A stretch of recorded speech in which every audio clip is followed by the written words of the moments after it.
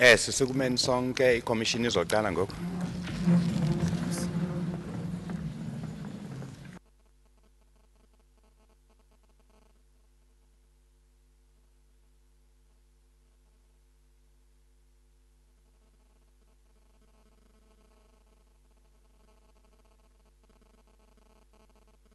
The Commission resumes. Before we proceed with the presentation that we were listening to last time, I'm informed that today is the birthday of Mr. Bezos SC. Namhlanje ke lusuku lokuzalwa likaMhlekazi uBezos. And on behalf of the Commission, we want to extend to him our best wishes. We hope, despite what's happening here today, that he has a wonderful day, many happy returns, and a great year. Izilokotho ezinhle simfisela impilo ende akhule ade akhokhobe uMhlekazi uBezos.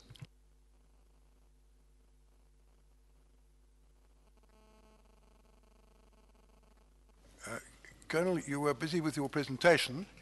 Are you ready to proceed? Thank you, Chairperson. Chairperson, we'd just like to take a moment in the recapping to clarify some areas of uncertainty which may have caused some discrepancies amongst some of the evidence leaders and maybe some of the members of the legal teams, amongst which was certain video footage which we'd put together reflecting the rituals. What we'd done is we'd taken 3 video clips and we'd clipped them together to save time, so we didn't show the full clip. With your permission, we'd like to show, it's not that long, the actual footage so that it clarifies exactly where it came from and how it came about. Ubechaza kapha ukhenela kokuba ngaphambi kokuba nichubeke ndithanda nje ukutsho kokuba kule mfanekiso apha sasikhombisa apha sasibonisa khona lo umcimbi apho kwakukho amadoda eze sahlanganisa ngoku ke kukho mhlawumbe izinto ebezingacacanga kakuhle nizawuthi ndiyibonise kancinci apha ukuhlanganisa nokucacisa ezo zinto. Yes, certainly you may do that. Thank you. All right, we'll proceed with the video. Nanku ke lo mboniso. The videos that we'll watch was the police arrival on the Tuesday, which was the first deployment, the stage 1 deployment. I've included the video's properties, which is 029 MTS. The video camera's clock was out, but we can see that the time is approximately 16:30. This is the first arrival of the police. We are here in peace.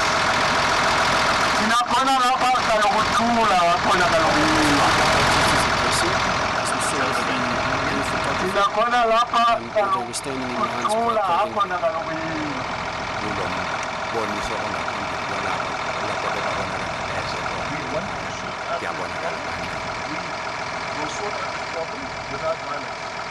Tinafuna lungisa lonkinga ngaphandle kwalungilwa. Tinafuna lungisa lonkinga kanina ngaphandle kwalungilwa.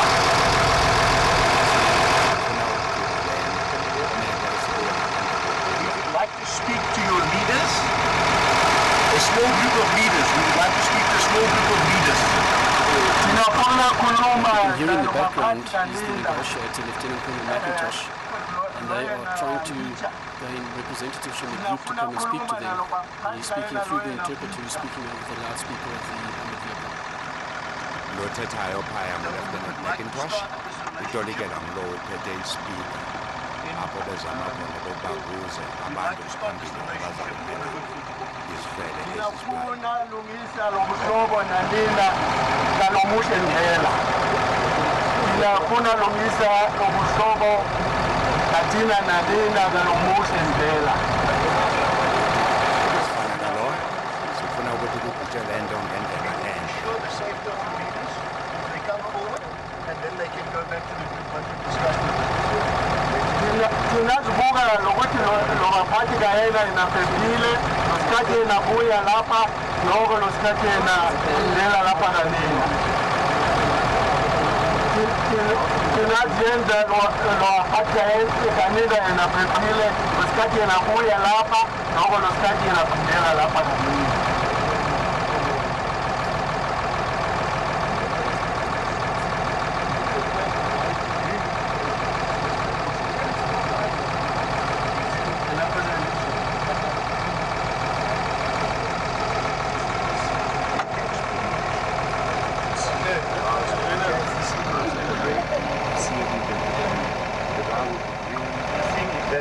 one, that one sitting there. Meet them again. That one waiting. What we can see the main group, the more organized group doing now is they form up with the leader with the green blanket. He rallies them around and they sit tightly in a close formation. Uthi-ke phaya sibona ababebehamba ngaphambili nale ndoda enxibe ibhayi eluhlaza bavele apha ngaphambili behlangene. I really don't think you guys should. Okay. I'm talking to them.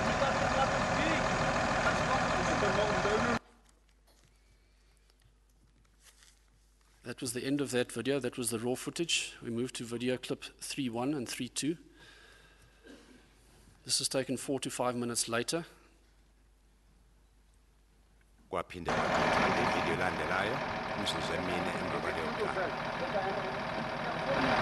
The video clips, as you'll see, we have left out certain video clips. These are all available to the legal teams to watch in their own time. These are just with reference to the clip which we originally had in the presentation stated the perceived riches. Uthi ayiphelelanga le video apha kodwa amagqwetha nabo bonke abanye banikiwe egqwele apha bakhombisa nje apha phaya kulo mcimbi apho kwakusetshenziswa khona amayeza. Problem nganina ukuthi thina siza violence as well. We're not yet to have any violence. Media. Thina no violence.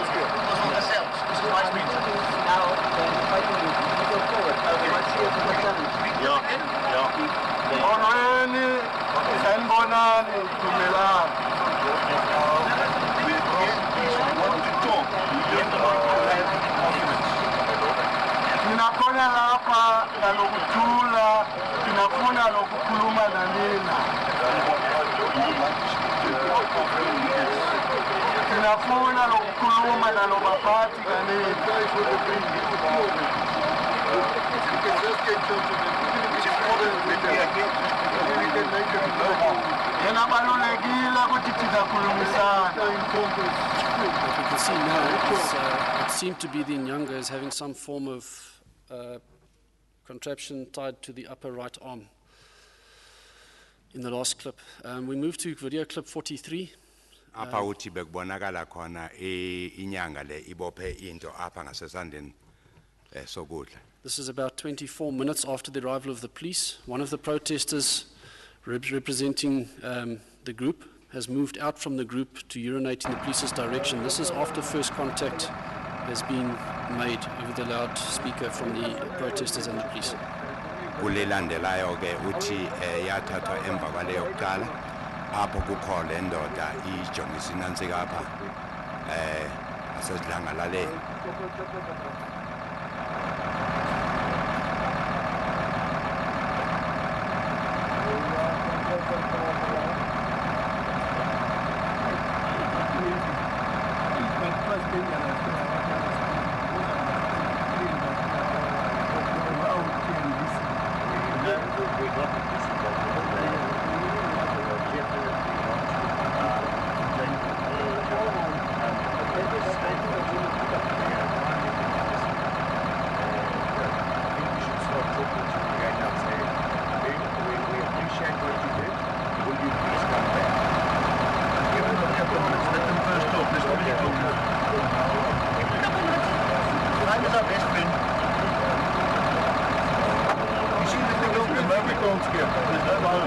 Balibona ke lento yenza into ijongise apha ngakuthi nangomama. Chairperson, those were the videos, those were the full raw video clips of the videos that we initially used on that Tuesday. I want to ask you a question, maybe something will come up later. You spoke about the, I think you used the word nyangers, the people who were sprinkling liquid, and doing other things, taking part in the rituals. Have you been able to identify any of those people? Chairperson, I'm not at liberty to answer that, but I know an investigation was launched and that there is a case docket that's been opened. I see. Thank you. Kulindoda ke besebenzisa amayeza phaya na laba beba galela bethela ngamayeza uthi kukho uphando lelenziwa ke kukho istatement ezathathwa nedocket eyavulwa ngo. A second area that we'd like to clarify as well, Chairperson, is with regarding the slides taken from the Google map. You did ask on Friday regarding one of those slides. Similar to the tables that were presented, the slides were placed in the presentation for the Commission and for the legal teams to get a better idea of the different stages of the operation. And as seen on screen, the slides depicted there, 74 was made for stage 1, stage 2 was slide 78, stage 3 was slide 81, and 76 later on, reflected again on the Thursday, the 16th. The slides which spoke to the actual briefing of the day was slide 148, 149, and 150 regarding stage 2, and slide 181 regarding stage 3. Ube chaza ke apha limfanekiso beyibonisa apha kokuba ichaza ntoni sehlakalo sesibili sokuqala sesibili sesithathu nayo yonke lonto njengoba beyibekile.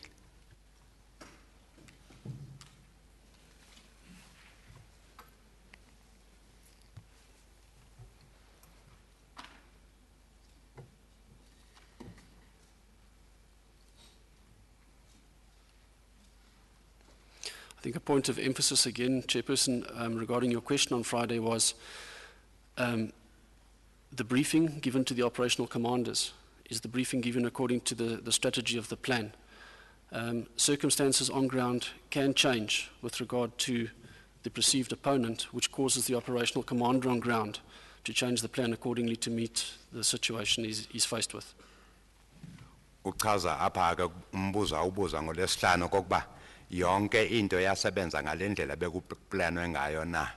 Uthi ke xa kuplanwe izinto kuba izokwenzeka ngendlela ethize kuyawuya ngemeko xa kuba imeko iyaphenduka iyaguquka nalelo plan izawuguqula okokuba ihambisane nemeko ekuyo ngelo xesha.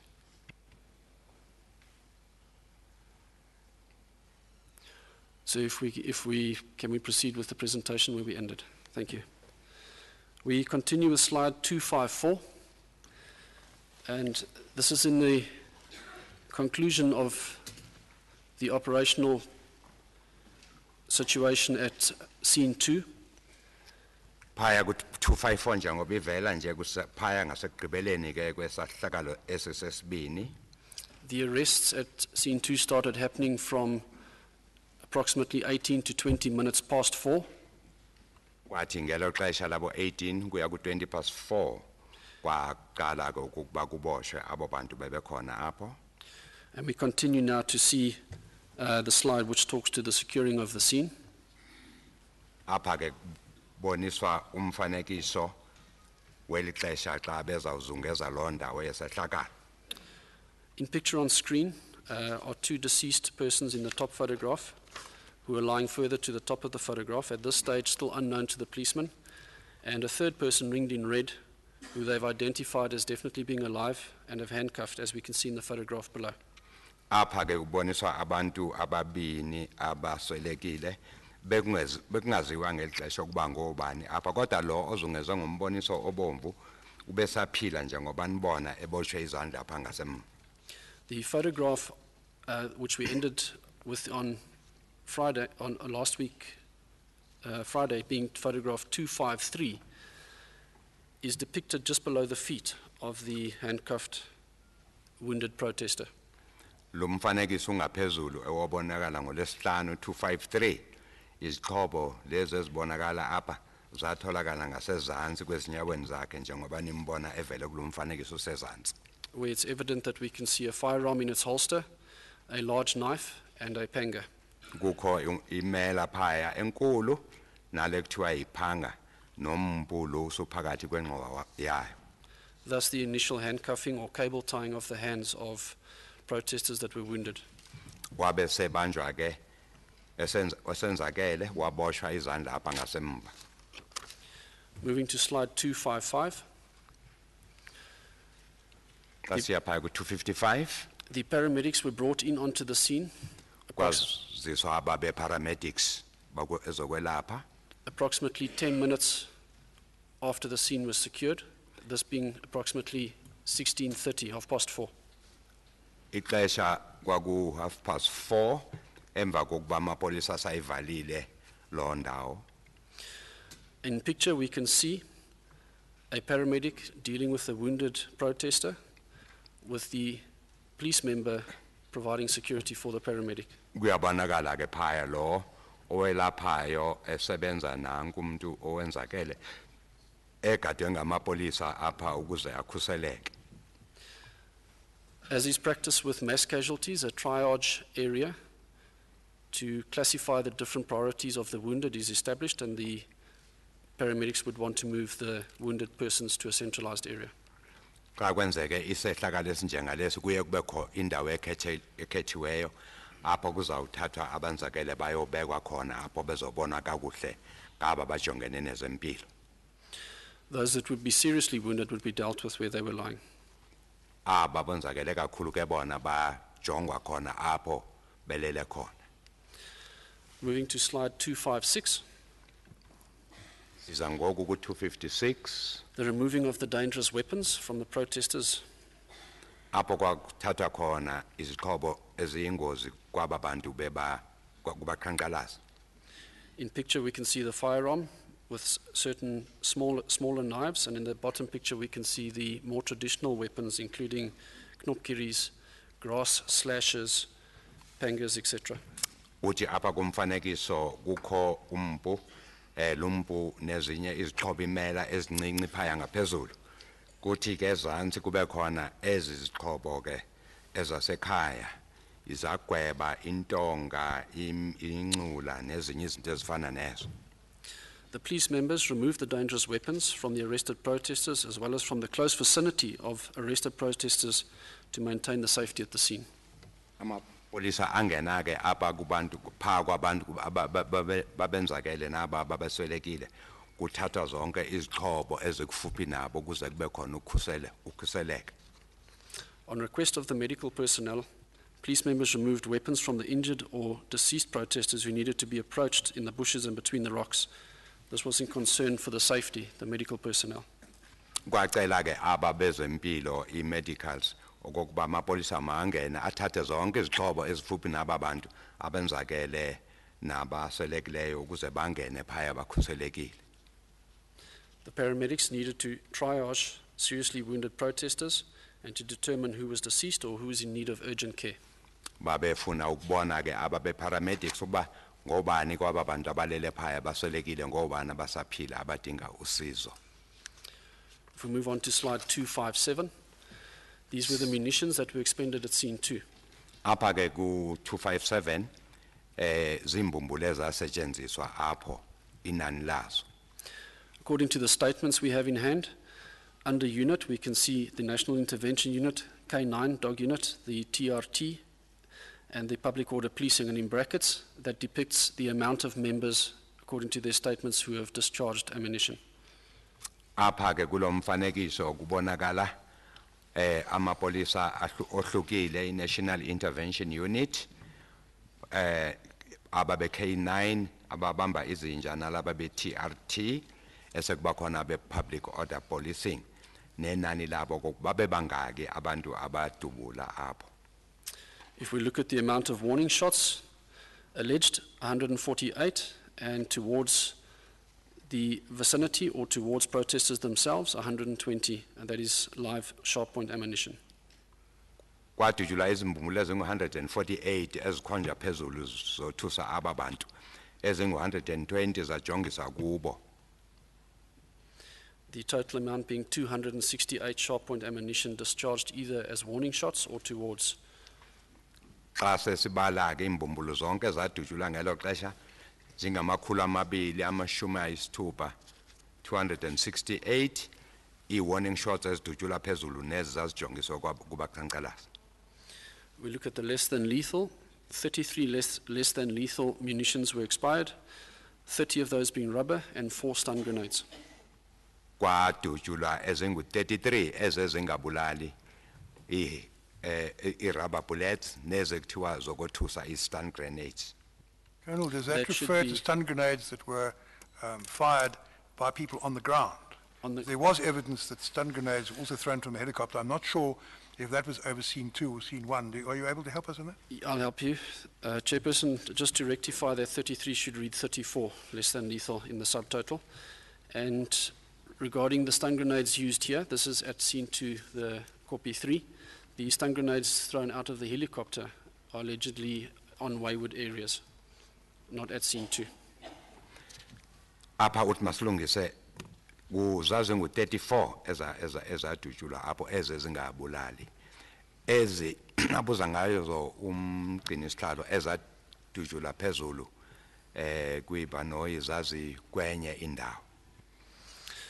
Moving to slide 258. Incidents after the police intervention at scene 2. Apha ku-258 ke sisehlakalo phaya kwesesibini.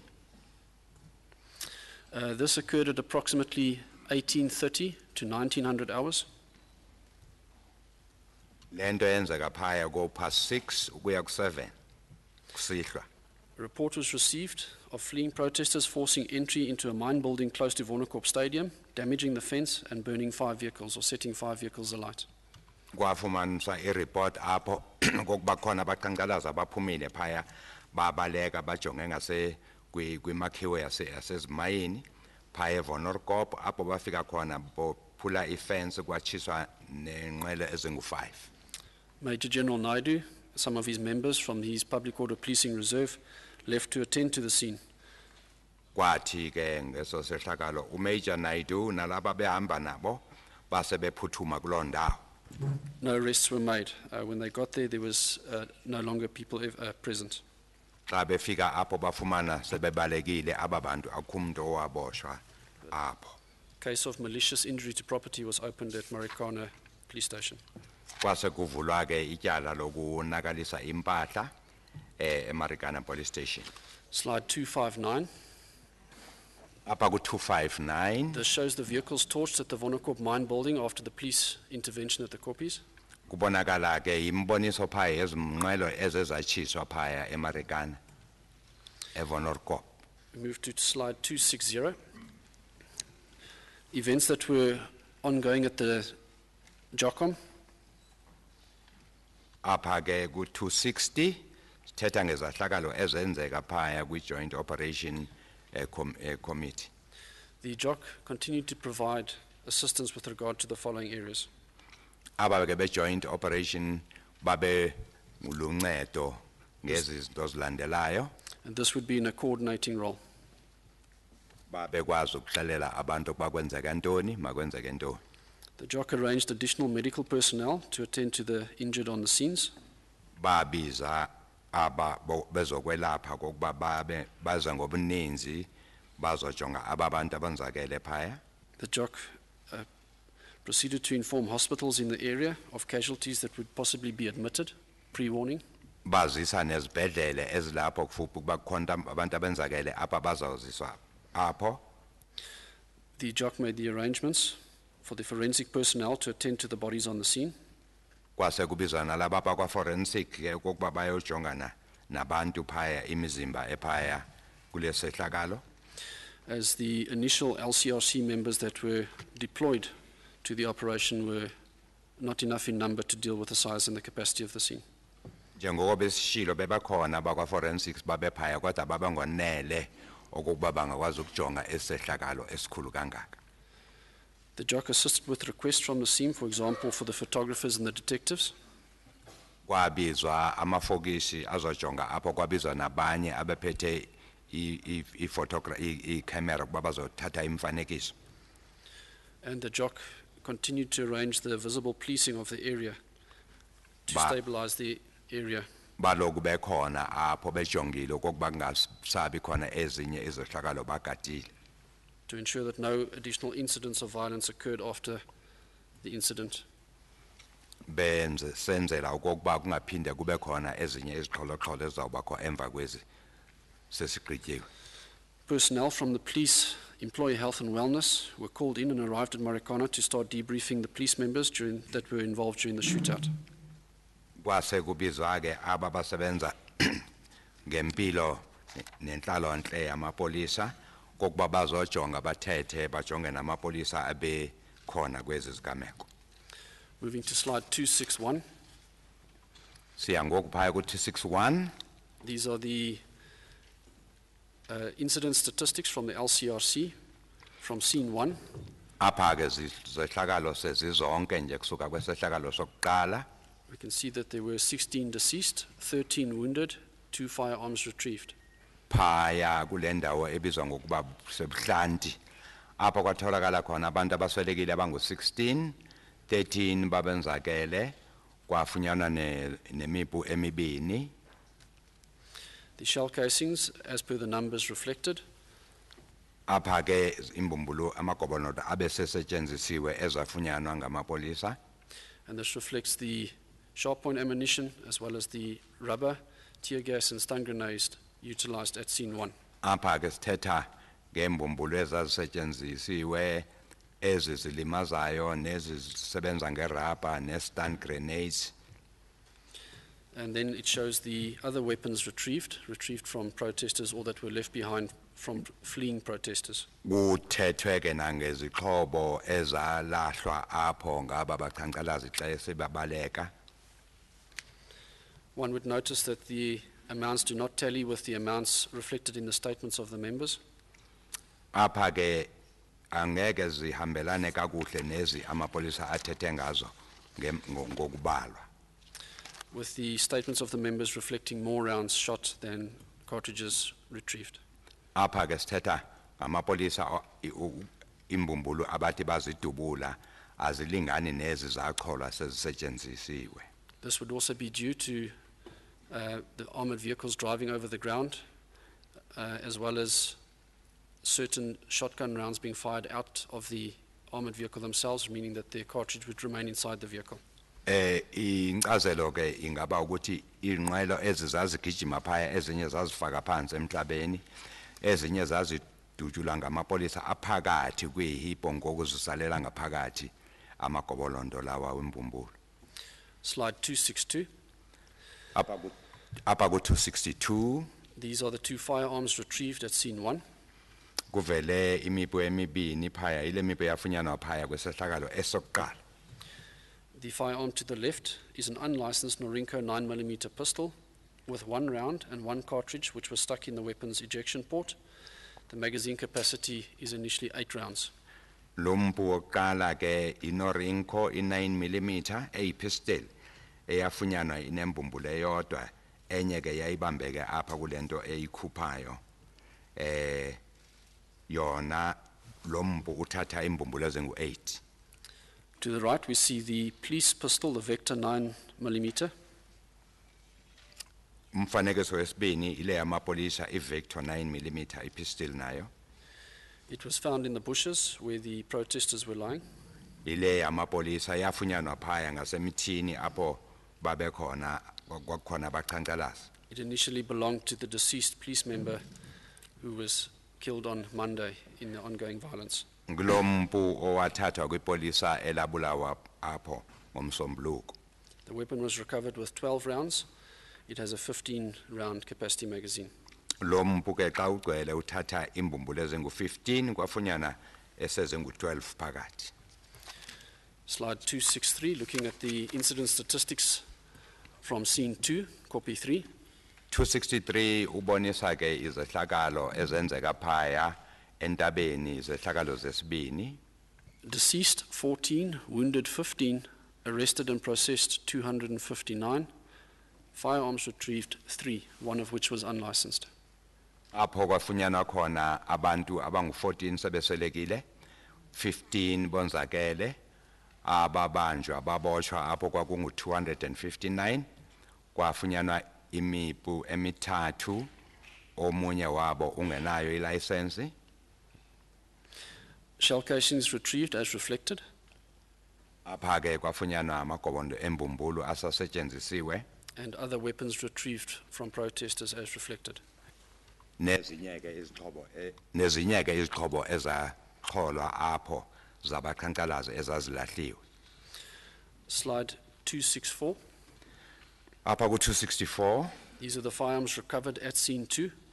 imipu yafunyanwa phaya kwisehlakalo sesibini. The left firearm is a Lorenco pistol. It's licensed. Only 2 rounds remaining. Magazine capacity is 8 rounds. Lumpu wokuqala phaya inorinco pistol enezincwadi license, yafunyanwa nembumbulu ezimbini yona ithatha zibe ngu-8 xa igcwele. In the middle is the pistol originally photographed in the holster. It's a licensed Norinco pistol with 15-round magazine, and there were 15 rounds present. Lumpu lona obonakala kumfanekiso wesibini ilo sike sawuveza uphakathi kwengxowa, wafunyanwa unembumbulu ezingu-15, uthatha 15 xa ugcwele. To the right, we see an unlicensed Norinco pistol with 6 rounds and 1 empty cartridge. The magazine capacity is 7 rounds. Apha ke gqibeleni inorinco ipistol nayo engenazo izincwadi, yafunyanwa nembumbulu ezingu-6, enye isebenzisiwe. Xa ugcwala lo mpu uthatha zibe ngu-7. There are only 6 rounds reflected in the photograph. The LCRC report reflects also a cartridge which was found with the weapon. Apha ke kubonakala nembumbulu ezafunyanwa phakathi kulo mpu zithathwa ngaba be-LRC. Slide 265. Xa sizapha ku-265, It reflects the cases which were registered.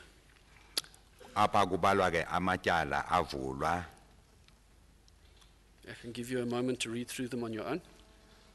Ndiza kunika ixesha ukuba nizifundele wona ngokwabo. Marikana case 134, Marikana case 135, Marikana case 136, awemuphu impu engenama-license. Umuntu oyedwa owaboshwa. Marikana case 137, 20 abantu ababulawa apho. Marikana 138, abantu abangu-14 ababulawa. Apha Marikana 139, ababini ababanjwa ngempu engekho elicensini. Kwabanjwa omnye owaye kokoloku ukuba ubulele. Kwabakho iMarikana 142, amatyala okubulala angu-23.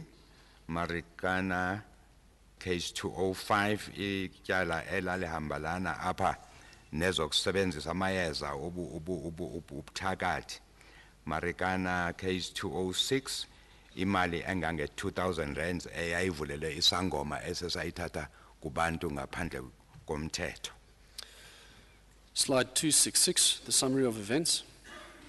Xa sizapha ku-266 ke, izehlakalo zazimi ngolu hlobo. On the 16th in the morning, all commanders were briefed with regard to the deployments of the day. Kwathi sasa njengalowo mini mhla ka-16, iikhomanda zonke zaxelelwa okokuba kuyawusetyenza ngendlela enjani. That morning, stage 2 of the operational plan was implemented and negotiations were attempted to continue with the protesters. Base bathatha ke igxathu lesibini njengoba lalibekiwe, eli ke kwakuligxathu lokuba amapolisa aye kuthetha naba bantu abaqhankqalazayo. There was dialogue between the police and the protesters. However, most of the dialogue was in the way of threats coming from the protesters towards the police. Kwabakho ukubonisana ke phakathi kwamapolisa nabaqhankqalazi, kodwa ke ubuninzi bentetho eyayivela kubaqhankqalazi kwakuzizoyekiso zijongiswe emapoliseni. Around 11:30 that day, the protesters were addressed by the AMCU president, after which they became more aggressive and additional armored vehicles were deployed from forward holding areas 1 and 2 as a precaution. Kuthe ngo-11:30 kwafika upresident we-AMCU wathetha naba bantu. Kuthe emva kokuba sathethe nabo kwabonakala okokuba hayi ziyaphakama noko izehlakalo zezixholoxholo, kwasekubizwa kokuba amapolisa ezeke ngobuninzi. The changing behavior of the protesters and the fact that they did not surrender their weapons at 9 o'clock that morning, as promised, led the police management to implement stage 3 of the operational plan to disperse the crowd into smaller groups and disarm them. Kuthe ngelo xesha njengokuba sasingenzakalanga isithembiso sokuba abaqhankqalazi bayawubeka izixhobo ngo-9 kwase kuthi ke imanagement yamapolisa yabona okokuba makuthathwe igxathu lesithathu. Eli gxathu lesithathu ke kwakuba bahlukaniswe phakathi aba bantu baboshwe. A special Jock meeting was held to discuss the implementation of the stage 3, and all commanders and operational commanders were briefed in detail thereafter. Kuthe ke xa kufika apho kwabizwa bonke ababephethe phaya kwi-Jock kwenziwa inhlanganiso kokuba kuyawusetshenzwa ngohlobo olunjani. Slide 267. Xa siza phaya ku-267 As the police started deploying the barbed wire, a group of protesters charged at the Nyalas trying to gain access to the police enclosure. athe amapolisa xa efaka ucingo olubazama ukuvalela ngabo ababantu base besuka ke aba baqhankqalazi bebalekela ngapha kwingqolo zamapolisa ezibizwa ngoba zinyala iHippo. The first attempt was prevented by deploying the barbed wire. Bezama ukufikela ngapha emapoliseni. Umzamo wokuqala inzame yokuqala yaba baqhankqalazi yavinjwa ngokuthi kwase kufakwa le fence ibanqanda. The second attempt was prevented by utilizing water cannons, tear gas, stun grenades, and finally closing the gap again with barbed wire. Kuthe ke xa beza okwesibili kwenziwa inzame zokuba banqandwe phaya ngokuthi babethwe ngecannon ezizamanzi kwadutshula ne-tear gas kwadutshula ne-stun grenades kwade kwavalwa lindawo ibisavulekile. The third attempt succeeded in breaching the police public order policing line, where the armed protesters were shot at by the TRT line, protecting themselves against the perceived threat. Kwathi ke inzame yesithathu yaba baqhankqalazi yaphumelela ngoba baphumelela ukuza apha ngasemapoliseni e-public order policing kwase kudingeka ukuba aba be-TRT babakhusele aba ngokuthi badubule. 16 protesters were killed and 13 were wounded. Most protesters were shot inside the neutral area or the police enclosure, where they had moved past the pop line of defense. Apho ke loku kudubula kwasweleka abaqhankqalazi abangu-16 kwathi 13 yabo benzakala. Ubuninzi ke babo ababantu badutshula kule ndawo apho kwakukhona amapolisa. The group of protesters dispersed, but some regrouped and formed a line behind Copy 2. Kuthe xa kudutshula babaleka ke abaqhankqalazi ukuthi emva kwexeshana baphinde bahlangana futhi phaya ngasemva kwekopi leyesibini.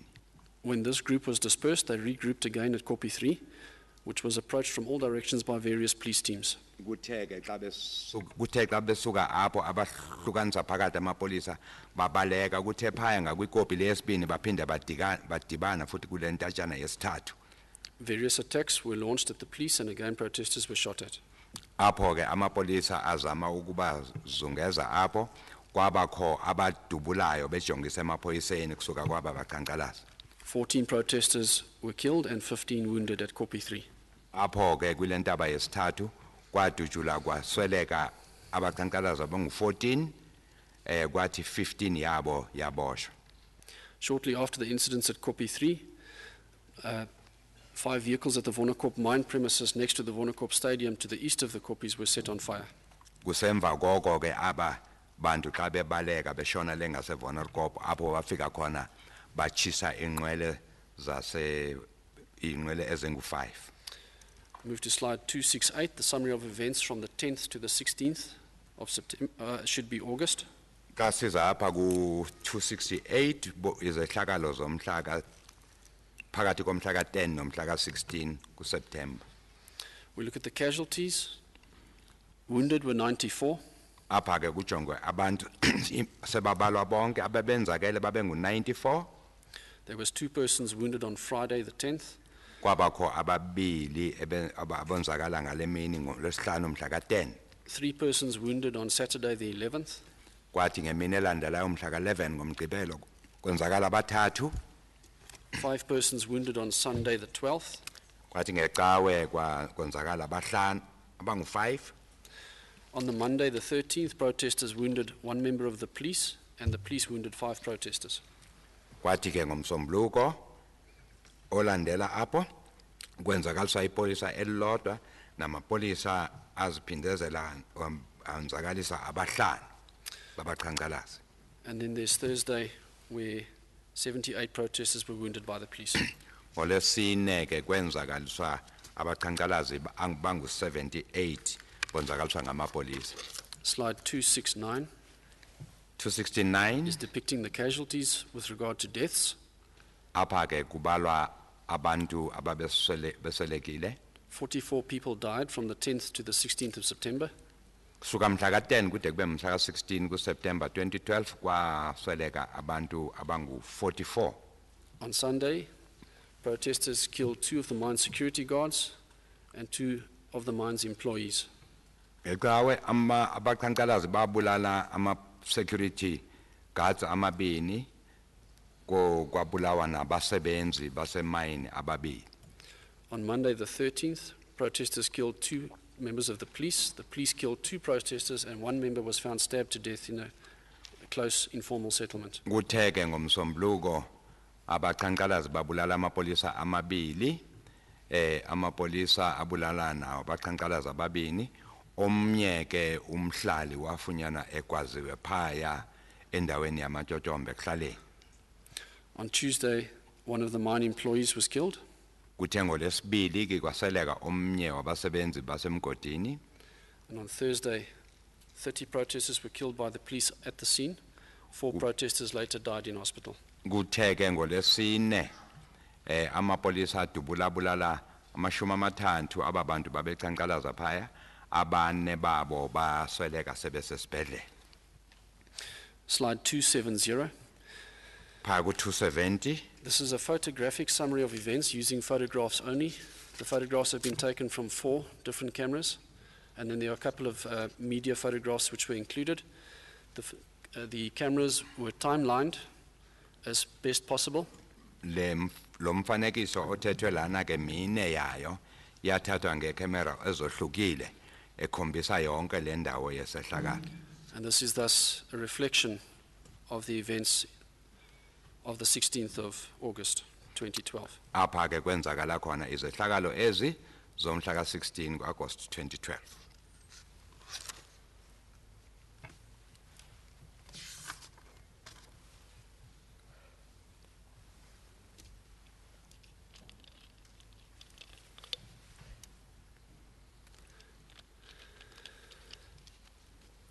It starts early morning, and we can see around 9 o'clock, very few protesters are at the koppie at this time, but we can see protesters moving towards the koppie. Apha ke uthi ngalo mini kusasa abantu basakhuphuka besiya phaya entabeni.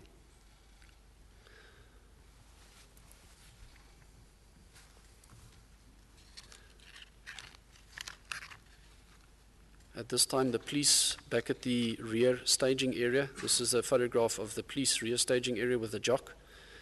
We're busy with briefings and preparation. Apha ke kubonakala amapolisa apho ezilungiselela khona phaya kule ndawo kwakuthiwa i-JOC.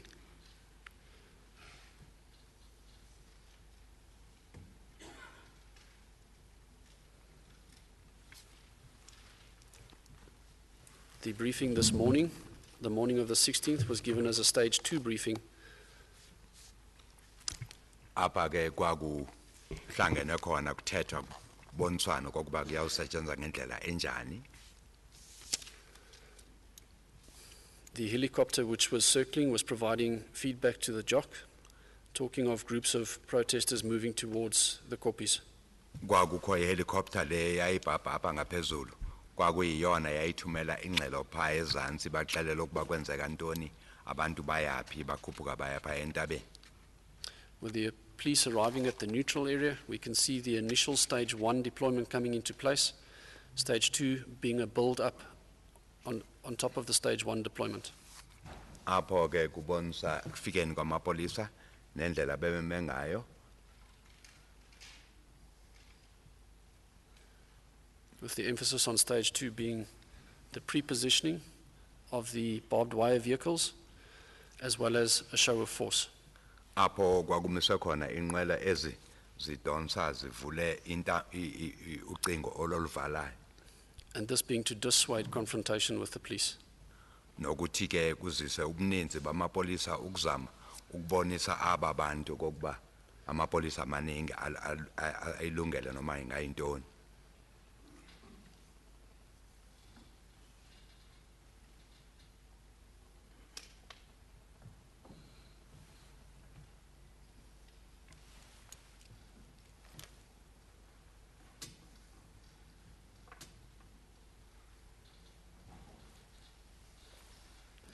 There's the initial stage 2 deployment on screen.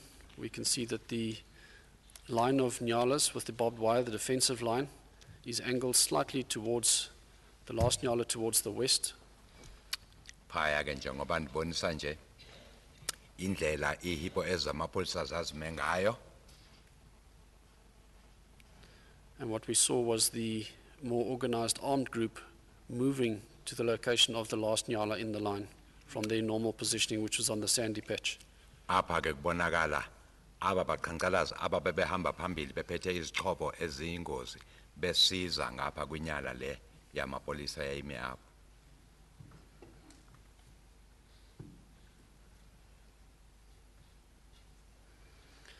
At that time, amongst the informal settlement houses, there was a group of ladies that were walking around with banners stating that all men needed to report to the koppies. Uthi phaya ekuhlaleni ematyotyombeni kwakho omama babephethe ingqembu ezazithi bonke wonke umuntu oyindoda makakhuphuka ephaya entabeni. Just after 11, we can see the amount of people now gathering at the koppie has increased significantly from 9 o'clock. Kuthe ke ngexesha lika-11 kwabonakala abantu sebebeninzi phaya entabeni begqitha ixesha ebeseligqithile lika-9.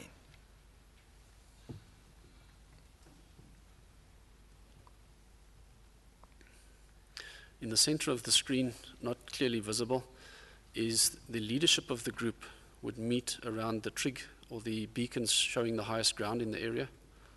Phaya ke kubonakala abaholi baba bantu beme kwindawo engathi ithe ukuphakama kancinci.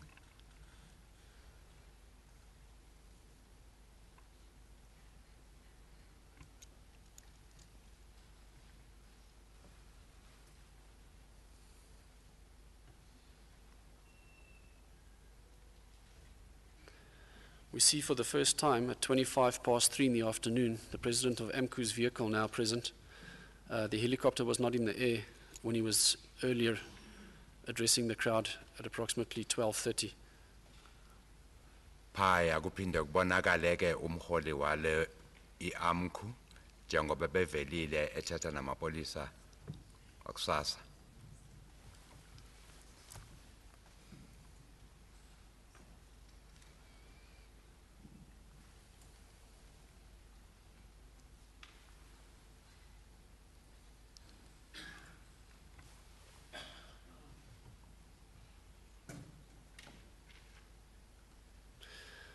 The organized group is static still in front of the crowd. The president of AMCU at this stage is concluding his speeches and returns to the police. Phaya kubonakala aba baqhankqalazi abahamba phambili bethetha nomholi weAMCU othe emva koko wasuka kubo weza apha ngasemapoliseni. He's informing of his departure. Wasixelela ukuba useyahamba.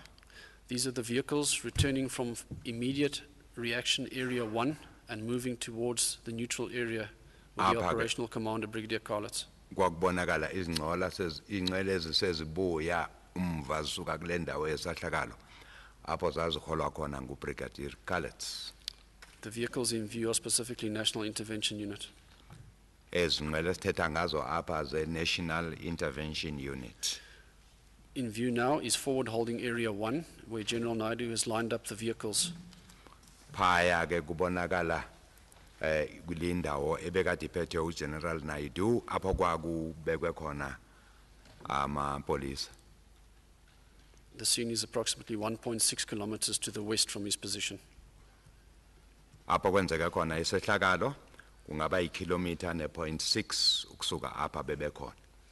So this is the photograph now of the AMCU president leaving. Apha ke umfanekiso obonisa ukuhamba kwepresident yeAMCU.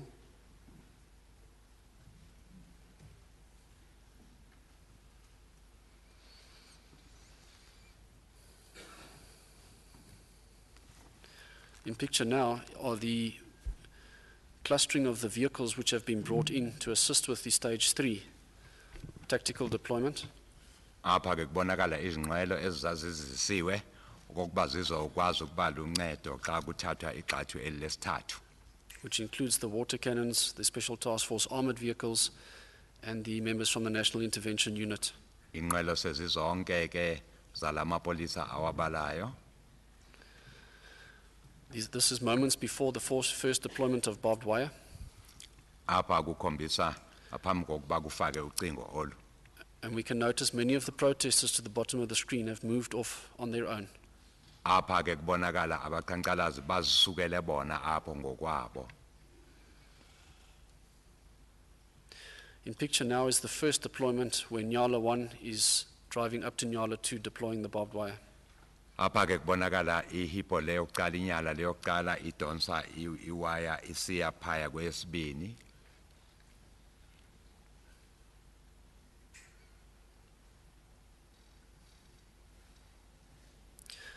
This is the picture from the ground now, taken by the members of the public order policing whilst they were busy deploying the wire. Apha ke ngumfanekiso owathathwa phansi athathwa ngamapolisa abe phansi ukubonisa xa bebondlala olucingo. It was during this time that the group representative approached the Nyala and addressed the negotiator inside. Kulapha ke okwathi lo waye hola le group weza ngaphambili kwinyala wafike ethetha namapolisa lawo belapho phakathi. The group representative returned to the group. Kuthe emva koko wabe sephindela phaya kubaqhankqalazi.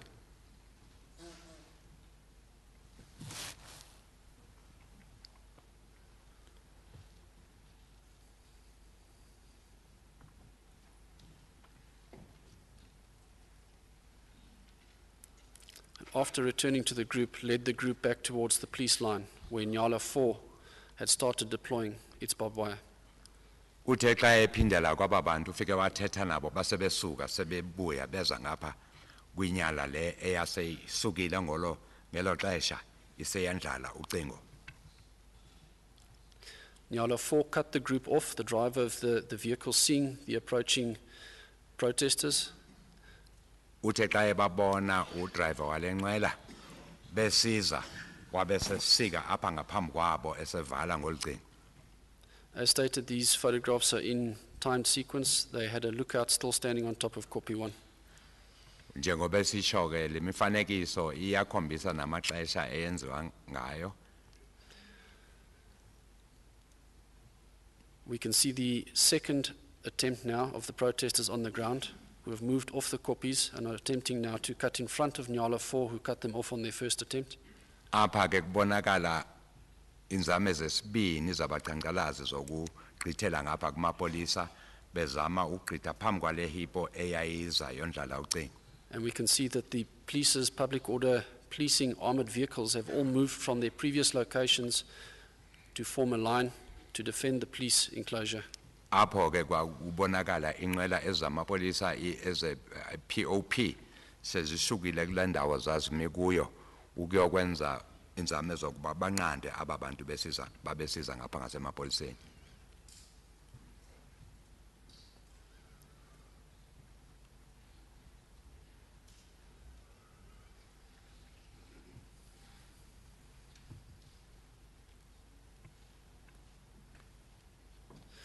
This is from the ground. It's a view of the same second attempt. That is Nyala 4 in the background and the barbed wire of Nyala 5 to the left of the picture. Nyala 4 decided to drive past Nyala 5, stopping his vehicle against the kraal as a natural barrier to cut off the protesters' approach. Apha ke kubonisa inyala ezezimbini, le inyala 5 yayimile kwathi le inyala 4 yeza yafike yagqitha apha kuyo yenzele okokuba yendlale olucingo abaqhankqalazi bangakwadi ukufika kule nyala yesine. The third approach from the protesters occurred 90 seconds later, and they went now, instead of to the right of the kraal, they'd gone around the kraal, regrouped, and come in again to the eastern side of the kraal. The ixesha elingaba ngu-90 seconds emva koko baphinde umva abantu base bayovela ngasemva kwentaba besiza futhi apha ngasemapoliseni. The police's armored vehicles at this time had attempted to go out to block the entry and to form a dispersion line to start the dispersion action from that place. Ngelo xesha ke inqele zamapolisa sezisukile zithe ukusondela phaya kubo ngenzame zokuthi bahlukanise phakathi aba bantu. The protesters, however, moved between the armored vehicles and the kraal, which is in picture now. Apha ke abaqhankqalazi base behamba begqitha phakathi kwenqwelo ezi nobuhlanti obu bubonakala phaya. We see in picture again the photograph which depicts the protester with a pistol in his hand, dressed in brown. Apha ke lo muntu unxibe impahla ezi-brown uyabonakala ephethe umpu. We see in picture now the tear smoke being deployed to try to repost the protester or the advanced protesting group away from the police lines. Apha kubonakala ke umsi wawudutshuliwe kuzama ukuthi kunqandwe ngawo aba bantu babeza emapoliseni. And this is after the shooting, Apha ke umfanekiso wathathwa emva kokuba sekudutshuliwe. where the TRT line was approached by the armed protesters. Apho kwathi ababa qhankqalazi bebehlomile beza kulamapolisa e-TRT. Included in the TRT line, there were also one or two public order policing members with assault rifles. Kula mapolisa e-TRT kwakukhona amathathu e-public order policing abehlome nawo ngemipu enezumbumbulu ezibulalayo. This caused the TRT members to remain behind at what is now called Scene 1. Oku kwabangela ukuba amapolisa lawa e-TRT asale ngasemva phaya kwisehlakalo esokuqala. Many of the protesters who were part of the last approach to the police line dispersed into the informal settlement. Aba baqhankqalazi ke kutheni emva koko base bebaleka bejonge phaya ngasematyotyombe.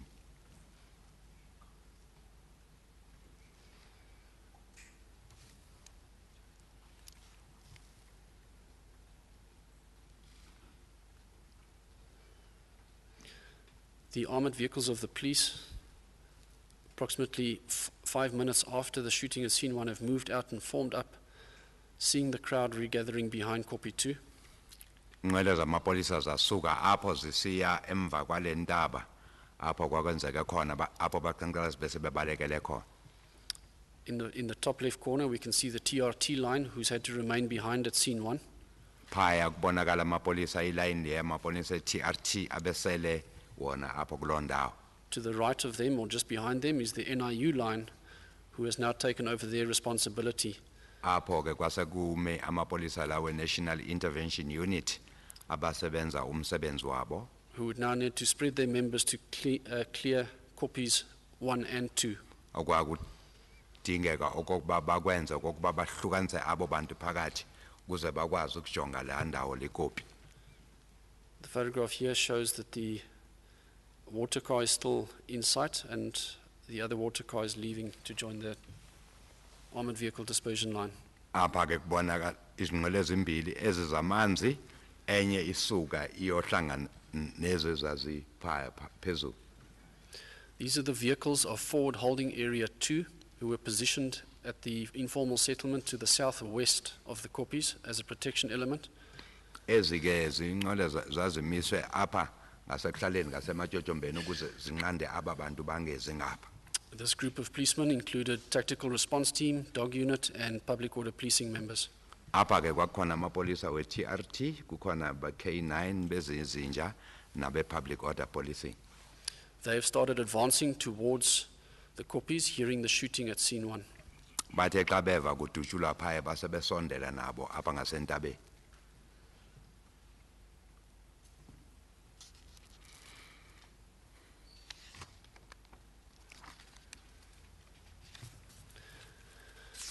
The higher sequence of photographs simply gives a timeline to where the vehicles, the police vehicles, are at that specific time in the operation. Le mifanekiso ke ibonisa nje apho kwakukhona izinqwelo zamapolisa ngelixesha lesehlakalo. In picture now is the police dispersion line, and in front of them is the protester line group behind copy 2. Apha ke kubonakala amapolisa lawa beyohlukanisa aba bantu nelayini aba bantu babeqhankqalaza. The police remained static in this position for approximately 9 minutes. Amapolisa emaphaya ixesha elingabanga imizuzu engu-9. We see now in picture the fires that were lit, and we see the police vehicles to the top right corner. The fires lit are lit in front of copy 3. Apha ke kwasekuthi abaqhankqalazi sebalayita imililo phaya betshisa. Nazo inqwelo zamapolisa zibonakala zimile phaya.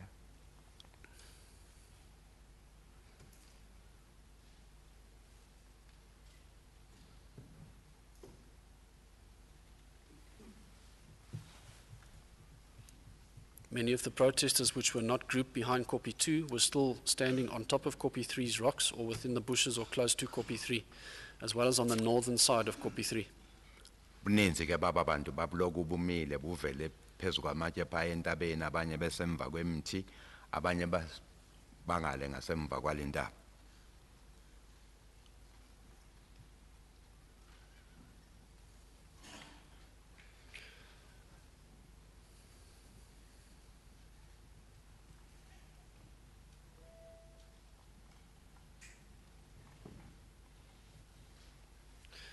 What we see in picture now is the police line still facing the protesters, and the National Intervention Unit has now moved out from the police enclosure and formed their sweeping line to clear the copies after the dispersion action is taken.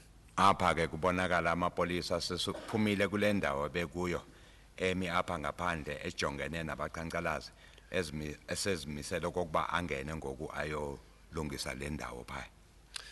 The Special Task Force, who was initially planned to be in support with the National Intervention Unit to clear the copies, has taken up the role of protecting the public order policing members as they're also in armored vehicles. Aba ke be Special Task Force babesemva kwala mapolisa kuthiwa i-Public Order Unit bebalandela ngenqwelo kude nabo bakwazi ukukhuseleka njengoba besondela phaya ngasentabeni. This was initially the role of the TRT. Apha ke kwakuwumsebenzi wawunikezwe ekuqaleni aba be-TRT.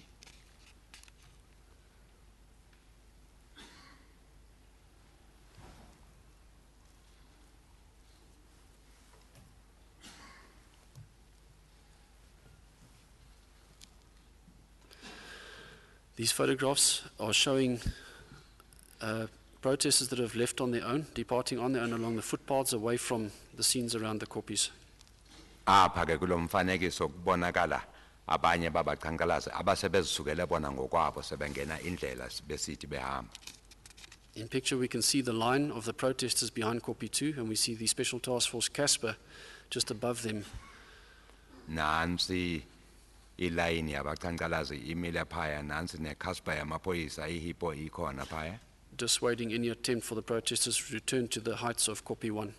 Eyayi imi phaya okokuba ibanqande bangakwazi ukubuyela phaya kwikopi leyo kuqala.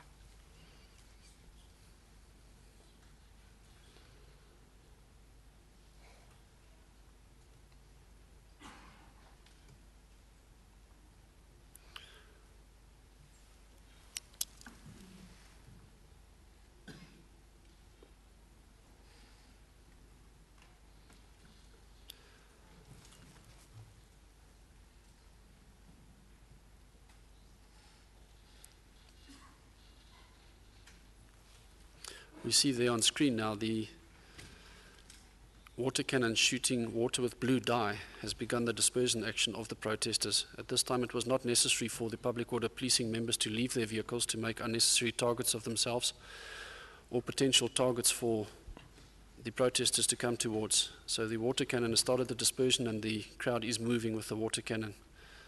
Phaya kwa sondela inqola le iwater cannon njengoba nibona phaya idubula amanzi alihlaza ukuhlakaza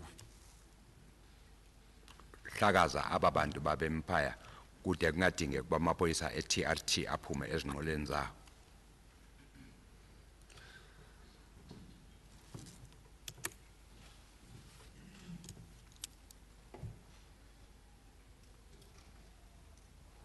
These photographs are simply showing many of the protesters leaving on the pathways.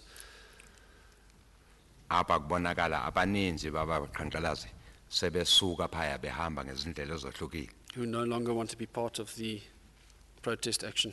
Aba sebabonakala okokuba sebayasuka phaya apho kwaqhankqalazwa khona.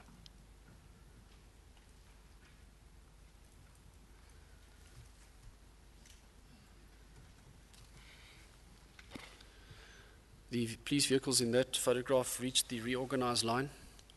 That was part of the briefing given to them after the dispersion action was completed.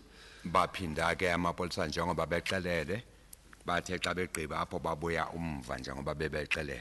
And from there, the forces on ground would analyze the situation and continue with phase 3, which was now to isolate or encircle and to disarm and arrest. Apha ke kwakuzathi la mapolisa bebekwe apho akubese kuba ngawo angenayo abahlukanise phakathi ababantu abavalele ngaphakathi kuboshwe abo baboshwayo.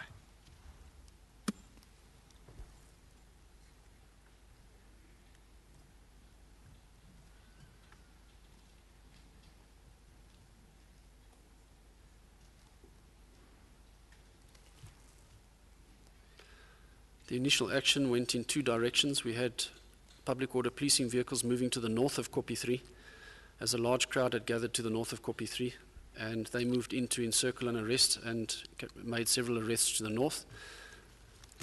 Zasezohlukana phakathi inqalo zamapolisa kuthi ezeze-TRT zaya ngasemntla kule ntaba ezinye zaya ngapha kude kubanjwe aba baqhankqalazi.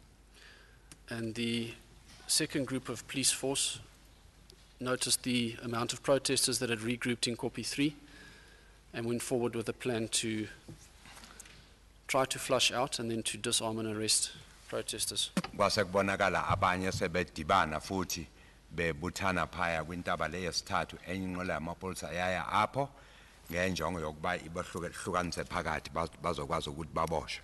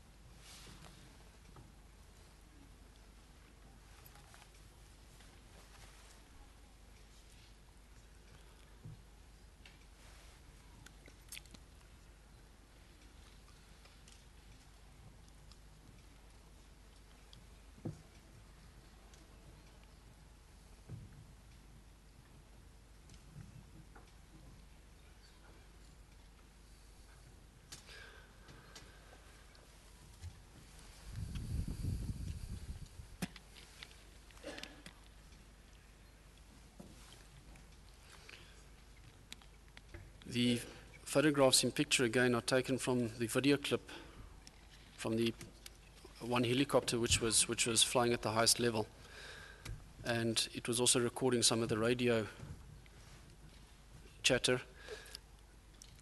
Apha ke umfanekiso wathathwa kwi-helicopter le yayibhabha ngaphezulu eyayiqhumene ngeradio nalaba baphansi.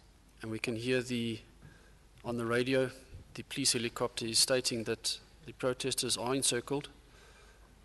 Apha ke kuyevakala phaya kwi-helicopter etshoyo kokuba hayi sebazungeziwe ngokwaba bantu. The officer observing the movements on the ground gives the warning that they're going to attempt to break through.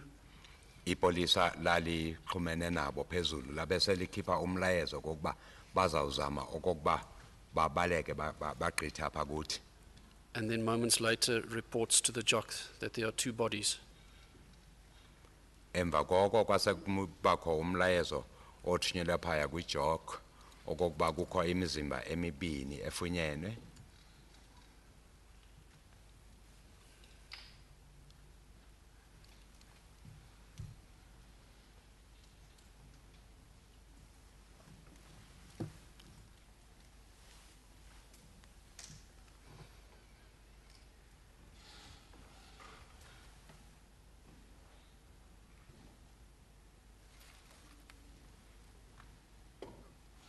And how much longer is the presentation going to be? So I think if we see on screen where the slider is, I think we may have 2 or 3 minutes left. So we won't take the tea German until the end of the presentation. Okay.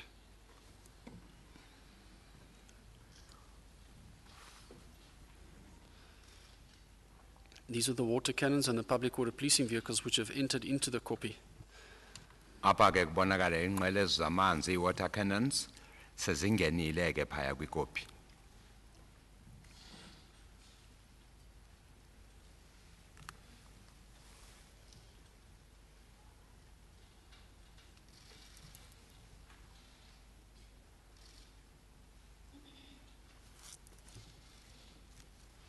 These were the arrests made to the north of the copy by the public order policing group.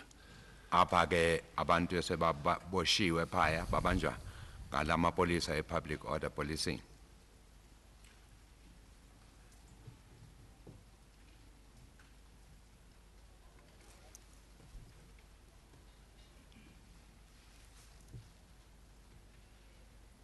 Simultaneously, inside copy 3, the water cannons were still trying to flush out the protesters from between the bushes and the rocks to get them to move towards the policemen on the outside, where it would be safer to disarm and to arrest them in open ground than between the rocks and the bushes.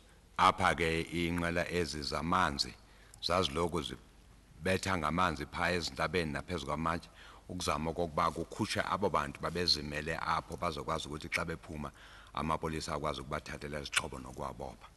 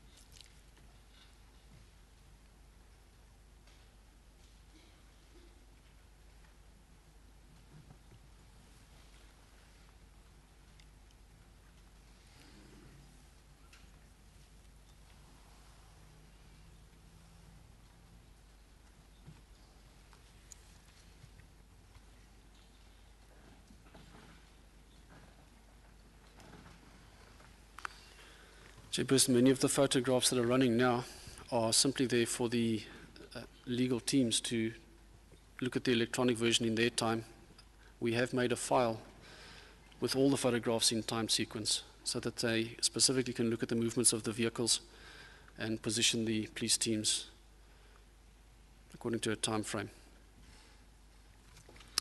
Chaza ukuba le mfanekiso evela ngoku yenzelwe nje kokuba kukhonjiswe abamela amagqwetha koko zahamba kanjani inqwela zamapolisa nge. We see the first arrests happening at approximately 18 minutes past 4 in the afternoon. 18 yemizuzu emva kwa4 apho kwaqala khona ukuboshwa abathize.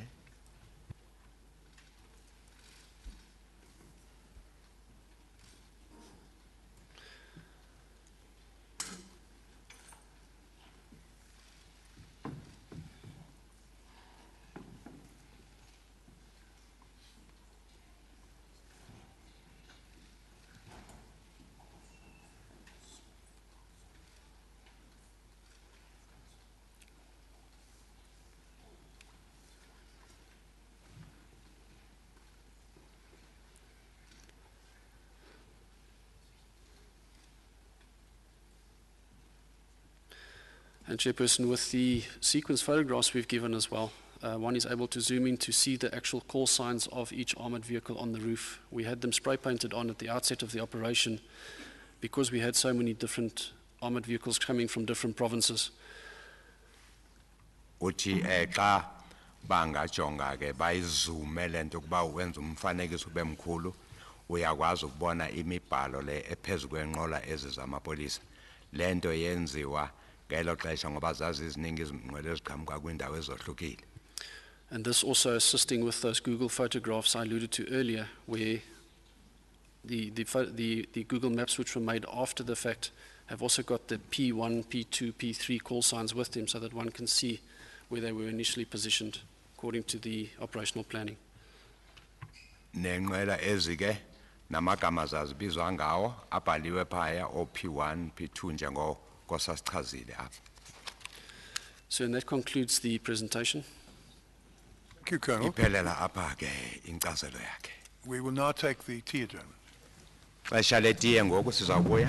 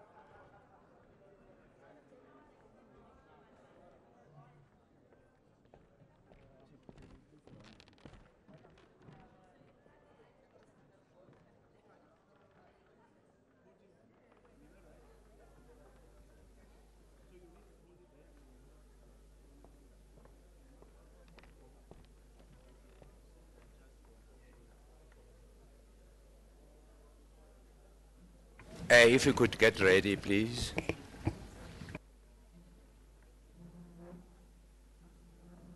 Masukumeni.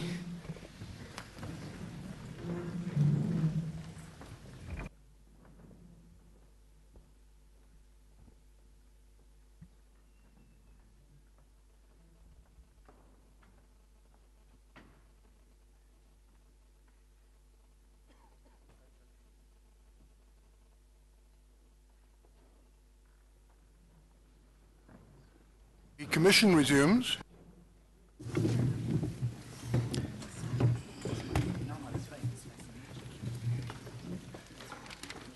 Mr. Madlanga, what is going to happen now?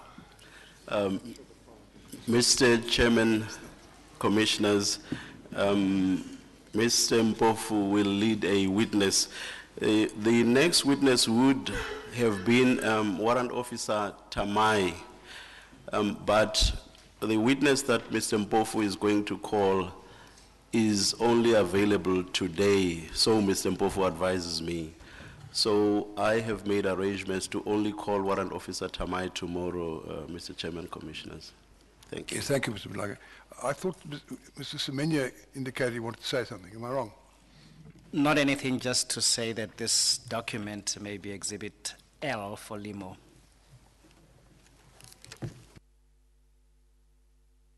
Yes, thank you. I thought Ms. Pillay was responsible for doing that. But anyway, Exhibit L is going to be the hard copy of the police presentation. Thank you.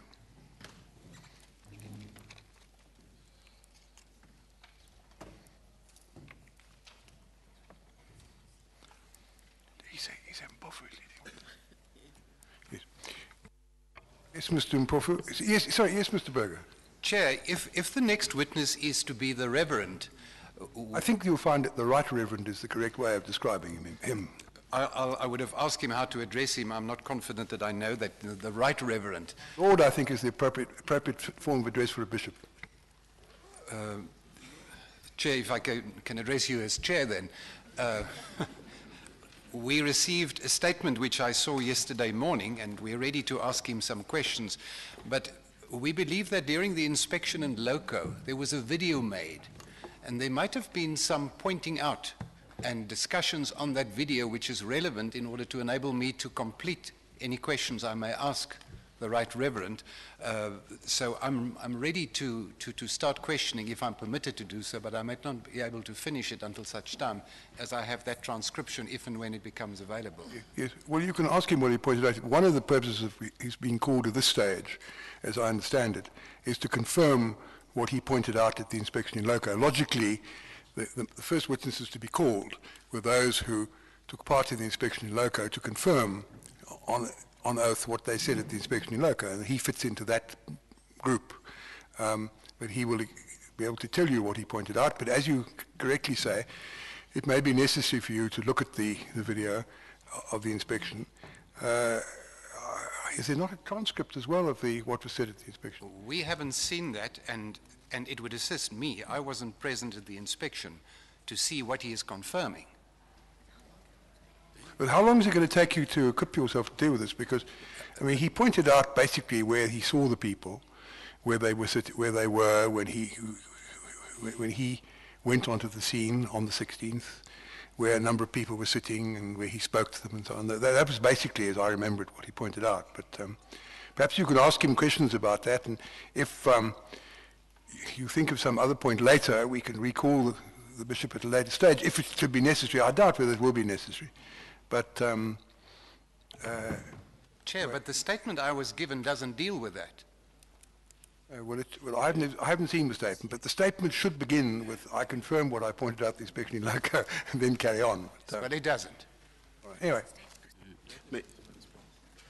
Mr. Chairman, sorry, please. Mr. Chairman, Commissioners, may I make a suggestion to my learned friend, Mr. Berger? A video recording of the inspection in Loco was made, and my impression is that the bishops, or rather what the bishop pointed out, did not take long. I would imagine that Mr. Dos Reis should be able to locate that part in the footage that he has, and would suggest to my learned friend that perhaps he should approach Mr. Dos Reis up there and see if an arrangement can be made for just that part of the clip to be viewed, if that is acceptable to my learned friend. Thank you, Mr. Mlangi. It seems to me that the practical way forward would be for the relevant section of the video of the inspection, which, as you say, covers a very short period of time, can be shown to Mr. Berger during the lunch adjournment. And that will enable him, I would think, to ask such questions, if any, as he wishes, in the light of that. I think you were going to call the witness, Mr. Mpofu, is that correct? Thank you, Mr. Chairman. Thank you very much. And I will confirm the Bishop's availability after lunch. So if that footage is shown at lunch, that arrangement will assist. Mr. Chairman, I call the first witness that we call for the victims. That will be the Right Reverend Johannes Thomas Sioka. S-E-O-K-A. And I'll ask the Right Reverend to approach the... Right Reverend Bishop Sioka. Mr. Chairman, while the Bishop is approaching the chair, I may hand up 3 copies of the statement for the panel.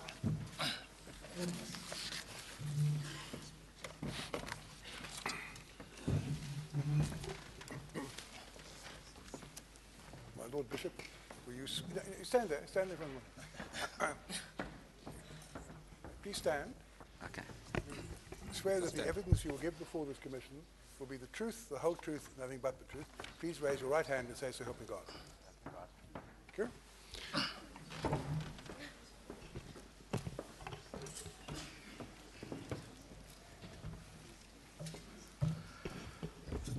Mr. Chairman, I'm not sure if the statement needs to be given an exhibit number.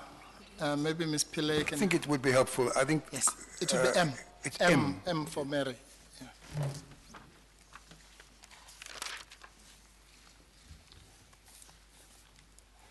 So I suggest you commence by getting him to confirm it, and then you can take him through it. I will. And then presumably ask such supplementary questions as you consider appropriate. Correct. Thank you, Mr. And Chairman. remember that the evidence is going to be interpreted, so... Of course, yes. Bishop, good morning. Good morning. Can you please switch on your recording? Good morning. Bishop, I will start before we go into the contents of the statement by asking you, for the benefit of the Commission, to confirm that the statement that I've just handed up, which is in front of you, is your own statement, and that the contents thereof are in accordance with the truth and how you remember the events. I so confirm. Thank you. Bishop uyaqinisa ukuba le ntetho ayibhalile statement sakhe esesiphambi kwakhe nesinikezwe iCommission uyathi uthi inyaniso into ayibona ngolo hlobo. Now, Bishop, I don't expect it to be in dispute that you played an important role in the events that are facing this commission, and that you participated in the multi-party negotiations which ultimately resolved the issues. But before we deal with those issues of what happened around the Marikana issue, I would like to take you right back so that you can give the Commission some biographical information which will place your evidence in its proper context. Kuthiwa uBishop wadlala indima ebaluleke gqitha kulento wathatha nenxaxheba phaya kwizingxoxo ezazikhona ezaholela ekubeni kude kubekho uxolo phakathi kwabasebenzi nabaqeshi. Uza kuthi ke asichazele indlela okwasetshenzwa ngayo. So in order to give that context, can you please tell us, when were you first ordained as an Anglican priest? Thank you for the opportunity, but I should say from the outset that the role that we played was small and insignificant really compared to what other stakeholders did. Uthi chaza uthanda ukuchaza uBishop ba ngokubona kwakhe ayikwakwindima encinci njena xa echathanisa nendima nenxaxheba eyathathwa ngabanye abenza iqolo. To answer your question, sir, I was ordained into holy orders in 1974. Uthi ke xa echaza umsebenzi wakhe ungene apha emsebenzini ngo-1974 xa egxotswa. And I was then placed in a parish situation. Wabekwa apho ke njengomfundi kwibandla. In an industrial area. Ebekwe kwindawo apho kwaku zindawo zempangelo zemsebenzi. Because I had a special training on industrial mission. Ngoba ke wayefundiswe ngendlela ethize zokusebenza nabasebenzi. Where were you first placed or stationed? I don't know what the correct religious term I was is. first deployed in Newcastle in the steel industry area in Natal. Wabekwa okokuqala eNewcastle apho kusenyezwa khona ngentsimbi endaweni yentsimbi. And did you then move towards the Johannesburg, Soweto area in the 80s? I went to work in Soweto in 1980. In actual fact, I went to Soweto in order to help with the development and promotion of industrial mission in the Gauteng area. Uthe ngonyaka ka-1980 wabeseshintsha ke thunyelwa eSoweto apho ayesebenze khona apho wayethunyelwa kokuba azoncedisa kuzinto eziphathelene nabasebenzi. Which specific parts of Soweto did you work in? I was deployed in at St. Hilda's, Sinawane, which will be referred to as Deep Soweto. Lindawo besebenza kuyo ke kuphaya eSinawane bizwa ngokuthiwa iDeep Soweto. Indawo abethunyelwa kona kwicawe iSt. Hilda's. And thereafter? And after that, I also worked in parishes of the Good Shepherd in Tadi and St. James, Deepgrove. Wasebenza ke nakwezo cawe ezimbini iSt. Hilda's wayosebenza naseSt. James eDeepkloof. And about both those areas, Tladi and Deepkloof in Soweto? Yes. Zombini ke zindawo ethetha ngazo iTladi neDeepkloof ziphaya kumzi waseSoweto. According to your statement, this was at the height of the township violence which engulfed the country. Can you elaborate on what role, if any, you played during those, what? I'm not sure that this evidence that you're now going on to is relevant at this stage of the inquiry. And I see also, looking at the statement, that some of the later sections in this statement will be relevant in the later phase of this inquiry. But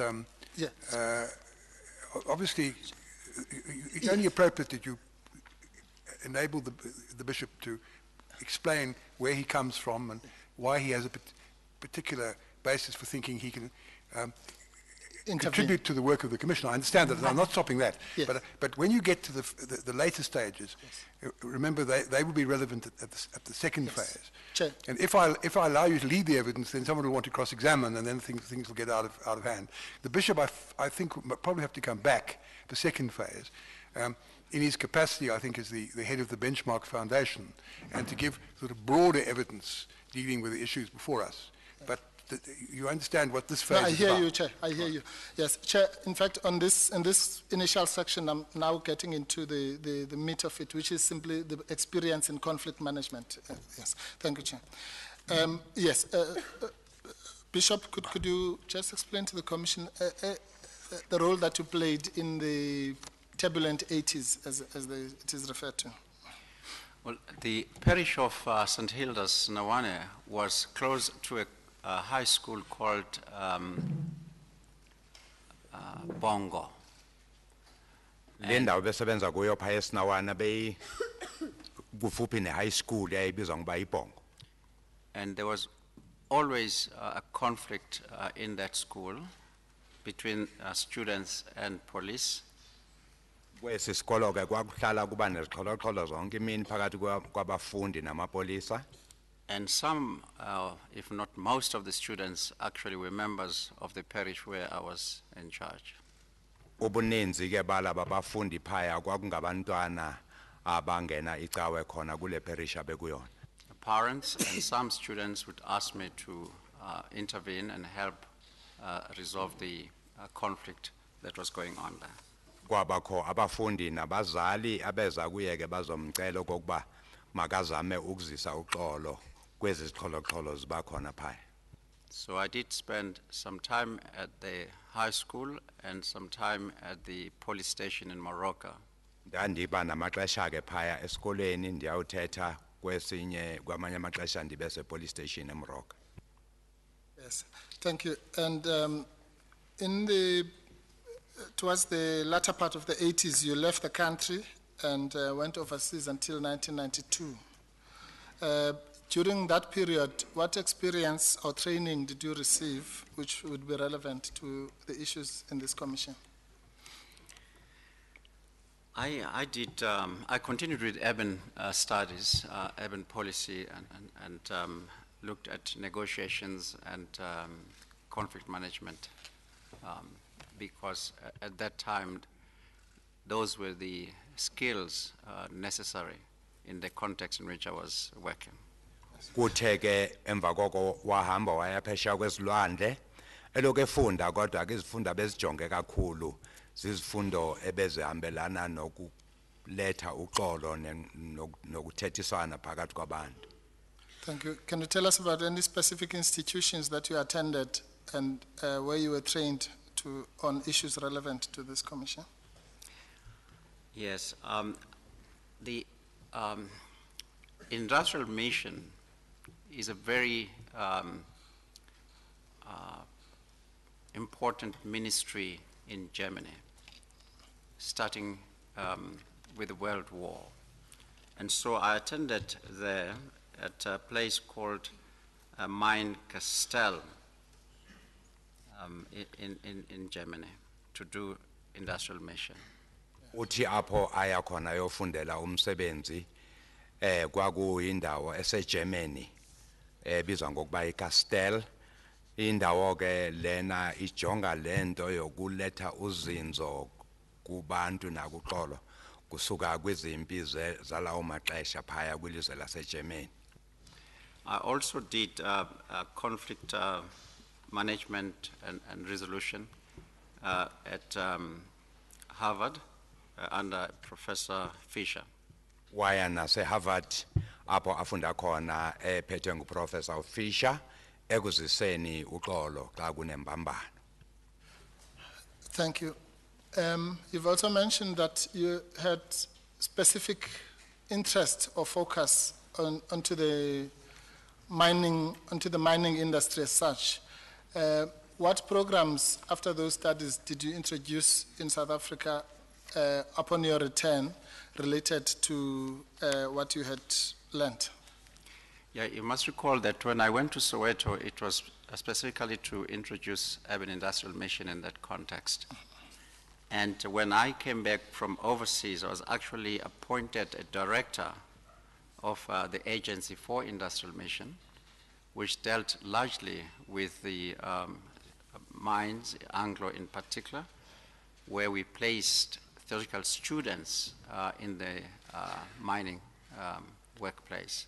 I personally also did the course, and I have been underground to experience the conditions under which the parishioners worked. Uthi ke uBishop ekubuyeni kwakhe kwabe seqala ke eseba ngudirector walezi zifundo apha. Uthi ke ekwenzeni kwakhe xa engena ezimayini efundisa abantu becawe abasebenza phansi kwemigodi uye wangena naye phansi kwemigodi ukuzichelelisana nemeko abasebenza phansi kwayo aba bantu. We also looked at farm workers. wajonga nabasebenzi ezifama We also looked at big factories. sajonga nakwi-factory ezinkulu. We placed students in all those areas where employers would allow us to expose students to the working conditions. Aba bafundi babefunda kubo ke babafaka kuzo zonke ezi zindawo apho abaqashi bebavuma kona okokuba ama-student azangene aziqhelisa nemeko zemsebenzi apho. In fact, the students did get credits for their marks when they've done the course. Bekuthi ke xa ama-students eyile phaya xa ebuya afumane i-credits ze-marks zokuya kulozo ndawo. So it was a credited course that was done by those who would want to work in urban and industrial communities. Kwakuba luncedo ke kwabo bafundi babezimisele ukuba bayokwenza lemisebenzi kwizindawo ezi nase apho kusetshenzwa khona. Yes, thank you. To round off this section then, the student priests that you placed specifically in the mining environment, what did they have to do in the mines and for how long did they have to stay there? They worked as any other factory or mine worker. Their identity was not revealed because they had to be treated like anybody who worked in that context. Aba bafundi ke kwakungabantu ababefundela ubufundisi. Kwakungachazwa xa beyapha emsebenzini ukuba aba bantu ngabafundisi. Kwakubabesebenza njengawo wonke omnye umuntu ukude baphathwe ngendlela efana nawo wonke omnye umuntu. Only Human Resource Department knew who they were and what the purpose was. Abantu babazi ke phaya empangelweni kwakungaba babesebenza ku-human resource abazi nesizathu sokuza kwabo apho. And you say one of the reasons for this was for them to experience firsthand the real life experiences of their parishioners or would-be parishioners. Yes. A lot of clergy persons would either come from rural communities to be educated and trained as clergy persons. But when the deployment time comes after ordination, they may be placed in urban areas such as Soweto, Carltonville, where they have no experience of people's lives. And this was a preparation so that they're able to balance their ministries. Aba bantu ke babeza apha bazofundela lo msebenzi wokuba ngabaphathi becawe. Abanye ababo bebavela emakhaya kuzothi xa sebegqibile ukufunda bathathwe icawe ibabeke endaweni zasemadolobheni njengakoSoweto nakwezinye indawo bengenalo ulwazi lokuba aba bantu abasecaweni zabo baphathwa kanjani phaya emisebenzini nangaphandle. Yileso sizathu ke babenikezwa kokuba baziqhelelanise nalezo meko bazokwazi ukuthi xa besebenza ngapha basebenze banolwazi lokuba aba bantu bavelaphi. Thank you, Bishop. And when did you assume your current position of Anglican Bishop of Pretoria? And if you may, as part of that answer, also tell the Commission what the geographical jurisdiction of that position entails. I became the Bishop of Diocese of Pretoria, the Anglican Church, in 1998. Ude wafumana isikhundla ke uBishop Jock ngo-1998 sokuba Anglican Bishop yase Pretoria. The Anglican Church is made of a province and divided into dioceses. The Diocese of Pretoria stretches from the center is Pretoria, and it stretches just from Kondebele, the old homeland, into, that's part of Mpumalanga province, into near Marble Hall, which is Limpopo, and stretches to northwest, and the border will be Madikwe area. So it literally covers about 4 provinces. cawe lena ke yabo isebenza ngolhlobo kunikezwa iprovince njengalena ayiphethe ke yena ayiphathi eso sithili kuphela le yakhe istata le kwaNdebele iphathe ingxenye ethize eMpumalanga ithi yobetha emntla koMabulo Hall ize ngapha ngasemntla ntshona ibethe koMadikwe. And is the area of Marikana van der Kop and indeed the area where we are, where this commission is sitting now, is it part of your jurisdiction? Yes, Marikana and Rustenburg form the part of the western area of our diocese. Thank you. iMarikana neRustenburg ke ziphansi kwendawo yakhe. In actual fact, we have a church not far from Van der Kop, which is St. Francis. We have a church here in the city called Holy Trinity. We have a church at Tlabane called St. Andrews, and right down to Pilanesberg. Sinecawe ezininzi ke apha kukhona iSt Andrews, kukhona enye elapha edolopini laseRustenburg, kukho enye yecawe zethu ephaya ngaseMarikana. Thank you, Bishop. That then brings us to the area of Van der Kop, Marikana. According to your statement, your first involvement there was on the 16th of August. Can you give the Commission a bit of background of how it came about that you were present in that area on that date? Well, most of you would know that the reports through media, newspapers and electronic media, were telling the story of Marikana, people who had been killed.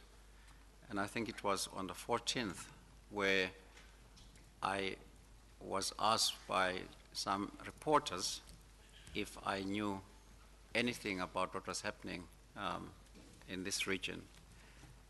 And so that made me to think that in actual fact, these reporters are asking me about the region for which I'm responsible.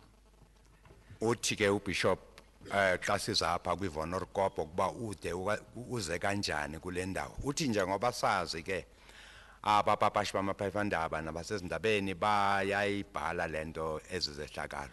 Kuthe ngomhla zi-14 ku-August wabuzwa ngababhali bamaphephandaba kokuba uye wavana ngento eyenzeke phaya. Yamenza ukuba acinge leyo nto ukuba lento yenzeka kwindawo endiphethe kuyo.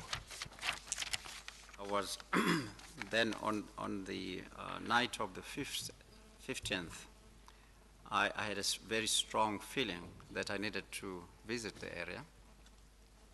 Utheke ngobusuku bamhla ka-15 ndafikela zingcingo zokuba kunyanzelekile ukuba mandike ndivakashele le ndawo. But on that day I had a scheduled meeting for the Council of Churches. Kodwa ke ngaloo mini ndanikwazi ukuba ndize ngoba kwakho intlanganiso ye-Council of Churches ekwakudinga ukuba ndibe kuyo. And so I started at that meeting. Ndaqala ke kuloo ntlanganiso. Then I said to my colleagues, I have to go to Marikana. Ndathi ke koxa bamphaya kunesidingo sokuba ndiye eMarikana. And the General Secretary, Reverend Mauji Pataki, accompanied me. Kwase kuthi ke uGeneral Secretary uPataki wathi hayi ndiza kukhapha. Yes, together with the General Secretary of the South African Council of Churches, what time did you arrive in the Van der Kop, Marikana area? Approximately about 1 o'clock. It was lunchtime. Siye safika ke ngexesha lokutya kwasemini ngabo 1 kanje xa sifika apha koVan der Kop Marikana. And can you then please tell us what you observed and what your initial activities were? Well, when we left the highway and entering the mining area, we asked, because the security people stopped us, and we told them that we were going to meet with the striking workers, and they directed us to where these men were located. And of course we had seen that on television. Njengoko besiyibonile ku-TV sithe xa siza ngehighway xa siphuma kwi-highway singena phaa endaweni yasemigodini sadibana no-security basimisa apho ndiyacela okokuba ndifuna ukuthetha naba bachachalazi. We observe heavy presence of the mining security and SABs in the area. Ndabona ke apho ubuninzi bamapolisa ne-security zasemayini. And as we move in, we saw that there were also military people. Ndithe xa ndingena ke ndabona kukhona nalaba basemasoleni masoja. I'm not too sure they're really soldiers, but the uniform they had gave me the impression, and the type of ammunition they had, that they were soldiers. Uthi ke uBishop andinanyanisa okokuba bakungamasole nyani ababantu kodwa izinxibo zabo inomfambe inxibile ifana nale yasemapoliseni nezixhobo ababaziphethe zinjengazo eziziphatha ngabantu bangamasole. Were those specific people in camouflage? Yes. Ababantu bebenxibe ezinxibo kuthiwa icamouflage. How did you decide to approach the striking workers or the protesters? And I'm asking you in relation to whether you were to approach them maybe with the police or not, and why you made the decision to approach them in a particular way. Well, my experience in conflict management is that when you want to engage with the parties involved, you must earn their trust. That's very key. Ulwazi ubuza kokuba waya kanjani kwababantu ehamba namapolisa kanene uthi ngolwazi lwakhe ke uBishop uthi xa uya uzama ukwenza uxolo kubantu abanjengalaba into yokuqala ekufanele uyifumane ukuba bakwethembe. And therefore you must be seen as neutral. Ngakho ke kufanele ubonakale ungathathi hlangothi. And so my instinct told me to instruct the General Secretary that we must not stop, we must not talk to anybody, we must just go and find the striking miners. Ndathi ke ndiziva ndaxelela uGeneral Secretary ukuba mfondini jonga apha asinakuma asinawuthetha namntu sizawuhamba side sifike kwaba bantu baqhankqalazayo. Unfortunately, nobody actually stopped us. Ngenhlanhla ke akukho mntu wasimisa. And we drove until we were fully visible to the crowd of the striking miners. Seza ke ngenqwela le saze safika endaweni apho abaqhankqalazi bebakwazi ukusibona kakuhle. When we were sure that they've seen us on our own without any person, media or police. Sibonile ukuba sebasibonile ababantu basibona singahambi nabamaphepha nebezindaba basibona sihamba sodwa singena amapolisa. We stopped the car and got out and went to them. Sabe sesimisa imoto ke sehla sisondela kubo sihamba ngenyawo. Were these people at the what is now known as the groot copy, the larger copy? Yes, they were at the big copy. Yes. Babe phaya kwintaba lena enkulu. Yes, and you approached them and? Some were seated and some were standing, moving in a rhythm up and down. And as we approached, about 3 to 4 men came towards us. Xa siya kubo abanye bebehleli phansi abanye bemile kukhona ukunyakaza ngendlela ethize besiya le kwathi ke xa sisondela kwathi abane babo beza ngakuthi. They then stopped us from going to the crowd. Basinqanda kokuba masingayi phaya kwaba abaninzi. And took us to a group of men who were seated just next to the road. Basithatha apho basisa kubantu iqhale sasihleli ngasendleleni. There must have been about 6, 7, 8 people. Apho kwakungaba ngabantu abangaphakathi kwa 6 no 8. We introduced ourselves to them. Safika kubo sazazisa ukuba singobani. And told them why we were there. Sabaxela nesizathu kokuba yintoni esibeka apha. What did you tell them the reason was why you were there? We said to them we had seen in the television and the newspapers that there was a standoff between them and the company. Sithe kubo sibone komabonakude okokuba kukho imbambano phakathi kwabo nabaqeshi. And as church representatives, we wanted to know how we can help. Sathi ke njengabantu becawe sifuna ukwazi okokuba singaba luncedo luni. And therefore we were there specifically to help them communicate or deal with the issue that had brought them to the copy.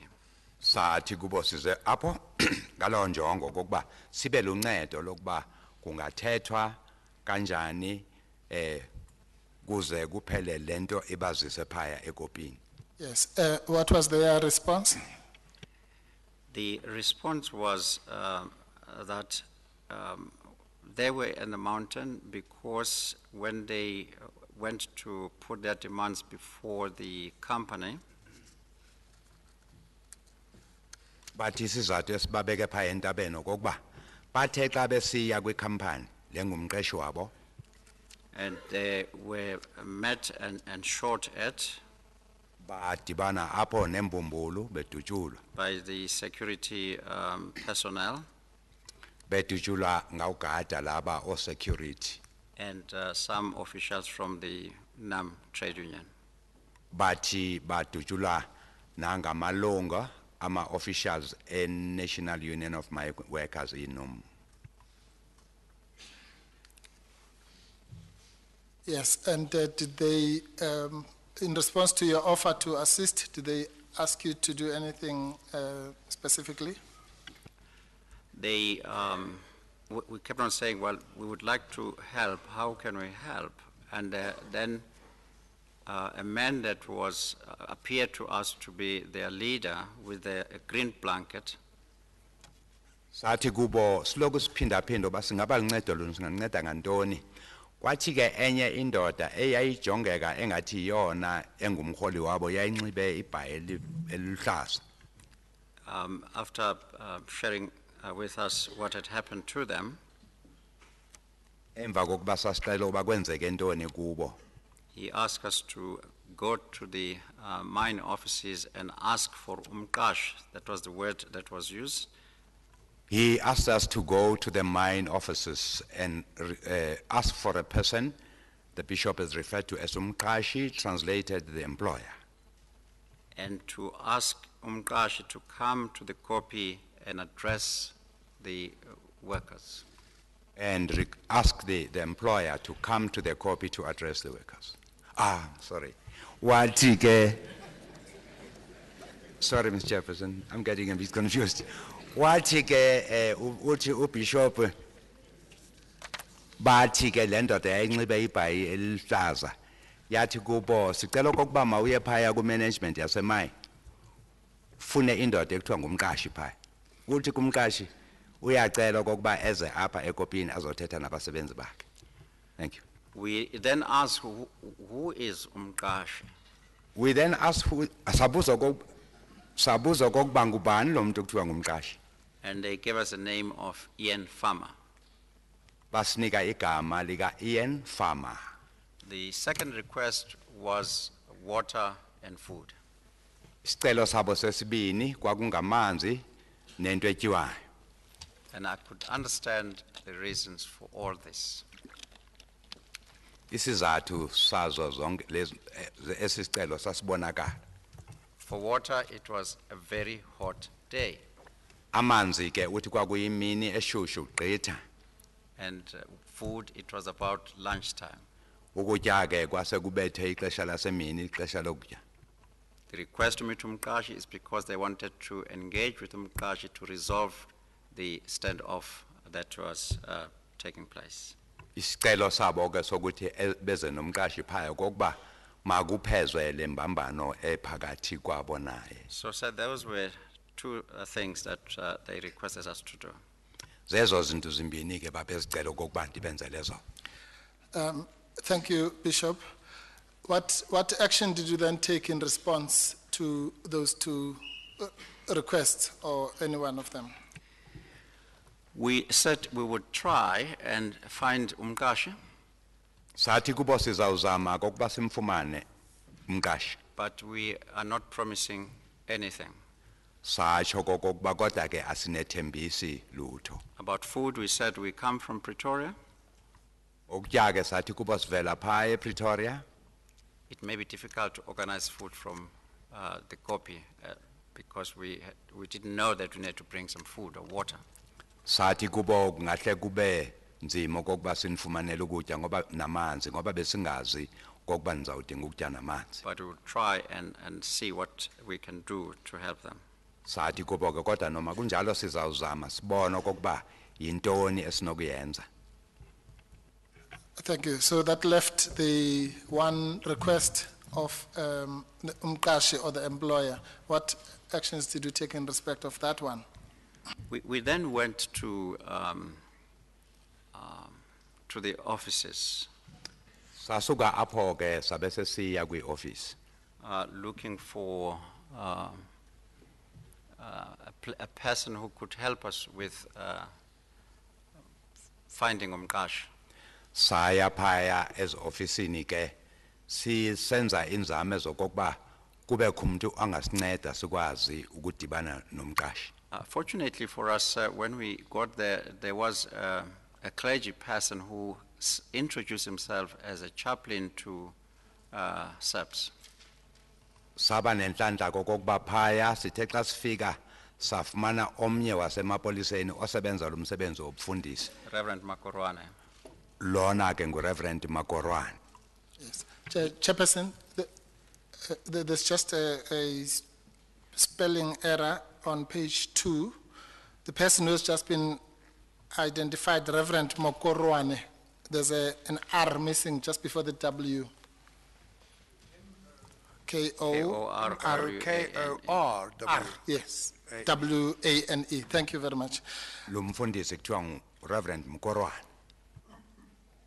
Yes, after you met Reverend Makorwane, what happened or what did he do? He then took us to the offices of the management. Wasithatha ke wasisa kwi-offices zabaphethe o manager. If I'm not mistaken, they referred to it as LDP. Xa ndingenzi imposiso ke le ndawo bayibiza ngokuba yi-LDP. We got there, and while we were standing at the reception area, safika apho sithe sisemi kule ndawo apho kulindwa khona. Looking for there was nobody in the reception itself. Apha ke endaweni yokulinda kwakungekho muntu ngelo xesha. And 3 gentlemen appeared accompanied by other people who were just walking around the area there. Kwavela ke amadoda amathathu kukhona abanye babehamba hamba khona apho. Then they were introduced to us as Mkwena, Hotle, and Kwadi. Babazisa ke abantu bathi ngumkwena, uKhotle noKwadi. Is it Kwadi? Kwadi, yes. Kwadi. They seem to have known who I was. Kwabonakale engabayazi ababayandazi ukuba ndingubani. And I did not recognize them at all, except for Mr. Kwadi. Mina ke andizange ndibakhumbule ngaphandle kukaKwadi.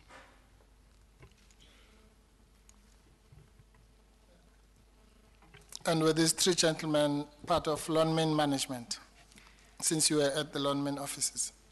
Yes, according to Mr. Mukwena, they were part of the management of Lonmin. Xa bebuza uBishop kokuba lamadoda aphaya kubaphathini beLonmin uthi ngokuya kukaKwadi ewe babe ku management yase Lonmin. Right. What then ensued? What did you tell them, or what did they tell you? If you can just take us briefly. Yeah, we after introducing ourselves and just casual chatting, we told them that we had come from the copy. Emva kokuba sazana kokuba singobani nangokuthetha sase sibaxela ukuba sivela phaya entabeni.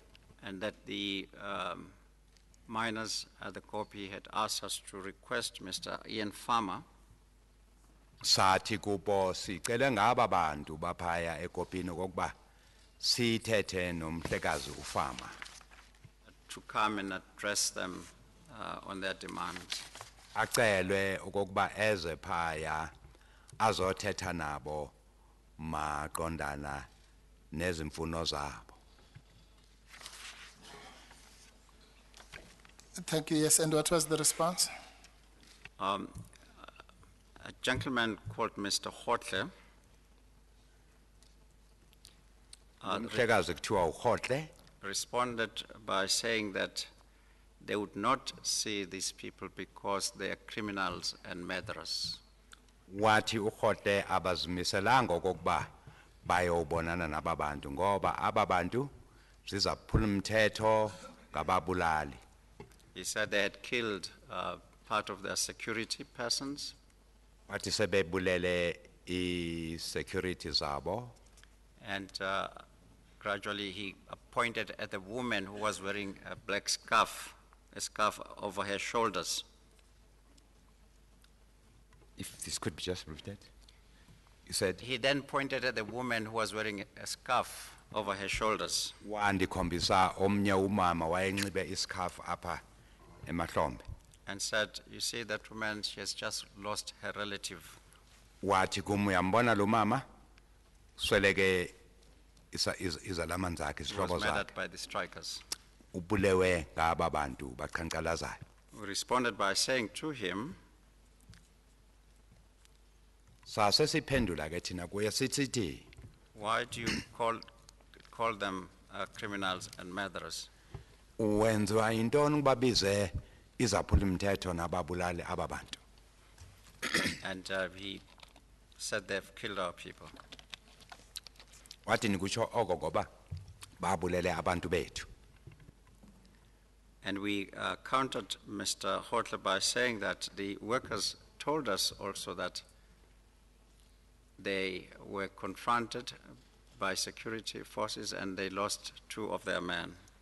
Sithe xa simphendula kuKhohle sathi kuye aba basebenzi basixela okokuba nabo baye bahlaselwa isecurity kubulewe abanye babo babili. And therefore pointing figures would not contribute towards a solution. Sathi kuye ke jongapha ukolathana ngeminwe akunakuyigqiba lento size ngayo apha.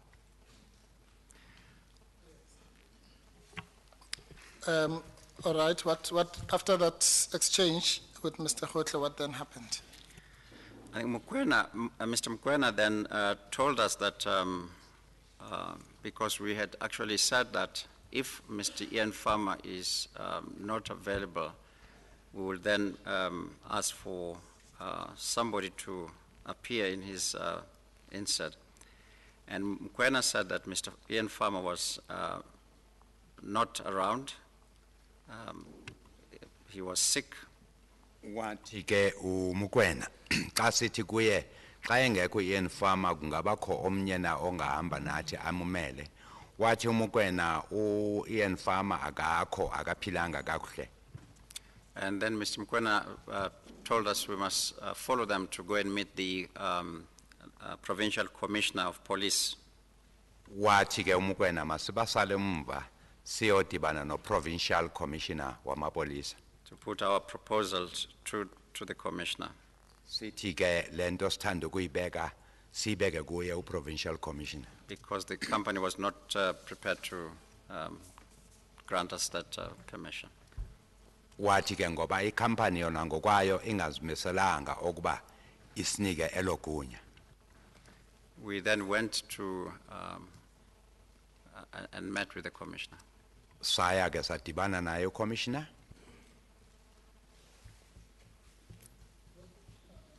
Where was the commissioner? The commissioner was at a place which I would call a commanding station, because there was a heavy presence of police. Xa ebuzwa okokuba ucommissioner lo wayephi ngelo xesha uthi kwakho indawo apho kwakhona abaninzi amapolisa amaninzi kwanga indawo eyayiphethe ulawulo ngelo xesha. Yes, this what you call commanding station, or what we now know to be the Joint Operations Center. Where was it situated? It was within the mining area. Lindawo yayiphaya kumhlaba wasemayini uthi ke le commanding area ile besithetha ngayo apha sibiza ngokuba i-Joint Operations Center, i-Jock. Thank you. And in any event, Mr. Mukwena then took you to the commissioner. What transpired there? We stood outside. There was, it was a secured place, fenced, and there was a room where police were, and the commissioner was called, and she met us outside that room under a shade. Lindawo ke kwakuyindawo yayibiyelwe kukho iroom phaya wathi ke xa bengena waphuma ucommissioner wazodibana nathi apha phandle. Would that be Lieutenant General? I think that's the correct. She introduced herself as Lieutenant General Mbombo. Mbombo. Wazazisa kuthi kokuba yena uLieutenant General Mbombo. Yes, what conversation transpired between you and her? I realized that the commissioner was very anxious and unfriendly. I then tried to talk family with her. I asked her whether she knew the Mbombo, who is an Anglican priest in Johannesburg area.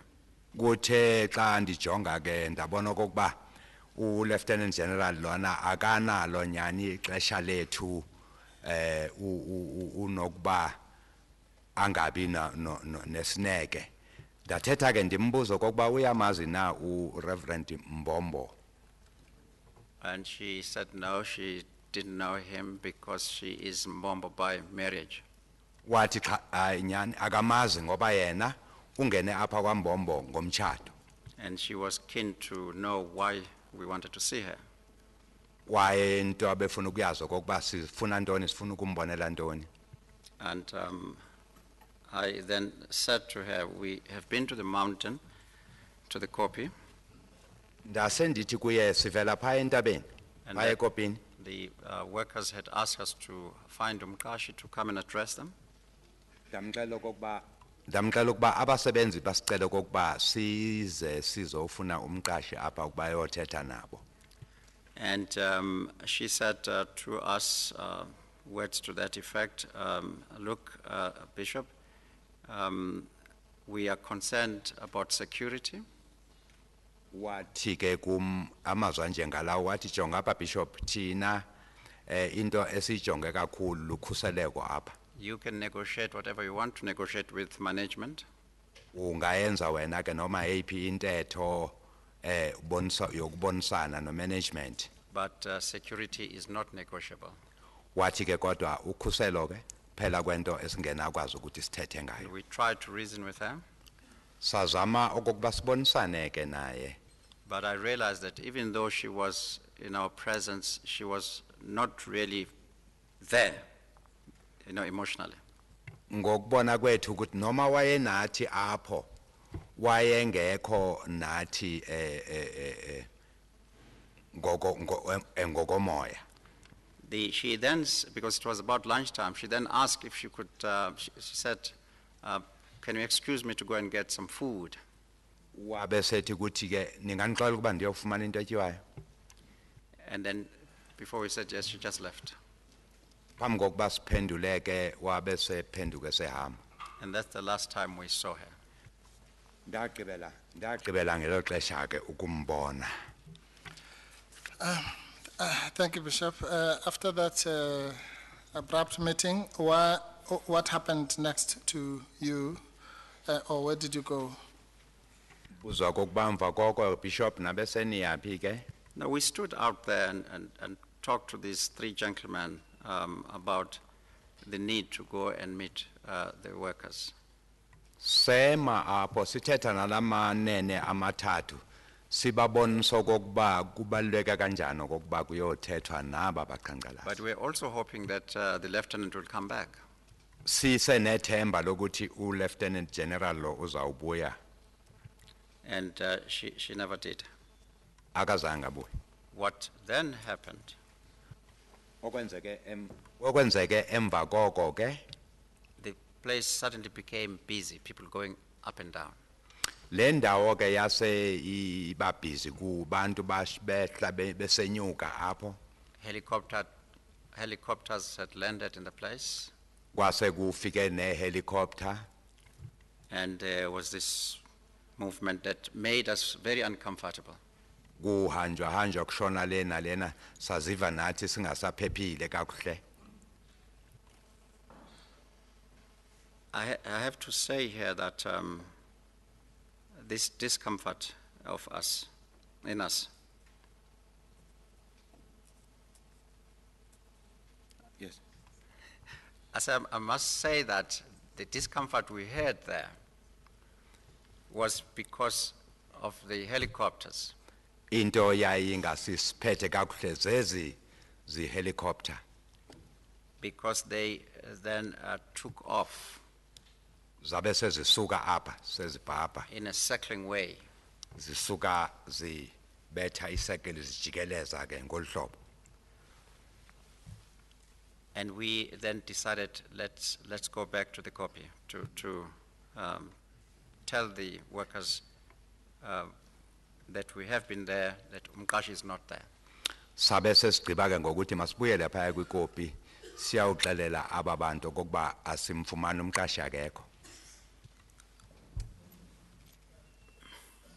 Before that, did you have a conversation with Mr. Mokoena? As we were walking, just before we left, Mr. Mokoena said to us, you can go back to the copy and tell the workers that the management will meet them provided they do three things. Phambi kokuba sihambe ke apho umkwena wathi kuthi ningahamba niphindele kwaba bantu nibaxelele ezi zinto zintathu zilandelayo ezifuna ngumanagement. The first thing he said, they must surrender their weapons. Okokuqala ukubekwa phansi kwezixhobo. And the second thing is that they should elect representatives, 5 to 8 people. Bakhethe abantu abaza kubamela abaphakathi kwabahlanu nabangu-8. And thirdly, that they must disperse from the copy. Okwesithathu okokuba basuke apha entabeni bohlukane.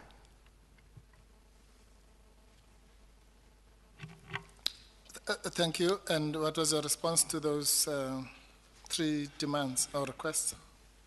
We were going towards the mountain to relay the response. Sase siya ke siqonde entabeni ukubaxelela le mpendulo. At least there was something that we could take back. Ngoba ke naku phela kukho into encinci esikwazi ukuthi siyise phaya. But as we were going towards the cars, just outside that fenced area, Sithe xa siya phaya ezimotweni phandle nje kwale ndawo yayibiyele ngocingo apho. Another gentleman that I don't know who he was never introduced to us, called Mr. Mokoena. Kwathi ke enye omnye wamanene phaya andimazi okokuba ngubani andaziswanga uba ngubani lo tata wabe sebiza utata uMkwena. And he whispered to him. Ndibone esiya kuye emhlebela ukuthize. Mr. Mokoena immediately came back to us, joined us. Wasuka apho uMkwena weza kuthi. And he said to me, Bishop, you can no longer return to the copy. Wathi kum ke Bishop awusakwazi ukuphindela pha entabeni. Oh, the place has been cordoned off and is now a security risk zone. Wathi le ndawo isibiyelwe ngoku indawo esejongwe njengento ebungozi. Or words to that effect, something like that, but that tells us amazwi anjengalawo. The mine is no longer control of the situation. Wachaza kokuba imayini ayisenawo amandla ngoku ayisanalawulo phansi kule ayisenalo ulawulo lwale meko.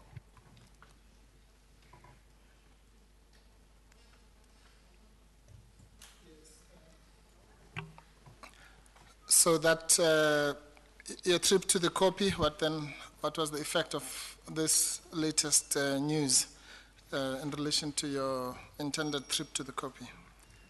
Sir, just thinking about it, I need to say that I believe, I may be wrong, that when the commissioner left us to go and get food, that's when the final instruction was given to deal with the people of the copy. I believe it is that at that point. Ngenze kokuba mhlawumbe apha ndenza iphutha kodwa ndicinga okokuba ngelixesha ucommissioner esithi ukuthi uyawufuna into yokutya ndicinga okokuba kungelo xesha xa ezawukhupha umyalelo okokuba makugqitywe ngalento Lonmin. For two reasons. Ngezizathu ezinditsho lento ngezizathu ezimbini. As you went back there was this frantic movement. Uthe xa esuka apho kuthi esehamba kwaba khona okuhamba kwabantu besiya le nale. And secondly, when this Mr. Mokoena told us you can no longer go back there. Okwesibini ke naku uMkwena eseza kuthi nalento yokuba anisakwazi ukuphinda niye phaya.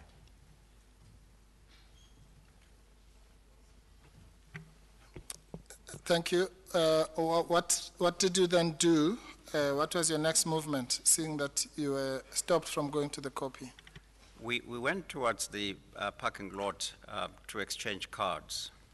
Siye xela ukuba sasakwazi ukuya phaya entabeni sasuka saya kule ndawo siyotshintsha ikhadi.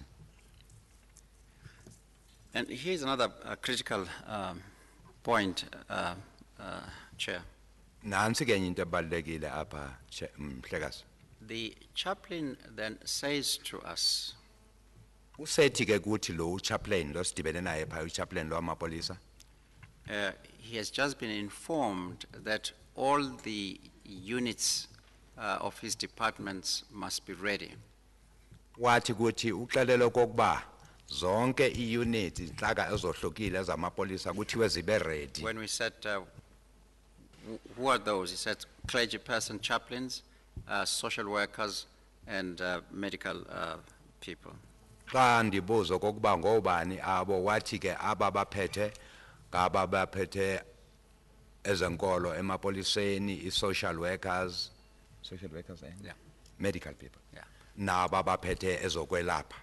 But he did not elaborate thereafter. Wanganika nkcazelo ke egqitha apho. At that point we decided with the General Secretary we must just leave the area. Apho ke sino General Secretary wam sabona okokuba hayi into ezawuba ngcono ukuba masiphume siphele apha. Without going back to the copy.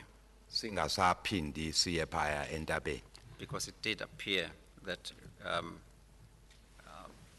we're not welcomed by the mine or the police to go back to the... Ngoba kwase kucacile kuthi okokuba asamkelekanga kakuhle apho ngabe mayini nanga mapolisa. We are very concerned though that we may lose trust. The workers may be suspicious of us and that the trust that we're trying to develop would be lost. Into eyasiphatha kakubi ke okokuba xa singayi phaya aba bantu bayolahlekelwa lithemba bese banalo kuthi. Because we had promised to go back. Ngoba sasethembisa okokuba sizawubuya kubo.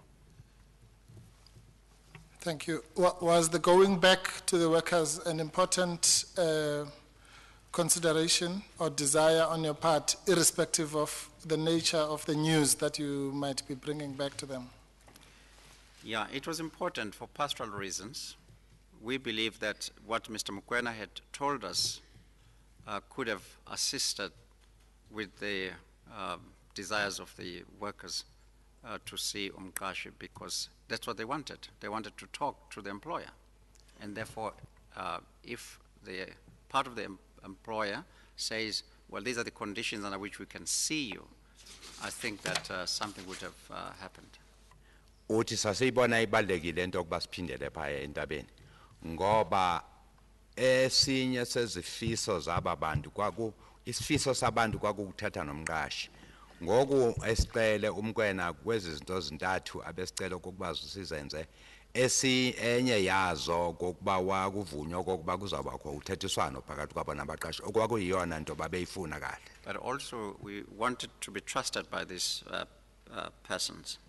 Enye ke into sasifuna okokuba babe nethemba basethembe And therefore it was important to keep the promise that would go and make an effort and come back and report to them.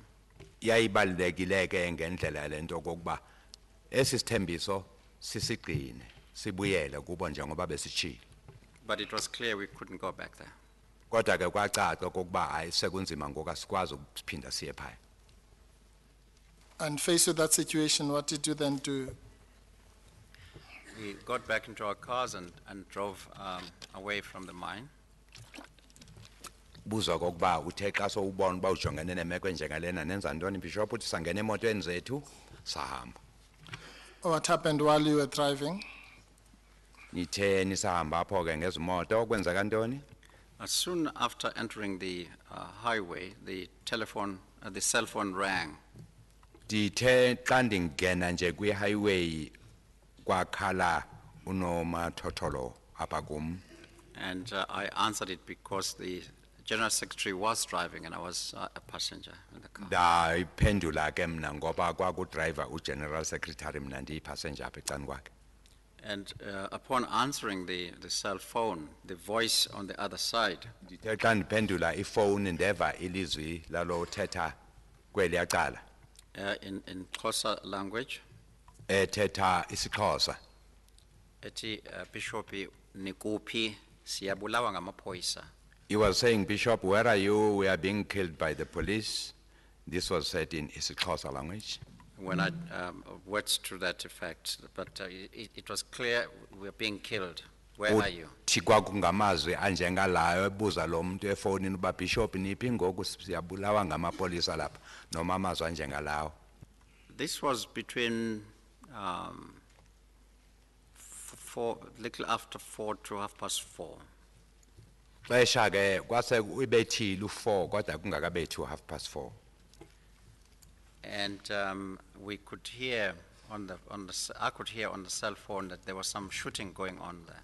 Ndiyendeva ke nalapha kunomathotholo kwi-cellphone uba kukho imbumbulu. There was some noise, whether from the helicopter and screams of people. Imisindo abantu bekhwaza kukho nemidumo yenantsika yehelicopter. And of course the phone went dead. Kwathi emva koko yabe seyithula iyafa ifone. Yes, once the phone went dead, what did you do? Sorry? After the phone went dead on you, what did you do? Well, I told the General Secretary that this phone had come from the strikers and what they said. Ndamxelela uGeneral Secretary ebuzwa okokuba wasiwenzani ke xa kufa ifone uthi ndamxelela uGeneral Secretary uba le phone ivela kubasebenzi phaya basemayini. And what they said. Nokuthi batheni ke kum. And I tried to reverse the call. Ndazama ukuba ndiyiphinde ndiyireverse ndimfowunele lo muntu befonile. But there was nobody answered on the other side. Kwangabikho mpendulo kweliya cala. Yes, thank you, Bishop. In your statement, you say that you are still haunted by that brief telephone call, and you've said whom you believe it came from. Can you explain that to the Commissioner? Well, to the Commission. Mr. Chair, the person that spoke to us and gave us the instructions as to what we must do for them was the man in the in that crowd with a green blanket. Ubuzwa ke uBishop okokuba uthi ikuphethe kabuhlungu lento kude kube namhlanje Bishop ucinga okokuba ngubani lo wayefona uthi indoda yayisinike lo mlayezo phaya okokuba siye phaya siyothini yile ndoda ndithetha ngayo yayinxibe ibhayi eligreen. So because he appeared to me to be a leader, ngoba wajongeka xa ndimbona enguba ngathi nguye ubaholayo aba bantu. I suspected that he could have been the one calling. Ndacinga okokuba uye lo bendifowunele. We talked with the General Secretary that we have seen the faces of these people. Sathetha ke no General Secretary uba sibabonile ubuso bala madoda. That we can now pray for people rather than names. Sathi ngoku sizakwazi okokuba sibeke imkhuleko sijongise imkhuleko kubantu hayi kumagama. And we also said that it could be that we'll never see them again. Satsho futhi ukuba kungenzeka ukuba singaphinde sibabone aba bantu. And indeed, as we're driving, the reports were that people have been shot and killed. Sithe ke xa sihamba kwavela i-reports ezithi kubulewe abantu phaya khona abantu abadutyuliwe. And on the following day, Ngemini elandelayo the front page of the newspaper had this man lying dead with his blanket. kwavela ke kwiphepha elingaphambili nje front page kwavela le ndoda ilele phaya inxibe lempahla yayo iselekile. So I got to know that he's Noki, also known as Mambush. Kulapho ke ndaba kwabona bo le ndoda igama layo kuthiwa nguNoki elinye kuthiwa uMambush. And I felt very guilty that I had promised the man to do the assignment and report back, and that he died before I could return to him. Yandiphatha kabuhlungu loo nto ndaziva ndinetyala lokuthi ndenze isithembiso kokuba ndizawubuya kuye kude kwenzeka le nto ndingabuyelanga kuye. And of course the voice on the phone that, "Where are you? The police are killing us," was sufficient to keep me awake for several nights. Uthi nelizwi nje eli lavela apha efowunini uba Bishop nikuphina siyabulawa ngamapolisa apha landenza okokuba kugqithe iintsuku eziningi ndingafikelwa ngubuthongo Because my ndingakwazi ukulala. suspicion was that was the man's voice. Ngoba pha engcingweni zam ndandicinga kwakunguye lo muntu. I couldn't think of any other person but him. Andikwazanga uba ndicinga ngomnye. Thank you, Bishop. I think at that point, Mr. Chairman, if it's an appropriate time. The Commission will adjourn until 2 p.m. Lixesha lokutya ngoku 2 sizawubuya.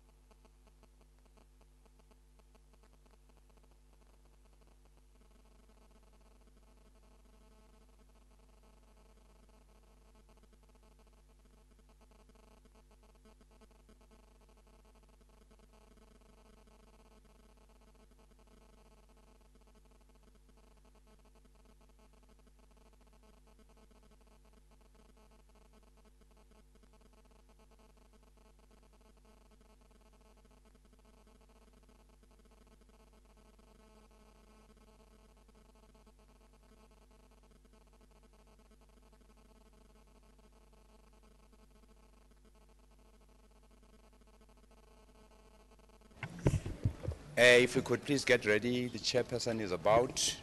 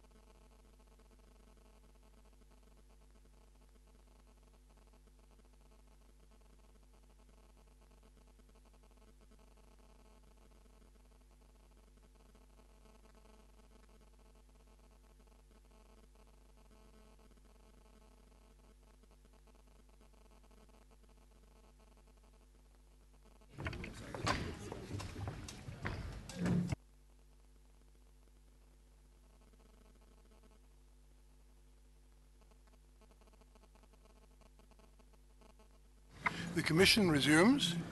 Yes, Mr. Mpofu. Thank you, Chair.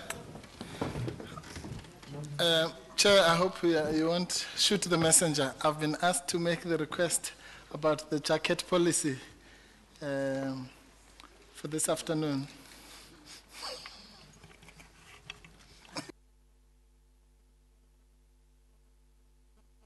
Mr. Madlanga, what do you say about it? It was his idea, Chair. I agree. I asked the wrong person. Yes, Mr. Semenya, what do you say about it?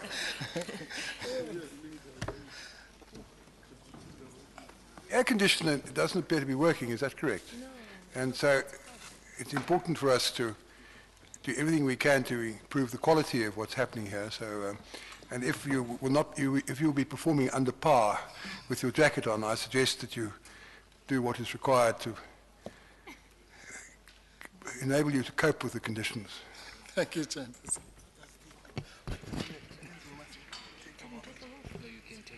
Oh, okay.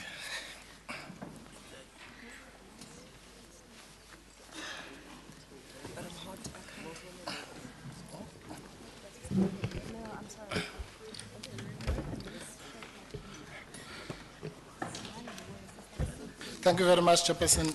Bishop,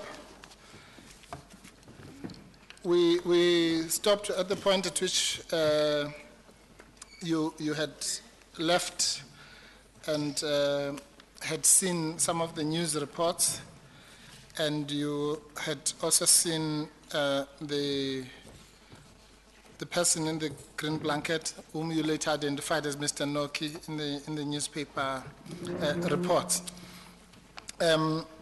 According to your statement, the next visit that you made to the Marikana Vanderkop area was on Monday, the following Monday, the 20th of August 2012. Could you please take the Commission through how that came about and what happened on that day? Thank you very much, sir. Chair. Sorry, Bishop, it's my duty to remind you you're still under oath. Yes, thank you.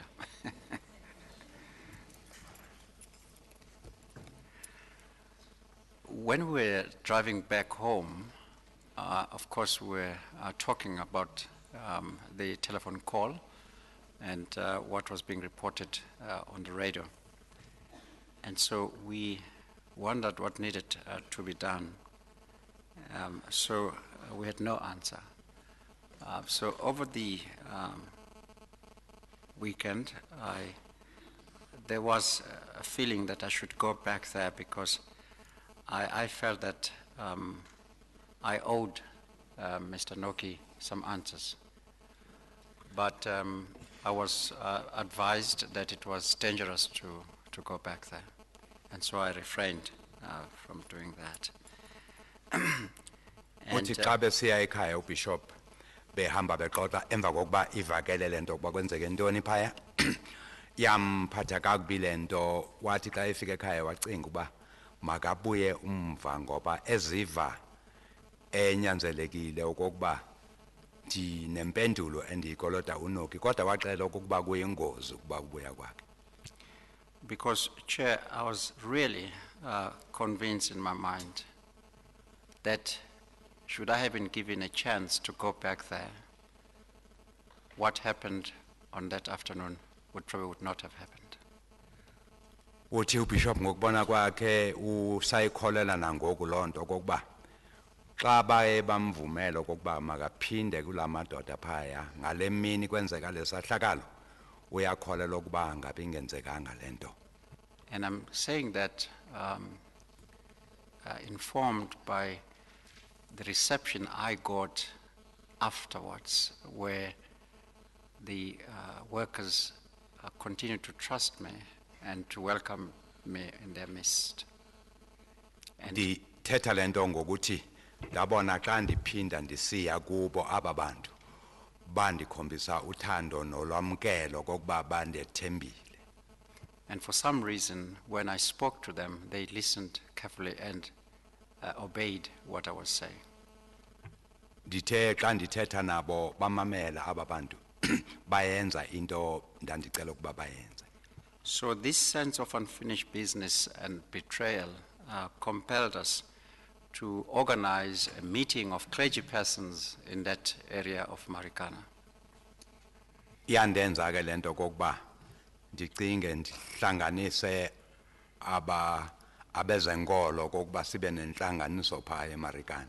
And you must remember that the South African Council of Churches has constituencies in Northwest as well, but also it's within our diocese. So communication was not a big problem. Andibanga nakunzima ke ekwenzeni le nhlanganiso ngoba i-council le South African Council of Churches inabantu apha eNorthwest kanti naseGauteng ikhona ePretoria. So, and the meeting of the local clergy, was it denominational? And if it was multi-denominational, was there any significance to the fact that you wanted local clergy specifically? Yes, it was significant in that the people who are workers in any context, and more so in the mining communities, belong to various churches. They're not a member of one particular church. There are those who belong to the traditional churches and those that belong to initiated local churches.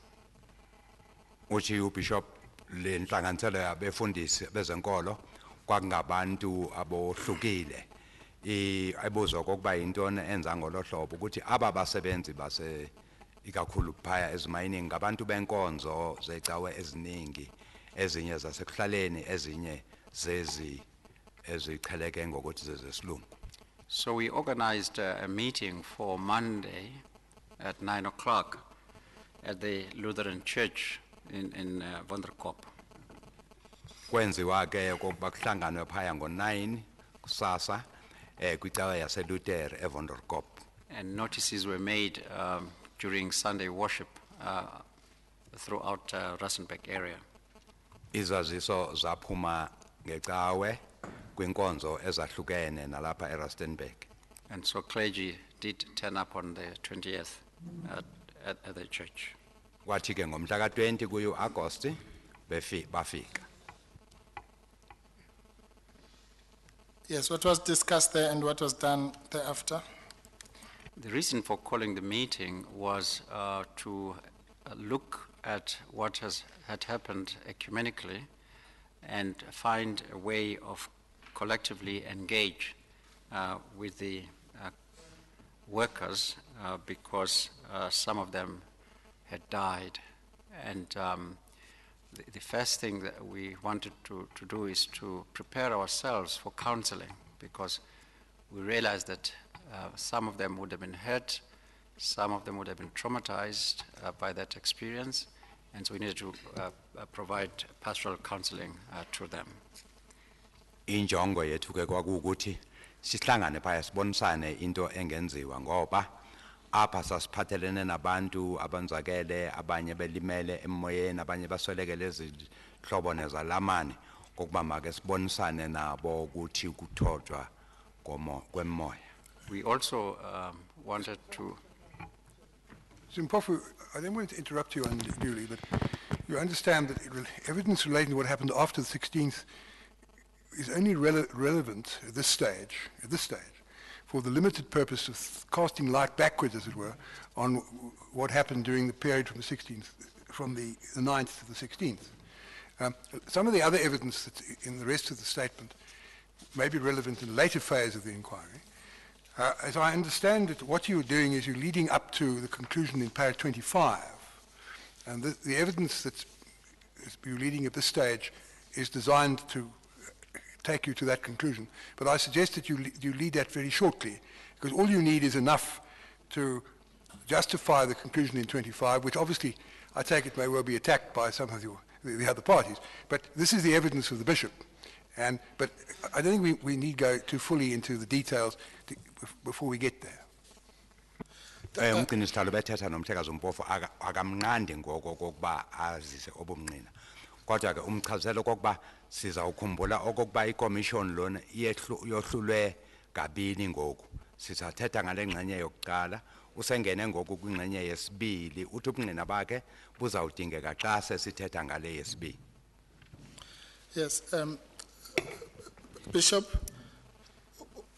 what I'm going to do is I'll just summarize the evidence of what happened. We know you met the people at the church, and the workers appointed a delegation that is in your statement, and that the Lonmin management then in that phase, as it were, agreed to have a meeting with the delegation elected by the workers. I don't think that there'll be much controversy around that. The point is that you then afterwards held such a meeting after some haggling about the venue and so on. And the issue where I would like you to address the Commission on is the contrasting that attitude of the management from the 20th onwards with the previous attitude that you had encountered, as to what that said to you in terms of the possibility of preventing the events of the 16th.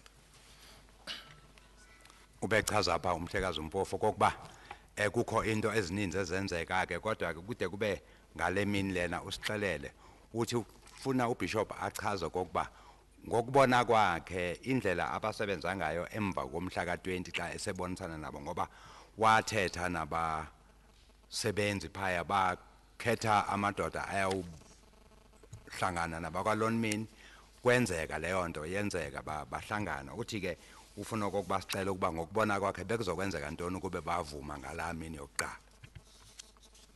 Thank you, sir. I really believe that once Mr. Mokoena said they would be willing to meet with the delegation from the copy, that there was willingness from both parties to talk.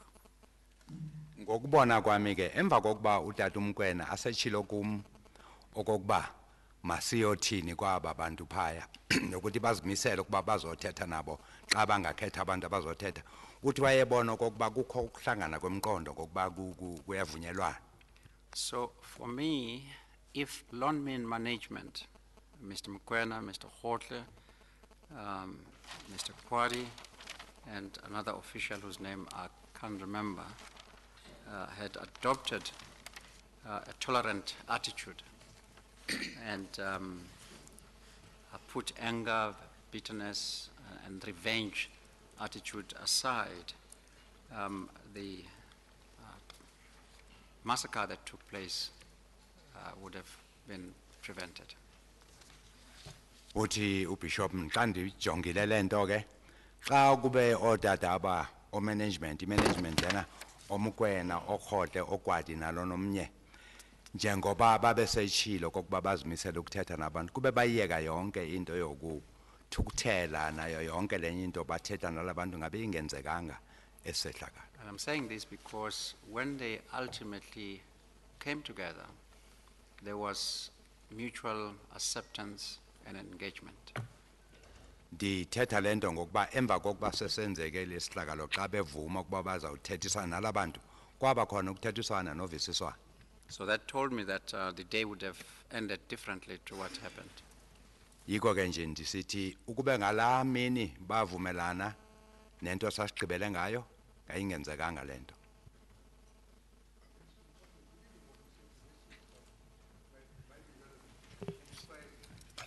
What is said in the rest of the statement may be relevant at the next phase of the inquiry. I don't propose that we should receive that. I don't propose allowing that evidence at this stage, except I think paragraph 32 covers points which are relevant. I'll cover the relevant points, Chairperson. So I suggest you move to there. Yes. Chairperson, if I may, this might be one of those borderline issues in terms of phase 1 or phase 2. I thought I would canvass the evidence on paragraph 28, with your permission, Chair.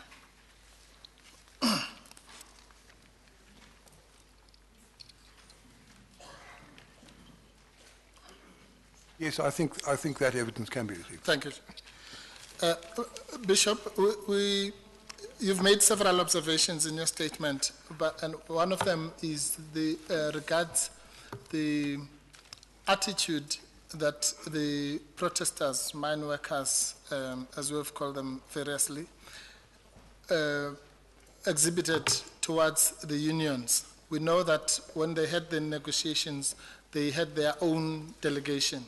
But what did you observe in terms of their relations with the two main unions, namely AMCU and NUM?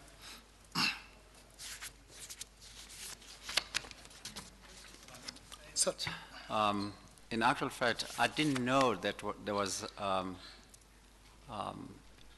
union called AMCU organizing at Lonmin. I've always known NUM to be working there. And so when the workers made an allegation that NUM officials shot at them, I was rather taken aback. And there was a hostile attitude. In actual fact, even the songs that were being sung were negative. And were showing that there is a tension between the striking workers and NUM. Uthi umbishop xa ebuzwa okokuba ukujongana ngezikhondo zamehlo phakathi kwezinyonyana ezimbini wakubona kunjani phaya. Uthi ubishop ubengazi ke yena okokuba kukho i-union entsha ekuthiwa i-AMCU ubeyazi ile NUM.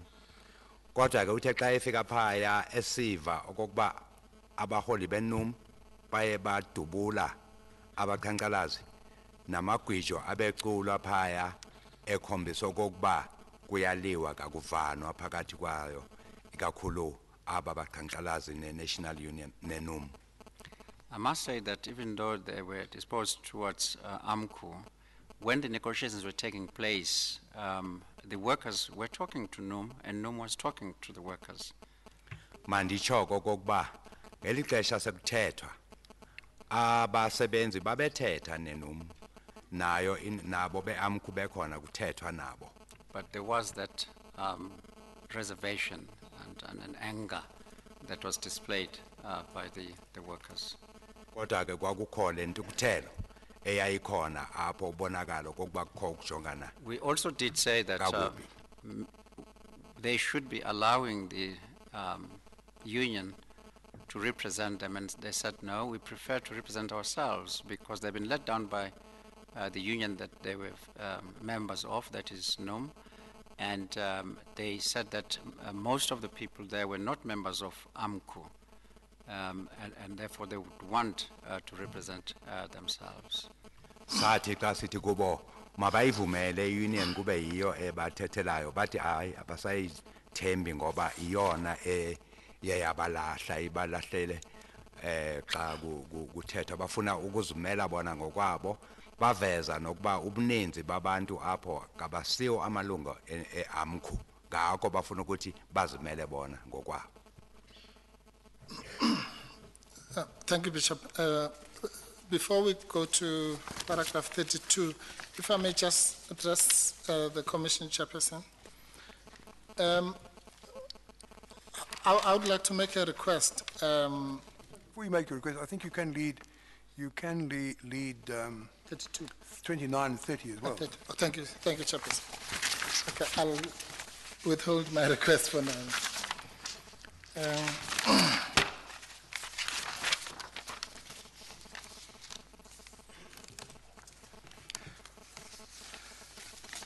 Yes, the issue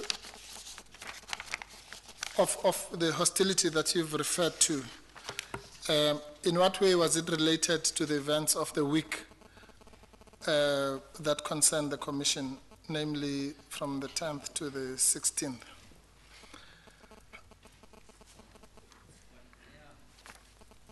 Sorry.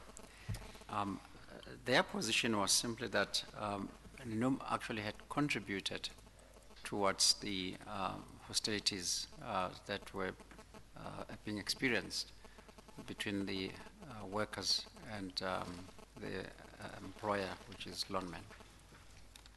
They believe strongly, according to them, that NUM was not really on their side, but on the side of the employer. Ngokubona kwami ke xa ndimamele intetho zabo kwiveki phakathi komhla ka-10 nomhla ka-16 phambi kokuba kwenzeke ezi zinto babesola iNUM okokuba ayikho kwele labo icala ime ngakwicala lomqashi yiyo eyabangela limbambano yayikhona phaya. And from what you were told, what role did the alleged shooting by NUM officials contribute towards the general state of tension?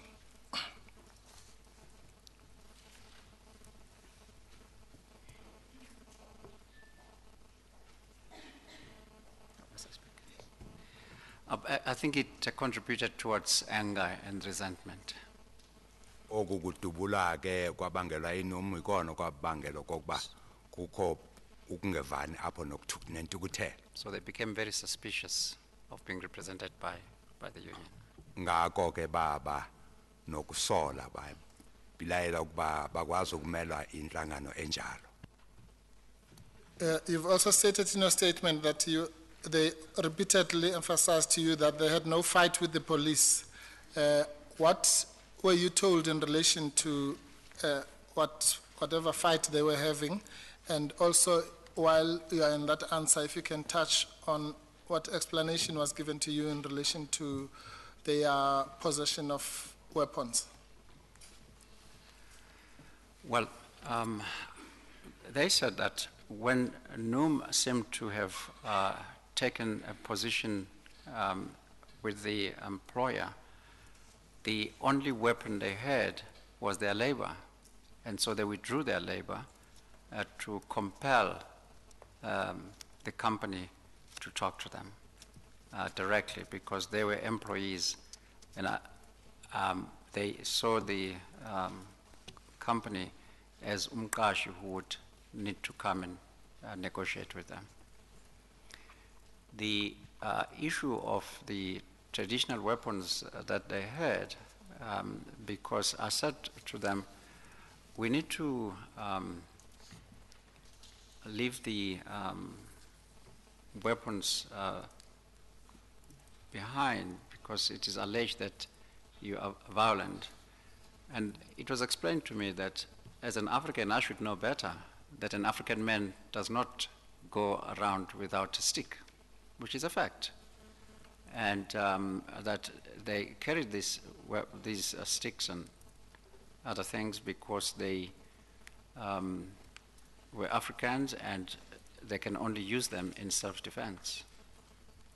Xa ebuzwa ke uBishop okokuba xa bethetha aba bantu wabona ntoni kubo uthi kwabakho intetho ethi bona njengabasebenzi sebelahlwe yi-union le bathethelayo babone okokuba sinye nje isixhobo ebangasisebenzisa okokuba bazirhole emsebenzini bangasebenzi kudeske lo ubaqashile kube uye onyanzeleke ukuba azothetha nabo. Xa ebuzwa ke ngezixhobo ezendabuko ezesixhosa babaziphethe kubo bade bathi kuya hayi ungumXhosa nawe mfundisi uyayazi into yokuba ayikho ndoda yomXhosa ehamba ingaphathanga ntonga. Xa kudingeka ukuba izikhusela ngale ntonga yayo uthi inyani ke noko le.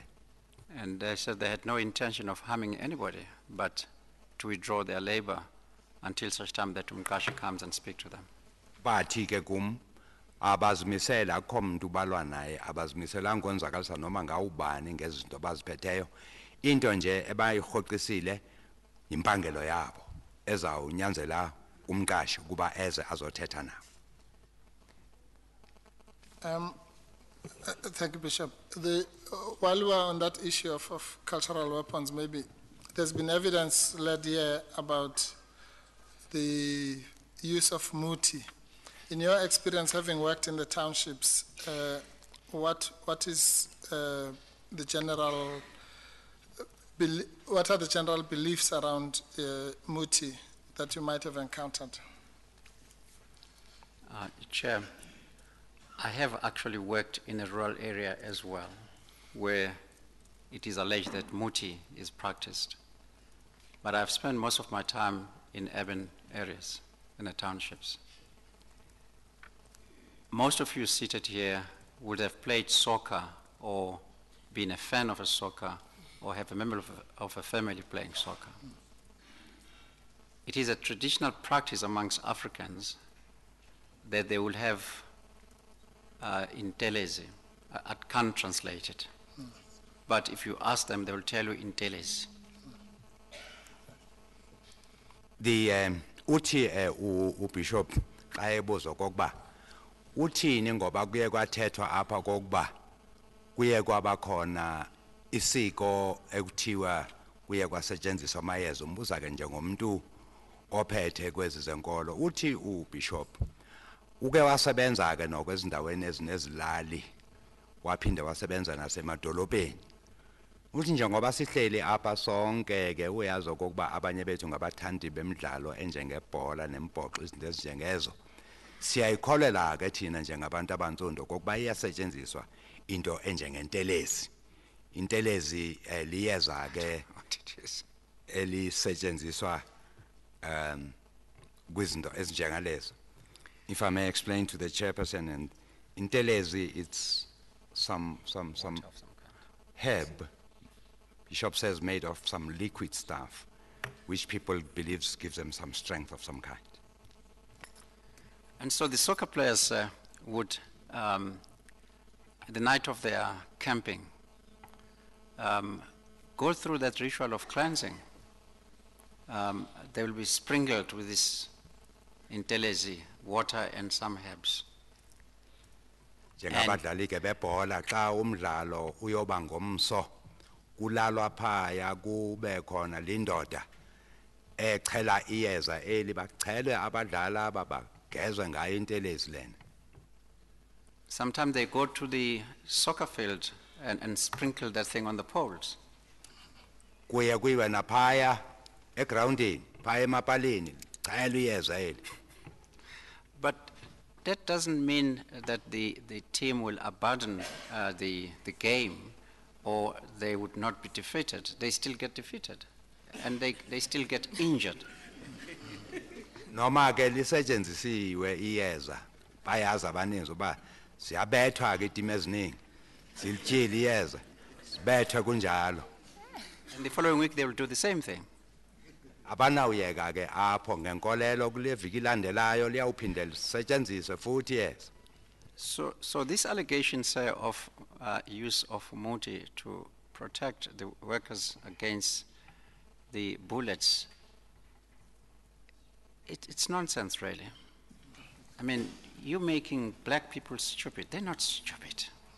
Lento kokuba kwakusetshenziswa iyeza phaya kokuba imbumbulu azinangena into nje into yobudenge njena yenzo abantu abantsundu benziwa izidenge ngalonto.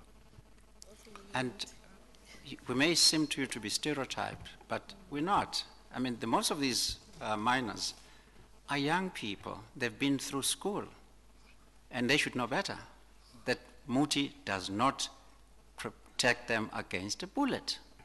Uthike aba basebenzi basemayini ngabantu abaphuma ezikoleni ubuninzi ngabantu abasebatsha bafanele ukuyazi lento kokuba iyeza alinakwenza ukuba imbumbulu ingangeni kuwo. But as a priest, Christians continue to do these things, and when we ask them, why are you doing it? Bishop, that's how we're brought up. We're socialized to this kind of lifestyle. Uthike ubishop xa ebuza ke yena njengomuntu ophethe ezenkolo ebuza amakholo kokuba yintoni nenza ezizinto bathi indlela esikhule ngayo bishop sikhuliswe ngolohlo. I expect the clergy seated here, sir, will tell you, when I was a priest myself, I don't do too many burials now as a bishop. I will do the burial, and the family would ask me, Father, will you please leave us behind? And they will do some kind of a ritual, but I was a kind of a streetwise priest, so I'll stand by the car and watch what they're doing. Uthike ubishop apha njengoba asekule ndawo ahleli kuyona akasangcwabi kakhulu kodwa kukho abanye abafundisi abakhona phaya banganixelela kokuba xa kuyiwa emingcwabeni apha kubantu abantsundu kuhanjiswa ezecawe kufike ixesha apho bazawuthi khona mfundisi ngawusiphi ixeshanyana kwinto esifuna ukuyenza apha kwenziwe amasiko phaya athize. Uthi ke kodwa yena ke njengomuntu nimbona nje ubema phaya jonga uba yintoni lenziwa phaya. And they'll say to me, they didn't want to offend me, but this is what they grew up being done in their families, and it's a tradition that they continue to do, even though they depend entirely on prayer, but they still do these things. Not that it works for them, it doesn't. Uthi ubishop baze babuye kuye bazoxolisa kuba hayi okokuba besifuna ukwadelela mfundisi besenza nje into eyesiko sikhule ngayo lento beyazi okokuba ayinakumanceda lento umthandazo kuphela obancedayo kodwa ke njengoba bakhuliswa ngolohlobo basahleli kuyo. So the argument doesn't stand, sir. Ayikho ke noko lento yokuba kwenziwa yonke lento imbangela ngamayeza. Yes, maybe just to stretch your example of the soccer players, does the fact that they might use muti prevent them from training and preparing for the game in the belief that the muti will win the game on its own?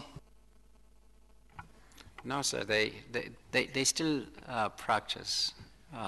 They still work very hard to make sure that they do win, but they still get defeated. That's the point. Uthi umhlekazi umpofu ngoku xa singabuyela phaya kwezebhola ke aba basebenzisa imithi ebholeni baye bahlale nje bangatrain bathemba kokuba iyeza ilona lizobawenisa. Uthi ubishop hayi noma kunjalo bayaya kutrainer batraine babuyele phaya babethwe kunjalo ke noma balisebenzisa iliyeza libaphinde balisebenzise futhi.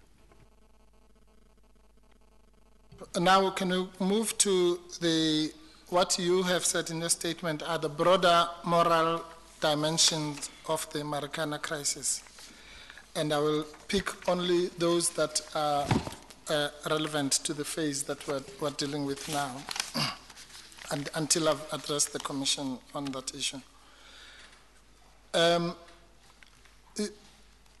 You have said that the Marikana crisis poses issues that serve as warning signs and which point to the moral degeneration of our society. And one of the issues you talked about is the refusal of the police and Lonmin management to grab what one might call the God-sent opportunity that you presented to negotiate. Would you like to elaborate on that?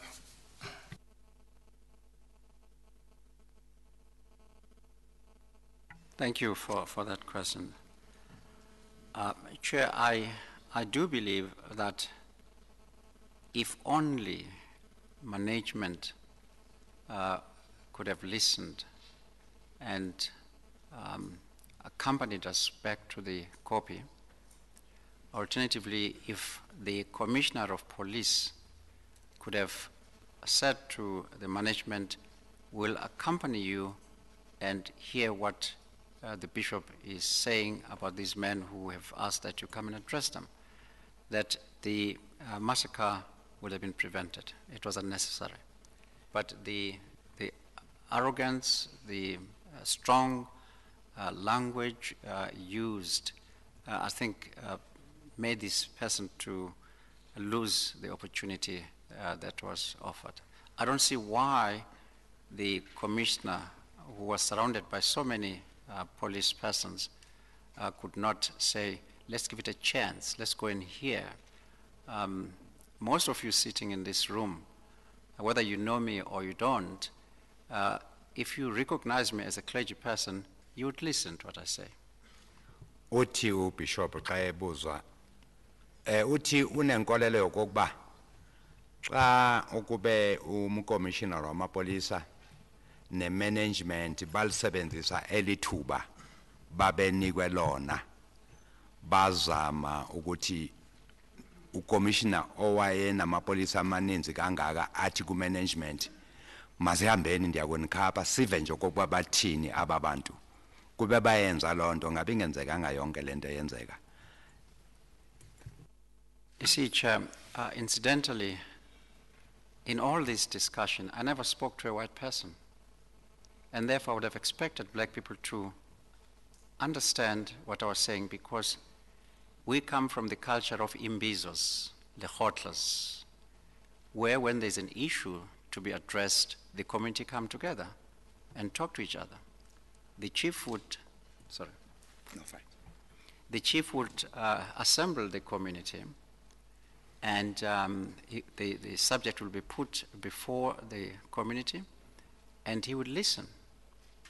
And when everybody else has finished talking, he will make his own suggestions, and collectively they will come with a solution to the issue. And so I believe that if that thought had occurred to either management or the police, we would have been in a setting of Imbizo or Lihotla to talk about these matters. And that will have changed some attitudes in some of these people. And I'm saying that simply because when they ultimately came together under one roof, there was that spirit of understanding and willingness to engage each other. Uyibeka ngolhlobo ke uBishop kokuba mgcinisihlalo uyabona ndize ndifike ngoku akho mlungu kumuntu omhlophe endandithethe naye bonke ababantu ndandithethe nabo kude kufike elixesha lesahlakalo ngabantu abantsundu sinosiko ke apha esiXhoseni kubantu abantsundu imbizo lekhotla ngesisuthu yonke lonto apho kukho imbambano kuye kubizwe abantu kakhulu inkosi yendawo kube ngiyo ebiza ababantu kuhlalwe phansi kuthethwe nomnye aveze yakhe imibono kuthi ekugqibeleni ke inkosi bese yenza isinqumo esiza ukuthi kuthethwe phezukwaso kugqityelwana uthi ke xa eyijonga lento apha ngasekugqibeleni sekwesenzeke lesihlakalo baye bayivuma into yokuba makuthethiswane yaze yaphela ke lento kube bebayithethe ekuqaleni ngabe ingenzekanga yonke lento yenzekile.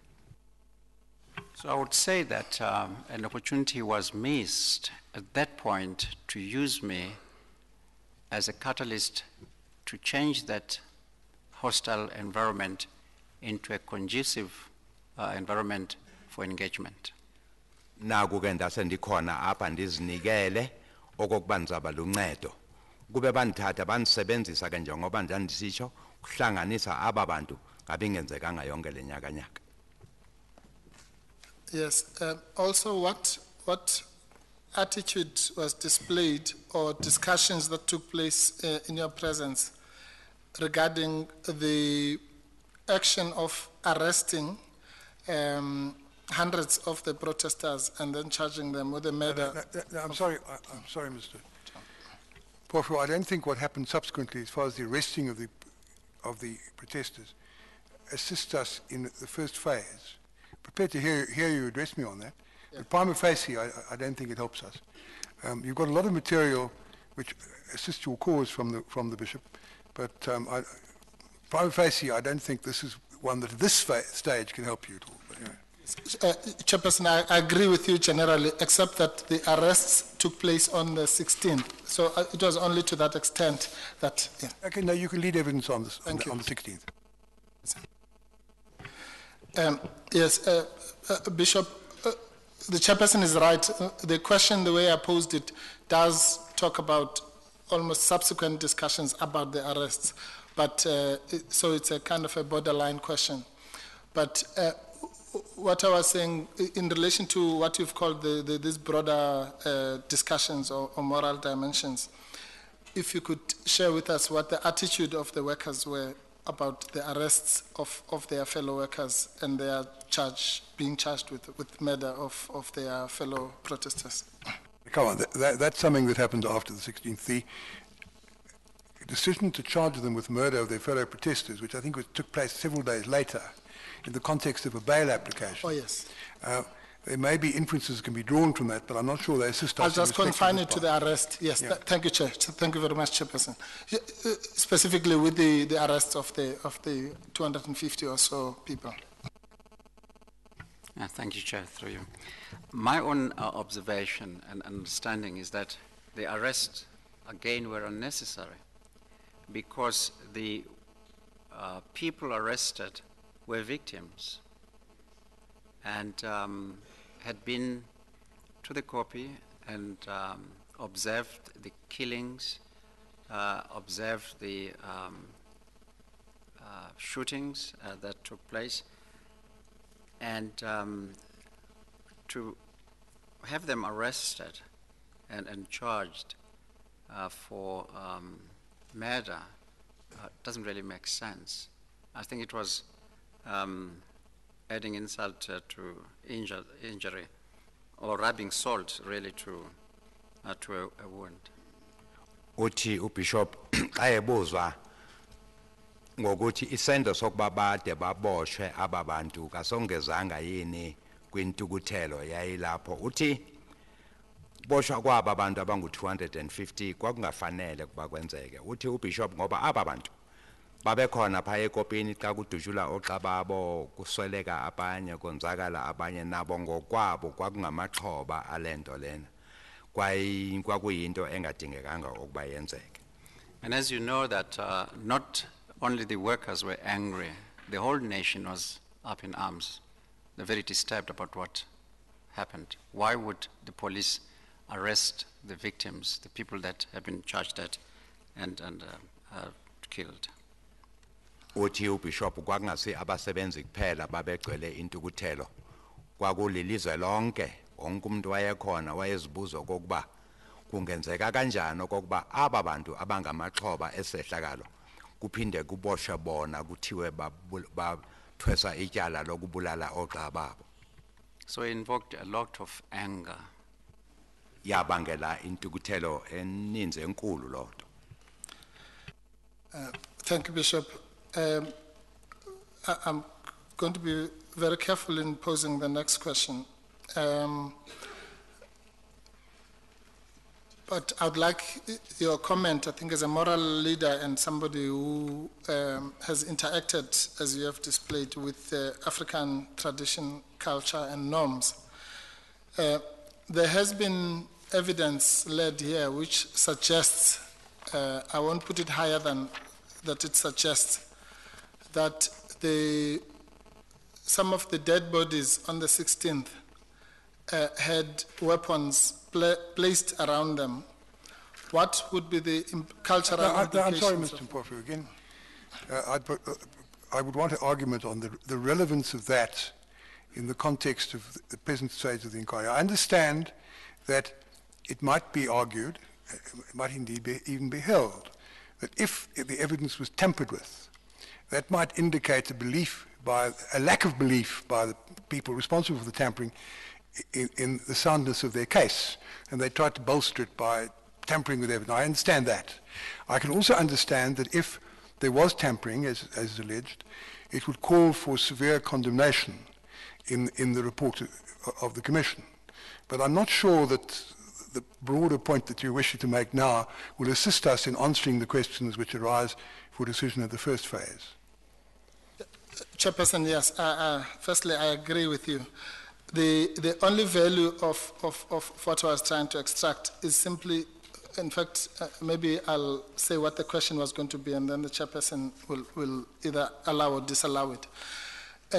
Was really from the bishop's point of view, given his stature in society, the sanctity that is placed on a dead body in his experience, both as a religious leader and as an African, to comment on that aspect, not the legal, not the evidentiary aspect of whether it suggests guilt or otherwise. Yes, I'm sorry, I don't understand the relevance at this stage. I understand what you want the bishop to say, and without expressing my own personal view at this stage, I think there may well be a great deal of substance in what the bishop probably will say in answer to your question. But I'm not sure that answer, if it is given, will assist us in respect to the specific questions that we have to answer in the first phase of the inquiry. So that's why I'm afraid we're going to disallow the question. Yes, thank you, Chair. That's understandable, Chair.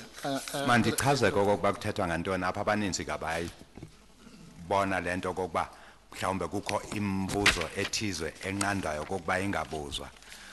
Nizawukhumbula okokuba lolu phando lohlukanise kabili ngoku.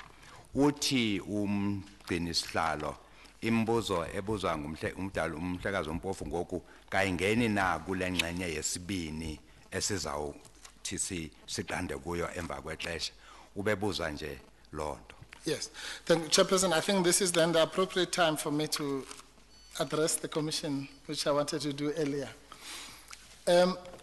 Chairperson, I would like to make the request, which I may or may not have mentioned when we were debating the issue of phasing, but I know that certainly Mr. Semenya had touched on it, and on this one I'll find myself on the same side as Mr. Semenya. The issue, Chair, was simply whether the phasing, and I think this was a criticism that Mr. Semenya was leveling against the phasing exercise. And it's showing itself in relation to this witness. And he posed the question whether a witness would, if he's already here, be prevented from giving evidence on something simply because it only touched on phase 2. My proposal, Chair, would be that for the sake of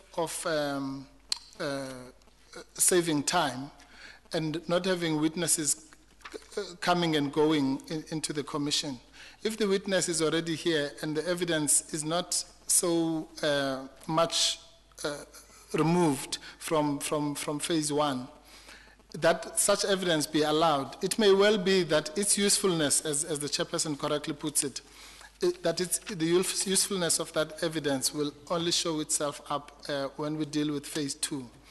But should we really not take advantage of the fact that the witness is here, lead the evidence so as to prevent maybe having to recall the same witnesses in the second phase? And I'm just posing it as a general question, Chair, which obviously will affect other witnesses as well. It's whether we're going to take the rigid approach which we have so far followed, and I've followed it according to your instructions, or whether maybe that leeway should not be opened up. Thank you, Chair. Mr. Bilanga, have you got any comment on the point that Mr. Mpofu has made? Phambi kokuthi kuthethe umhlekazi uMadlanga apha, umhlekazi uMpofu ubeveza lento ekuye kwathethwa ngayo ekuqaleni okokuba xa yohlulwa kabili lento kukho ingqina ekufanele ninikeze ubungqina obungenela kule ngxenye yesibini malenziweni uthi umhlekazi uSiminya wayiveza lento kuba into ezokwenzeka lexa kuthiwa kohlule lento wathi masichubeke ngabo bonke ubungqina obukhona kwavunyelwa ukuba mayohlulwe phakathi elingqina ke likhona apha lithethe ngengxenye yokuqala lento esilichaza ngoku ingenela engxenyeni yesibili uthi makwenziwe intoni ngalonto.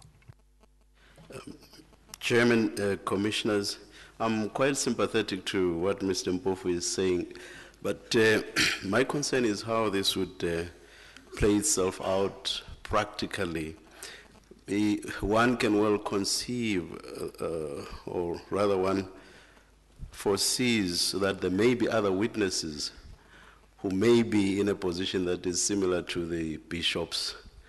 And do we then, because of that, allow each one of them to testify on other phases whilst we are busy with phase one only at this stage?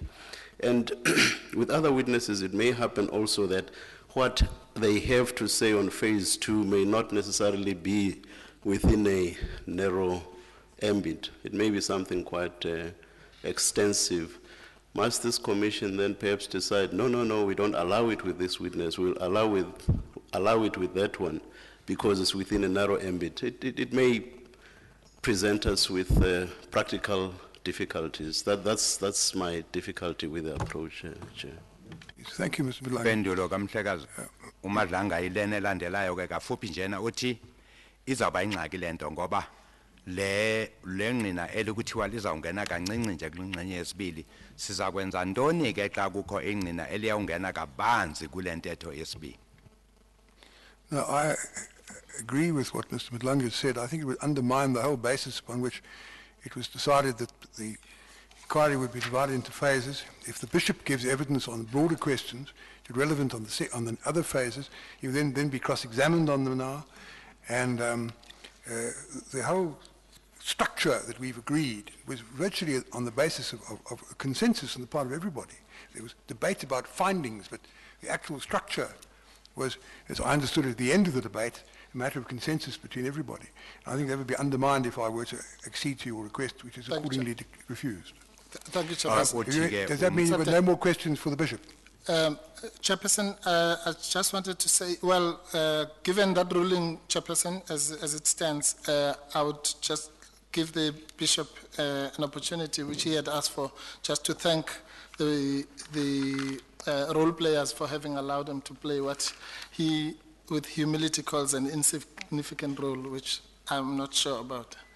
Us to decide later whether it's insignificant. Ubechaza ke umhlekazi okokuba isigqibo se-commission sesokuba kasinawungena kwingxenye yesibini noma ngeliphi ingqina njengaleli xa kufuneka libizwe kwingxenye yesibili lizawuphinde libizwe futhi uthi ke umhlekazi uMpofu kukho intetho afuna ukuyiveza ubishop umbulelo wakhe kwaba bancedisana naye. I'll ask you one question, Bishop, before I invite Mr. Semenya to cross-examine you. And that is, you were present at the inspection in Loco on the second day, and you pointed out certain spots at that inspection. I take it you confirm under oath that what you pointed out was correct. Thank you. Mr. Semenya? Chair, Mr. Berger insists on his seniority, so I'll come after him.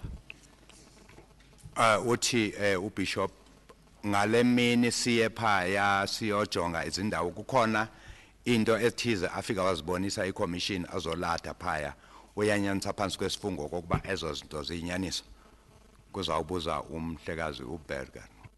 I'm not sure that these things are necessarily decided on the basis of seniority, but I can understand that there's a lot of the witnesses' evidence that affects Lonmin, so I can understand why Mr. Berger wants to cross-examine first. Mr. Berger? Chair, my learned friend Mr. Semenya has made other mistakes also in this commission, but I'll lead with the questioning. May I ask my learned friends across the floor to make available to the Bishop Exhibit L, please? That's the presentation by the SAPs. I will, from time to time, refer to that in my questioning. Ucela okokuba uBishop anikezwe ipresentation yamapolisa SAPS. Chairperson, Sorry, Chairperson, I don't want to be pedantic, but my understanding was that this presentation is not yet evidence in the Commission. It's not evidence, but it's material before the Commission. And if it helps to shorten the proceedings and enables Mr. Berger to direct his questions in a more focused way, I propose to allow him to do it. But on the clear understanding that you want stressed at this point that the material in the presentation is not yet before us as evidence, but it is evidential material if there's a distinction between the two, and it may appropriately be used as a basis for cross-examination, as much as it effectively is a statement of the police case. Yes, so just as he could put the opening parts of the opening statement by Mr. Semenya to the witness, so can he put the presentation. Thank you, Mr. Berger, I accept that, Chair. Thanks, Chair.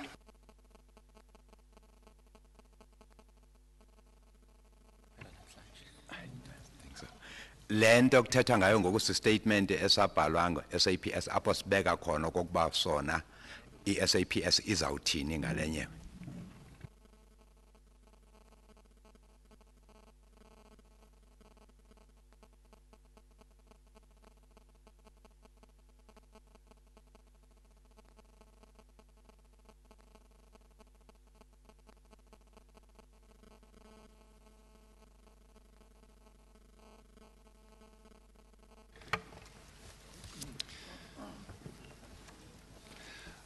Bishop, we have had a presentation by SABC which gives us a chronology of what transpired on the 16th of August.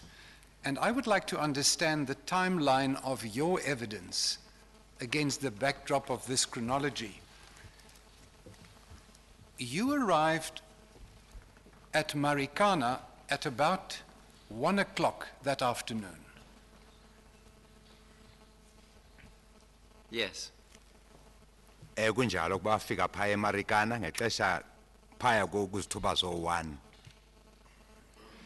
And let us try to reconstruct from the gate at Marikana to the Kopi. Would it be fair to suggest to you that that might take about 15 minutes by car? I'm not sure, I've never measured that. Kusuka phaya egeyitini laseMarikana ukuya kwikopi kungathatha ixesha elingaba u-15 minutes xa uhamba ngemoto.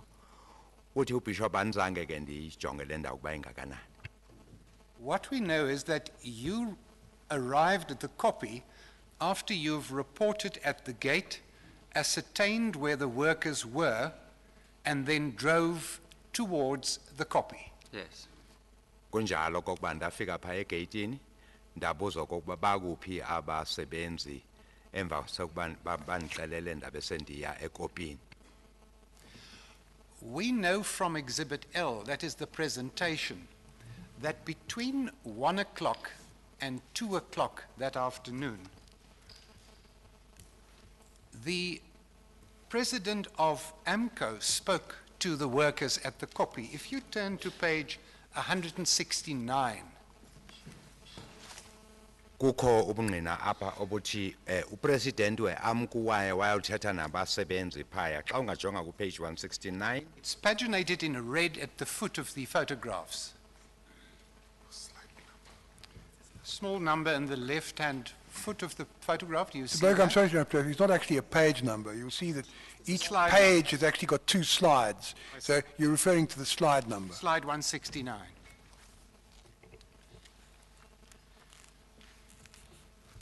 Now, Bishop, I'll invite you to assume with me for the time being that these timelines are correct as pointed out here. I don't accept it and you don't have to accept it, but for purposes of our questioning, let us assume that. You see, Mr. Matinjwa is there shortly before 1325. That you see from slide 170, which gives us a time. Now, what I want to ask you is, did you see Mr. Matinjwa when you arrived at the Kopi? No, I did not see him. Umbuzo kokuba ngoba uMathenjwa uthetha phaya ngo-13:25, 1:25. Fikeni kwakho phaya kwikopi wambona na uMathenjwa uthi uBishop haya ndimbonanga. You've told us about the conversation you had with the workers, what they said to you, what you said to them, that you listened to the songs they were singing. Give the Commission an indication of how long you spent with them at the copy on that day. It was between 15 to 30 minutes. 15 to 30 minutes. It was not long. Xesha ndaligqiba phaya ndithetha naba bantu xa ndiva bebetha amagwisho phaya kwakungaba phakathi kwa-15 no-30 minutes. May we assume then that you were at the copy between 1 and 2 that afternoon? Asithatha okokuba wawuphaya phakathi kuwa-1 no-2 ngaloo mini. Yeah, it's possible, and I'll tell you my estimate of time. When we arrived at the offices of where the police were camping. Jock. Yes. We were given lunch by the chaplain, and everybody was eating. And so was the lieutenant commissioner. General. She left us to go and get food. So it was between 1 and 2. Uthi ndithi kwakuphakathi ku-1 no-2 ukuthi xa sifika phaya kwi-Jock safika kutyiwa phaya sade saphiwa ne-lunch no-general lo amapolisa waphuma apho ethi uyofuna into etyiwayo. And that's my calculation. That's a reconstruction, isn't it? Yes.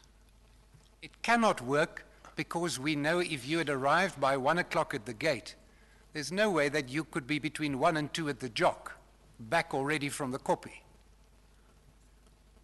Ayikwazi kwenzeka ngolo hlobo ukuthi xa wawuphaya egeyitini ngo-1 suke apho uye entabeni uphinde ubuyele emva wawungakwazi ukwenzeka. No, I did not say I was at the gate by 1 o'clock.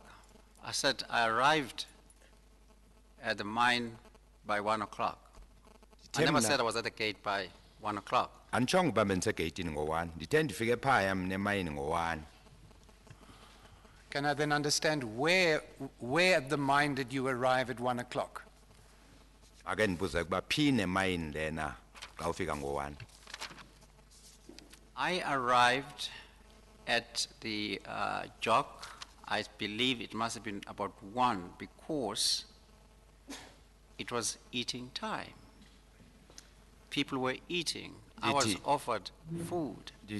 And therefore I concluded it was lunchtime. Ndithi ndifike apha ngexesha lokutya phaya kwi-Jock Joint Operation Committee kutyiwa ndaze ndaphiwa ne-lunch nami ngako ndicinga okokuba ke kwakulixesha eli lokutya xa ndifika apha. Bishop, where did you speak to security and ask them where the striking workers were? On arrival at the gate, and I never looked at the watch. O-security ndathetha nabo ekufikeni kwam phaya egeyitini ndibuza ukuba baphi abasebenzi andizange ndijonge ke iwatch ukuba xesha li. I think that can be confirmed by the security who stopped people and registered their cars. Abantu abanganikeza obobungqina ngabo o-security ngoba xa I'm bemisa sure that, imoto that if they stop you and ask where you're going, they must take your number plate, they must register the time in which you enter, and therefore they will be the one that have the exact time of our arrival. ukuthi xa bekumisa phaya bajonge number plate yemoto bakubuza ukuba uyaphi babhale nexesha bakumise ngalo. Personally, I was not interested in time. I was interested in peacemaking. That was my mission. I was to get there and see how best I can help break the impasse that I had observed through the media, and therefore time was not an issue for me. The issue for me was, how do I help these people who seem to be desperate?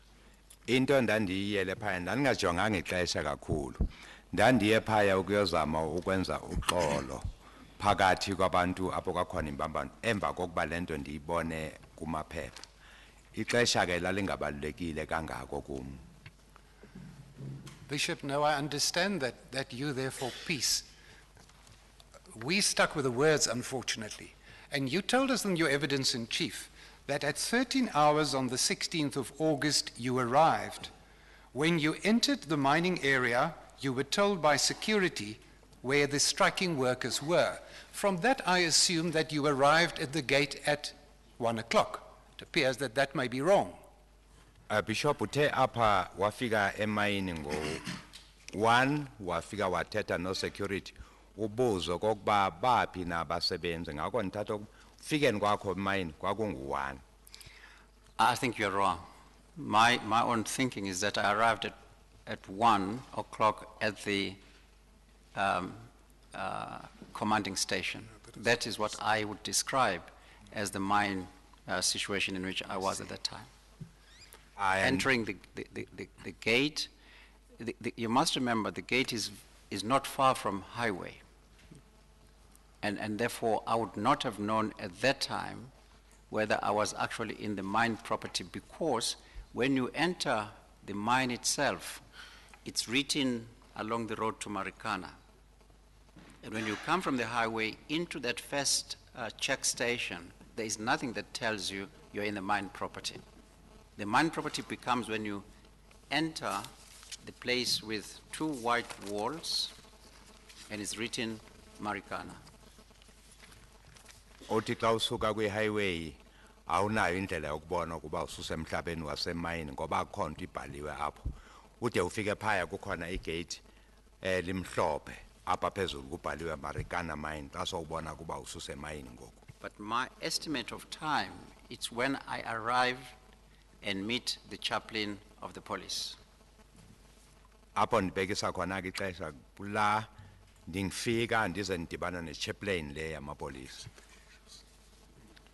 And your evidence now is that that would have been 1 o'clock when you met the chaplain of the police. When what I would describe as being in the mine property.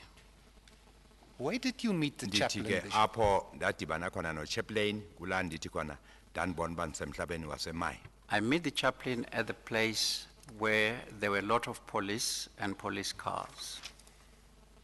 Yes. Ndidibene naye phaya kwakho iimoto zamapolisa ezininzi namapolisa amaninzi. It is the same place where I met the commissioner of police. Kuyo loo ndawo apha ndafumana khona ndadibana no-commissioner wamapolisa. It is the same place where there was a frantic walking up and down and helicopters landing and taking off. Kuyo loo ndawo apho kwakuhanjwa kusehla kusenyuka amapolisa kusuka ne-helicopter ezinye zihlala. We refer to that as the Jock. That's the head office of the police on the 16th of August. I think we know where that is. Ile ndawo esibiza ngokuba i-Joint Operation Center, headquarters yamapolisa ngalomi. By then, on your version, you had already had the discussion with the 6 to 8 workers at the Kopi. Uthi ngelo xesha ubusuthethile nalabantu abangu-6 ukuya ku-8 phaya entabeni? Yes. Ewe. Led by the gentleman with the green blanket. Yes. Aba behola ile ndoda enxibe ibhayi eluhlaza. Ewe. And as I understand your evidence, that group of people wanted to speak to Lonmin management, and they were desirous of having a discussion with mine management. Yes. Njengoba ndisiva ukuthi aba bantu babezimisele nyani benomdlando ukuthi bangathetha ne-management. Ewe. The man in the green blanket, if he is the same person as you refer to, we've seen in the videos, and in Exhibit L, may I show you slide 167? Khombisa pha slide 167 nansi le ndoda enxibe ibhayi eluhlaza. Would that be the man in the green blanket? Yes. Yes. Uye kanye ke lo muntu ndithetha ngaye. If you go to slide 192. Xa usiza ku-192.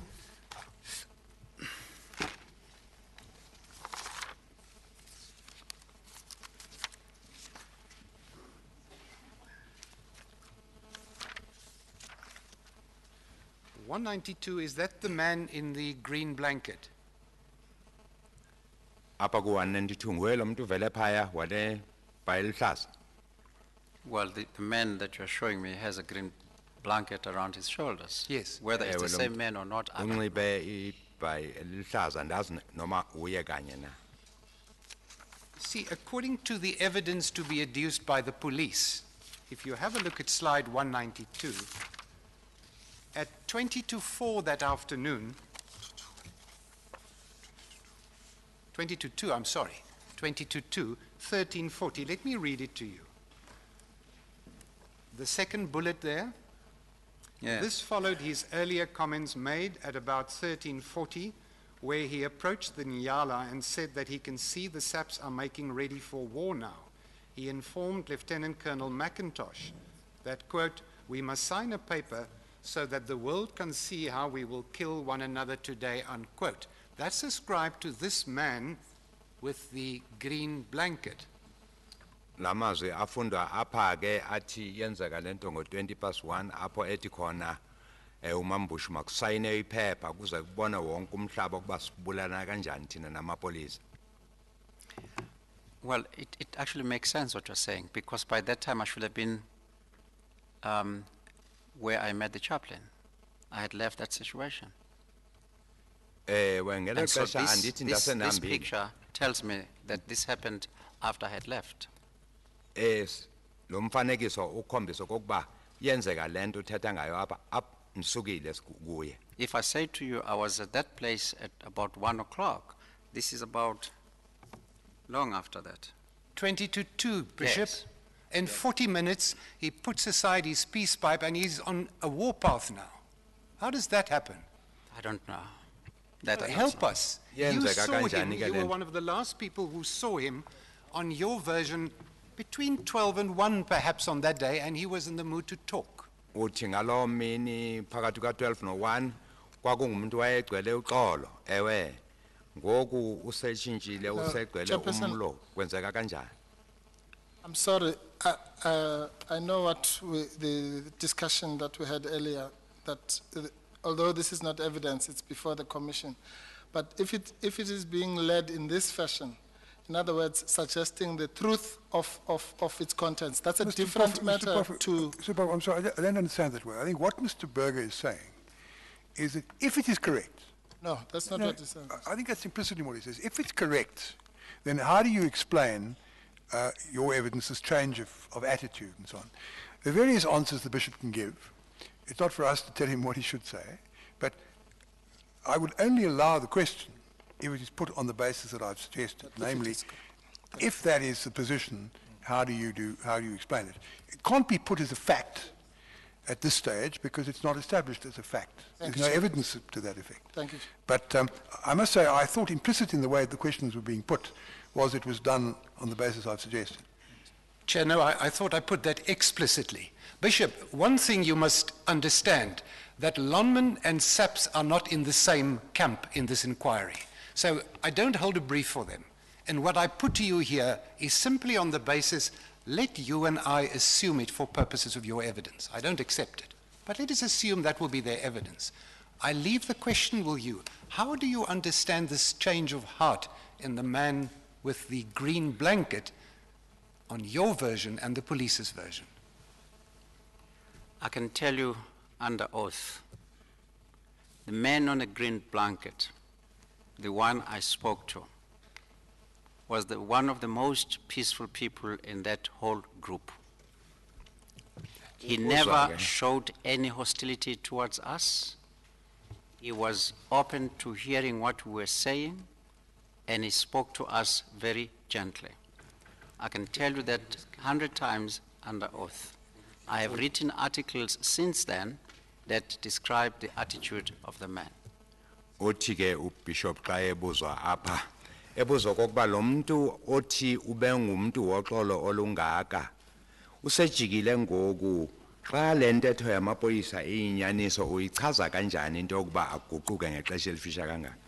Uthi uBishop nditsho lento ndiyifungile okokuba inyaniso ndiza kuyiphinda kaninzi. Lo muntu ndandithetha naye phaya kwakungumuntu woxolo wakhombisa ukuletha uxolo oluninzi indlela bethetha ngayo nami wayenoxolo ugqitha bonke aba banye babekhona. You know, sir, I can tell you, if this is the evidence of the police, and that's not where I am, I'm telling you about what I saw and what I heard. I can tell you, having been a priest for almost 40 years now, police in this country can never be trusted. Mandithi kuwe ke Mhlekazi xa kukungqina bamapolisa obu mna sendibe kumuntu ongumfundisi iminyaka engamashumi amane ndizawuthi ke xa kunjalo xa obu bungqina bamapolisa amapolisa akulelizwe awathembakanga. Police in this country, there is enough to say about how they have tried to plant things on people and change statements that you have given. I personally have been to police station to make a statement. I have to ask the police, can I write it myself? Uthi ubishop apha ukhona intetho ezithi amapolisa apha aplanta izinto phezu kwabantu atshintshe istatement ezibhaliwe xa yena yobhalisa istatement uyacela okokuba ngeke nivumele ndizibhalele sona na. So I can easily say to you, I was not there when this was written, so I do not know whether it is a fact. Ndizawuthi kuwe ndingekho ke xa beyibhala lento andazi ke nokuthi inyaniseke kangakanani. And I must tell you, I don't trust a police person. Mandixelela kuba andiwathembi tu amapolisa. Bishop, I've cross-examined many people in my day. I've never cross-examined a bishop, so I keep my jacket on. It's quite a frightening experience.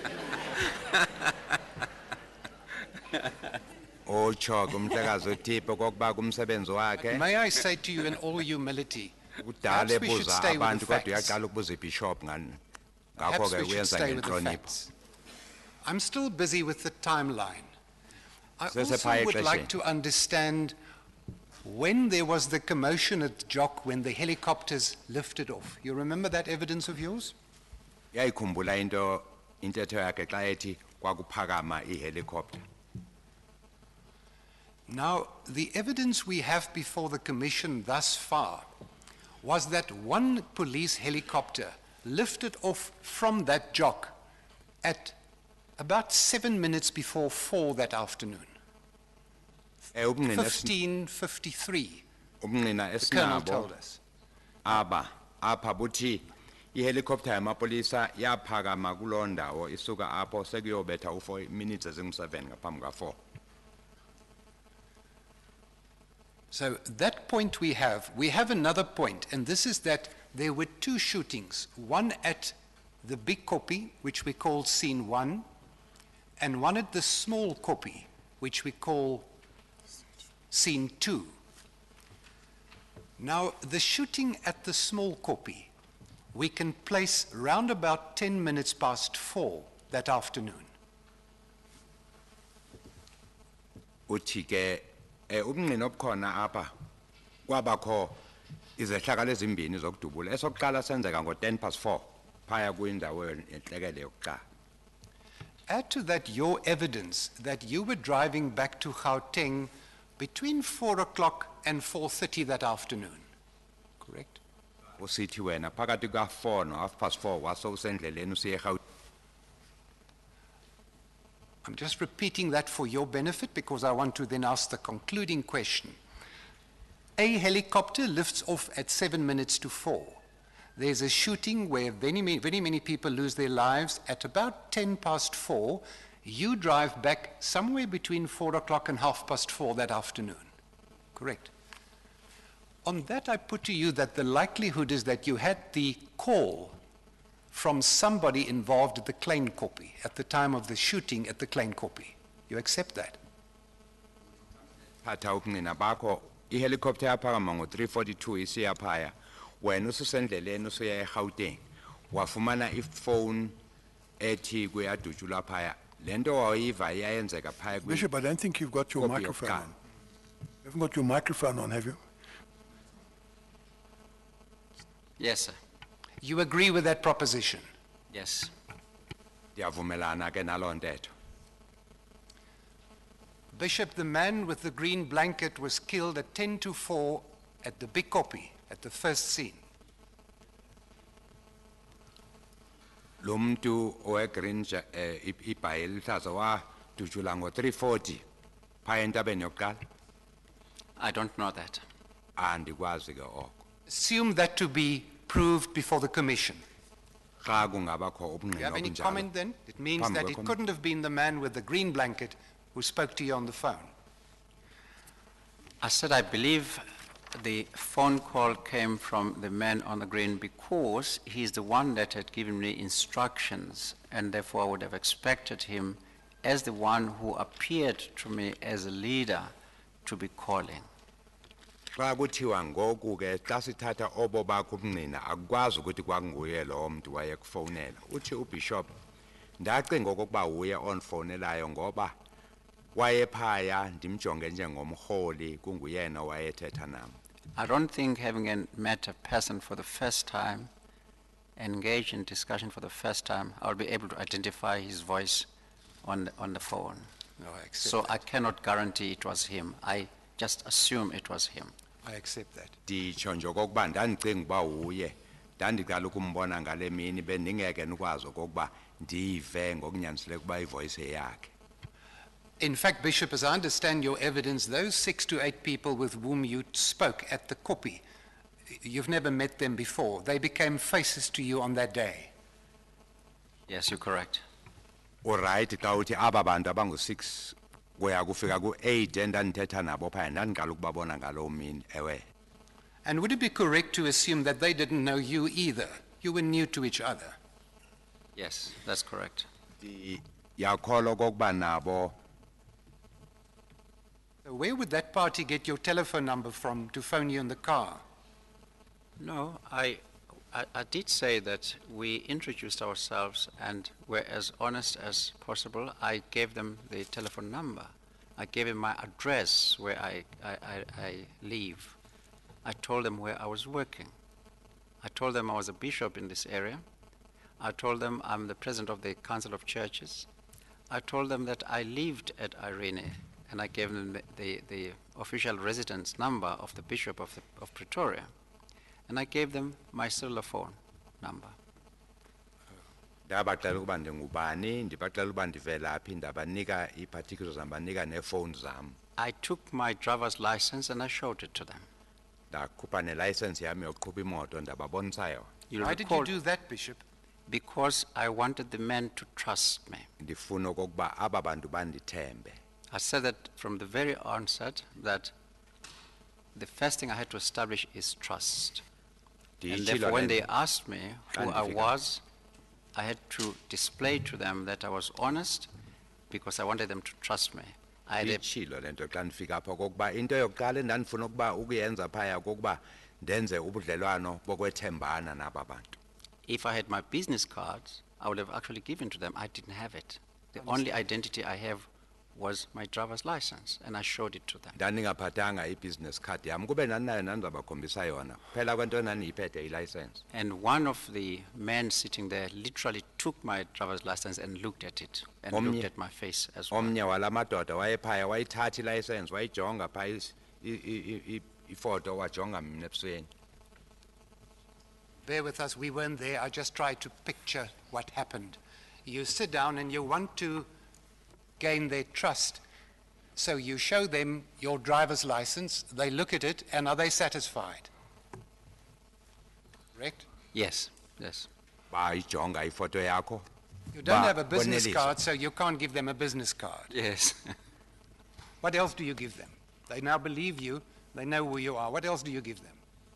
If they had asked for my jacket, I would have left it behind. No, I know, but they didn't. I'm just asking what happened in fact. Kube bacela ibhanki ndandiyinxibile ndandizoyikhulula ndibanike. No, nothing else. All I needed to do is to show these men that I was an honest person coming with a specific issue to deal with, and that was to help them. Sure, but they Therefore- believed you. You Hello? told us they believed you. They did. Showed them your driver's license, they believed you, and thereafter there was a trusting debate between the two of you, between the two parties. No, the man on the green blanket spoke to me very openly and honestly, I believe. Lindoda yayinxibe Still don't know where they got your ibhayile cell phone iluhlaza from. yakhombisa ukundethemba. But I told you more than once, I gave them my number. I gave them my presidential address also. I've said it before. Ndabanika inamba yami njengoba nitshilo kuwe ndabanika na address apho ndihlala khona. I'm not stingy about my number. If you ask for it, I'll give it to you right now. Nawe xa ungayicela ngoku ndakunika no-stingy ngenamba yami. I'm a spiritual leader. People need to call me. I need to tell you that my cell phone is never actually off because people call and call all the time. Abantu bandibize noma ngeliphi ixesha. Better turn it off now because it may interrupt us as we carry on with the evidence. Well, Chair, the church knows I'm sitting here. The whole Anglican Church knows that I'm here today, and so they're not going to call me because they respect this process and they wish that it goes well.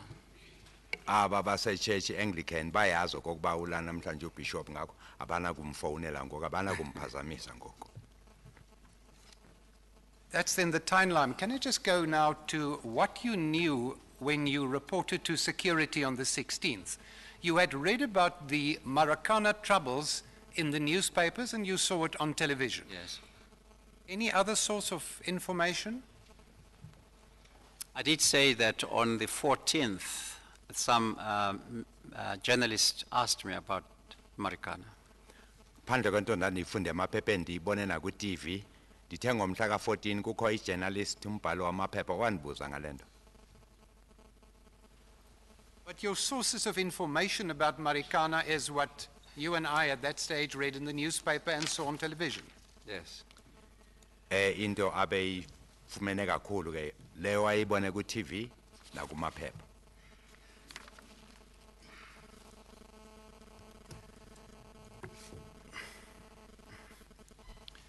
You wouldn't have known that by 1:30 on that day, General Annandale, a police general, had already decided to proceed to implement what was called stage 3 of the operational plan. You wouldn't have known that. Say that again. Slide 174. Yeah, but just repeat your question. You wouldn't have known, as you approached the copy on the 16th, that by 1:30 on that day, the police had already decided to implement a plan which would involve dispersion of the people at the big copy into smaller groups, encirclement and disarming. You're correct. I wouldn't have known.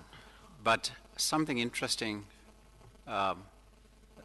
which happened when we arrived at that point. A man who, I don't know who he was, spoke to a man in our company. Whether he assumed that we're coming for debriefing, I don't know. But he just said, briefing is completed, and walked away. I want to believe that the chaplain of the police who was there will probably identify the person. But we were surprised that this man is talking about the briefing that has been completed as though we were coming for a briefing. We didn't know there was a police briefing. We didn't know that the place where we were was a police camp or station, but we were just there. So I would not have known that a decision had been made by then. Xa ebuzwa kokuba ubengenakwazi ukuba nolwazi lokokuba sasesenziwe isigqibo nguGeneral Mr. Berger, I'm proposing to take the tea adjournment at 3:30 or thereabouts. So when we reach a suitable stage, please let me know and we can then adjourn. This is a suitable stage, Chair. We will take the tea adjournment. Lixesha letiye ngoku.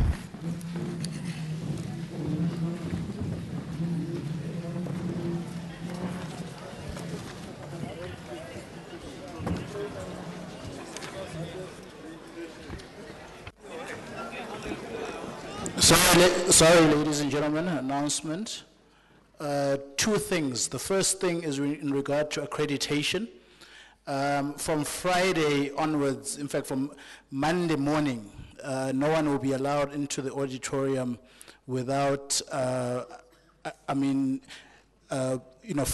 accreditation, especially in regard to the media and legal representatives. So if you're a legal representative and you don't have a badge with your picture on it, you will not be allowed into the auditorium from Monday onwards. So, and accreditation is being done at White Town Hall on Bears-Nordier Street in town.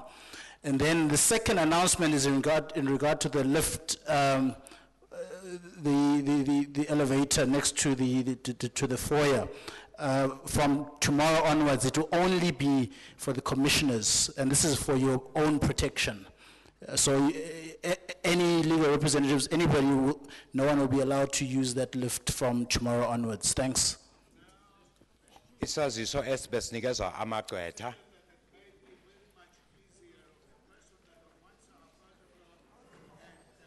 For us to fill in a form should come to us rather than we, after court hours sometime, must make time to go to a place that we do not know where it is. Could you please take that up with whoever is giving you instructions?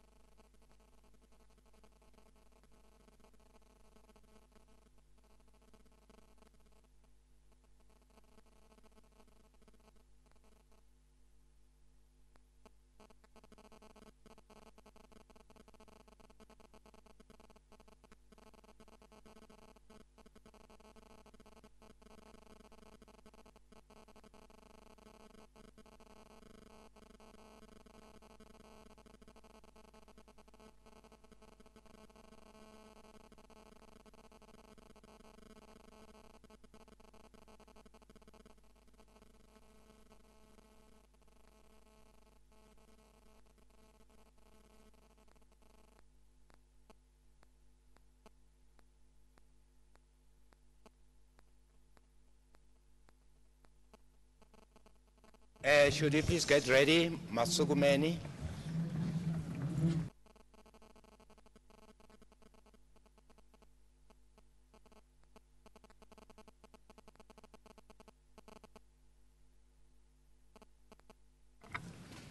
The Commission resumes. Before the cross-examination continues, I've been told that there's a problem, and that is that it is said that it's the police. I don't know it was the police, but somebody, or some persons, are parking their cars in the grass outside, damaging the irrigation system. And the municipality have said if the irrigation system is damaged, they will hold the Department of Justice responsible, because the Department of Justice is at the moment hiring the building for the purposes of this commission. So I'm appealing to those who are parking on the grass to kindly refrain from doing so in future.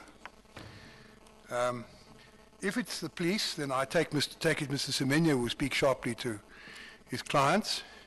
If it's some other people, I take it some of the other council here will speak sharply to their clients. And if it's the evidence leaders, I take it that Mr. Mudlanga will do something about it. But seriously, it's an awkward situation. You can understand from the municipality's point of view their concern about the damage that they fear will be done to the irrigation system. So I hope it won't be necessary for me to say anything further about it. You're still under oath, Bishop. You're still cross-examining Mr. Berger. Thank you, Chair.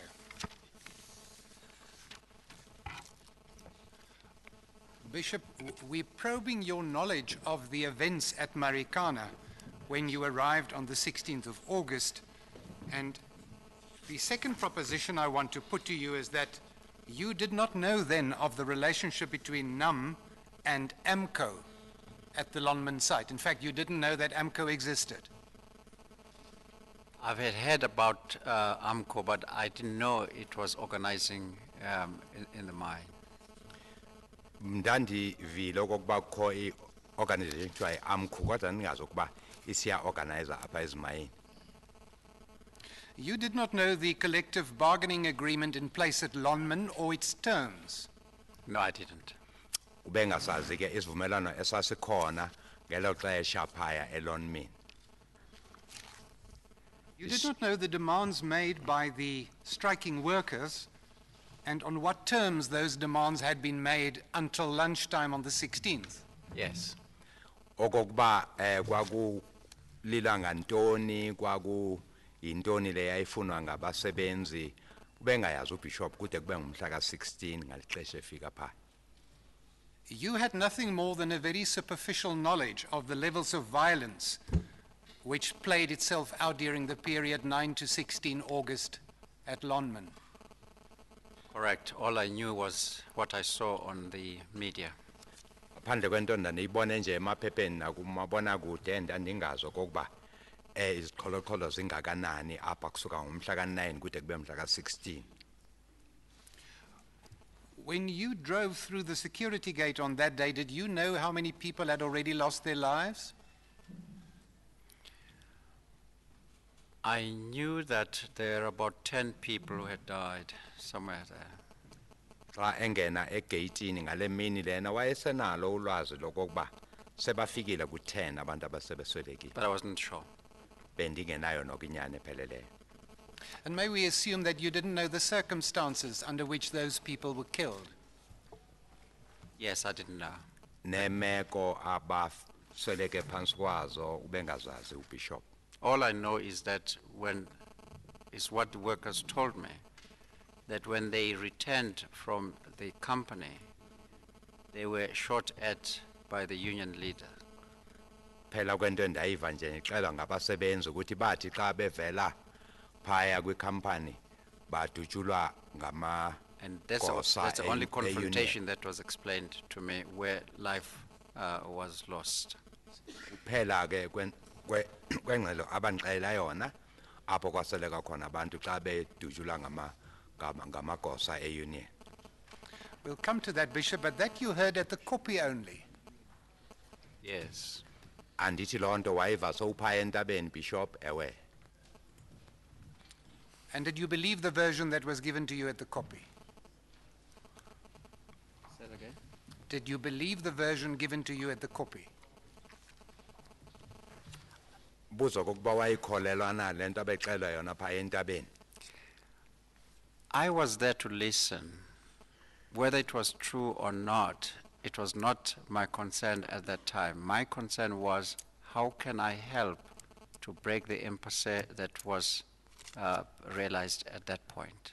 That's all. Ndandingayanga phaya ukufuna inyani noma kwakuyinyani kanene bexoka ngalithi bayengixela yona into ndandiyiyele apho mna zindlela zokuthi ndizise uxolo. That's why I say, this is why I say to Mr. Hortler, you can't call them criminals and murderers because that's what they've told me, that they lost 2 of their members through your security forces. Iloo nto ndayixelela utata uRhotle ndithi sukubabiza njengezaphula mthetho aba bantu nababulali ngoba bona bandixela okokuba sekusweleke babili babo.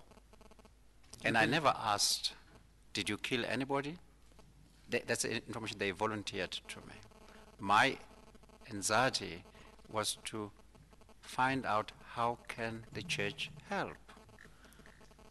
Andizange kube ndimi endibuza ngalaba bantu abaswelekile ngabo bandixelela ngabo. Eyami ke injongo phaya kwakuya nje ukwenza uxolo njengomuntu wecawa. Bishop, did you believe what you were told at the copy or not? Yambuza futhi ukuba wayikholwa na lento abaxela yona pha entabeni. Bishop ikane na uzange uyikholwe. I can't say yes or no. Andikwazi ukuthi ndayikholwa. My mission was to listen to these people. As I left my home, I was going there to listen to their plight and to see how the church can help. It was not a matter of being convinced by one party against the other. Sukeni kwami ekhaya ndandize apha ndizomamela ukuthi aba bantu balila ngantoni ndijonge okokuba nami ndize necebo elalinganceda apho. Bishop, may we also assume that you were unaware of the levels of intimidation which had preceded the events on the 16th of August, starting at the 9th and running up to that fateful Thursday? That's true, except what I saw in the media. Ngaphandle kwento endandiyibone nje ke maphepheni ke nakwizindaba ukuthi ugrogiso lalingakanani kusuka mhla ka9 kude kube mhla ka16 bendingenalo ulwazi. You told us about the traditions in carrying weapons for African males. Will you have a look at Exhibit L at page 121, slide 121? Usixelele apha ngezithethe namasiko akwaXhosa wamadoda aphatha intonga khawujonge slide 121. Would that fall within your definition, or are those dangerous weapons which shouldn't be carried in a public meeting? Zizixhobo eziyingozi ikanene zizinto nje eziphathwayo ngokwesichelo. Well, in most traditional communities, a man in the Nguni tradition will carry a stick and a spear if he's going for hunting or going to a situation that needed to, where he needed to defend himself. He will carry that. But the second slide with pangas, whatever you call, that will be an unusual thing amongst Africans. Yes, there's not much hunting on the big copy, Bishop, we know that. Othi ke ngesixhosa apha kubanguni umkhonto nentonga ziyaphathwa ngumuntu oyindoda xa eya ufuna eyozingela izilwane kanene aya kwindawo apho kudinge kuba azikhusele khona. Uthi ummeli phaya ke enantsikeni phaya kwintaba azikho into ezinjengemivundla ezizingelwayo uthi hayi andazi. Slide 173. You see, sir, for instance, if you look at the slide above on 21, the man on a green blanket has got something in his hand. Is that right? You refer to slide 121. Yes, on top, on the left-hand side. What do you want to say about that, Bishop? That when I met the man personally, he had no stick or anything in his hand when I met him. And that's a fact. Uthi lindoda evele phaya xa ndidibana nayo leyayinxibe into elihlaza ingubo elihlaza xa ndidibana nayo yayingaphethe nto. But on this slide, he has got something on his hand. Kodwa xa ujonga kulo mfanekiso kukho into ayiphethe apha esandleni.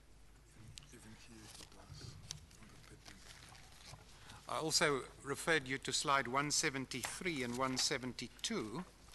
And what I really want to ask you is, did you see any of these weapons when you were at the copy on the 16th? 173. And 172. Apha ku 172 na ku 173 kuvela amadoda axhobe nyani. Ubuzo kuba wazibona na ezixhobo ngale mini ephaya. I will not say I did see these kind of weapons, but I did say earlier that when I arrived there, men were singing and dancing to a rhythm, and therefore they had sticks as part of that dancing thing. Bishop, I'm not referring to sticks. It's quite a nasty piece of steel at 172. You see weapons like that when you were at the copy? Ubuzo kokuba akathethi ngentonga uthetha ngezixhobo ezivezwe phaya ku 172 ezinobungozi kakhulu. Uthi uBishop xa efika phaya utshilo kokuba wafika phaya kuculwa amadoda esiyale ephakamise intonga kuxhentswa phaya. I did not see a panga as you are pointing at it, but I saw them lifting something. The situation for me, as it presented itself, was that I needed to talk to the leadership that I was taken to, and I never kept my eyes on them. The leadership was sitting there, and the dancing and the thing was there. When we were coming in, we were stopped from going to that particular crowd. Uthi abake ababaninzi abantu babecula bexhensa kweli cala. Abaholi babo babekwelinye icala ndandithetha nabo mna aba baxhensa apha ngasemva kwami. Ndazibona izinto babeziphakamisile kodwa ndandingajonganga yonke into babeyiphethe. So we may assume, Bishop, that when you gave advice back at the Jock, you weren't aware that this type of weapon was being carried at the big copy. Yes. I was aware that they had some weapons, but what type of a weapon it was, I don't know. Xa ndisa le ngxelo phaya kwi-JOC ndandazi ukuba baxhobile aba bantu kodwa ndingabonanga ukuba hlobo lini lezixhobo baziphethe. What I know is that the people that I spoke to, that I engaged with, had nothing in their hands where they were seated. That much I know. Endiyaziyo ukuba aba ndandithetha nabo babehleli phaya kwakungekho wayephethe into esisixhobo kuyo. How far was that small group away from the big crowd of people at the copy when you spoke to them? We may have to go there for me to show you. The people were on below the mountain, and the men sitting were near the road. There was a path there that is made out of car wheels. I don't know what the distance is. Kuyawudinga ukuba ndiye phaya ndikubonise le ndawo. Aba babexhensa babephaya apho kuphela khona intaba. Aba ndandithetha nabo kwakukho indlela ngapha ecaleni. Kwakho apho ngasendleleni apha. But I know that there was a big gap between the leadership that was seated there and the dancers on the copy. That much I know. We now have an impression of what you knew on the 16th of August about the situation at Lonmin. Can I ask you what your experience was at that time of wage negotiations in the mining industry in South Africa? Well, I had been reading, well, let me say in the first instance, when NAM was formed, I was a priest in Soweto. I had a lot of interaction with the members of NAM. They occasionally used my church, St. Hilda's, for their meetings. And I'm aware that their general secretary and their other leaders would engage in negotiations for wages and achieved what they needed. Ubuza kokuba ube nalo yini ulwazi lokokuba kusetshenzwa njani ke xa kuthethwa ngezemivuzo apha ezimayini. Uthi uBishop xa kubunjwa lo mbutho okuthiwa iNAM wayeseSoweto, abaholi bayo babe beze kwicawe yakhe iSt Hilda's kuzohlalwa apho kuthethiswane kuboniswane ngentetho eziphethelene nemivuzo yasezimayini. And may we also assume that you've never been personally involved in wage negotiations in the platinum belt around Rustenburg? That's true. Yena ke ngokwakhe uBishop azange bekhona phakathi kwentetho ezike zabakhona ziphathelene nemivuzo apha kwi-platinum belt yase-Rustenburg. But that's not why I was at Marikana. Kodwa ke manditsho kokuba akusosizathu esenza ukuba ndize eMarikana eso. My presence in Marikana was pastoral. Kuza kwami apha bendiza njengomntu owecawe ophethe ezecawe. And to seek peace. Nokuthi ndizokwenza inzamezo ukuthi kubekho uxolo. Negotiations was incidental.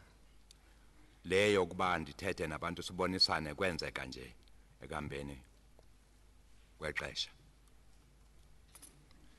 And may we also assume, Bishop, that collective bargaining, which is quite a difficult subject and which will no doubt be addressed at the second half of this commission, you wouldn't be able to help us on that. That's not your field of expertise, collective bargaining in the platinum industry or the mining industry in this country. No, it's not. Akaye nake umuntu osebenza ngezo zinto eziphathelene nempikisano nothetho maqondana nemivuzo yabasebenzi migodini And that's why I've always refused to be called a negotiator, because I never negotiated. I provided a space for engagement. Yiko nje ndingafuni ukubizwa njengomlamli kuzinto ezinjengezo. Ndinikeza nje okokuba kubekho ukuthethisa ukuba kuthethwe.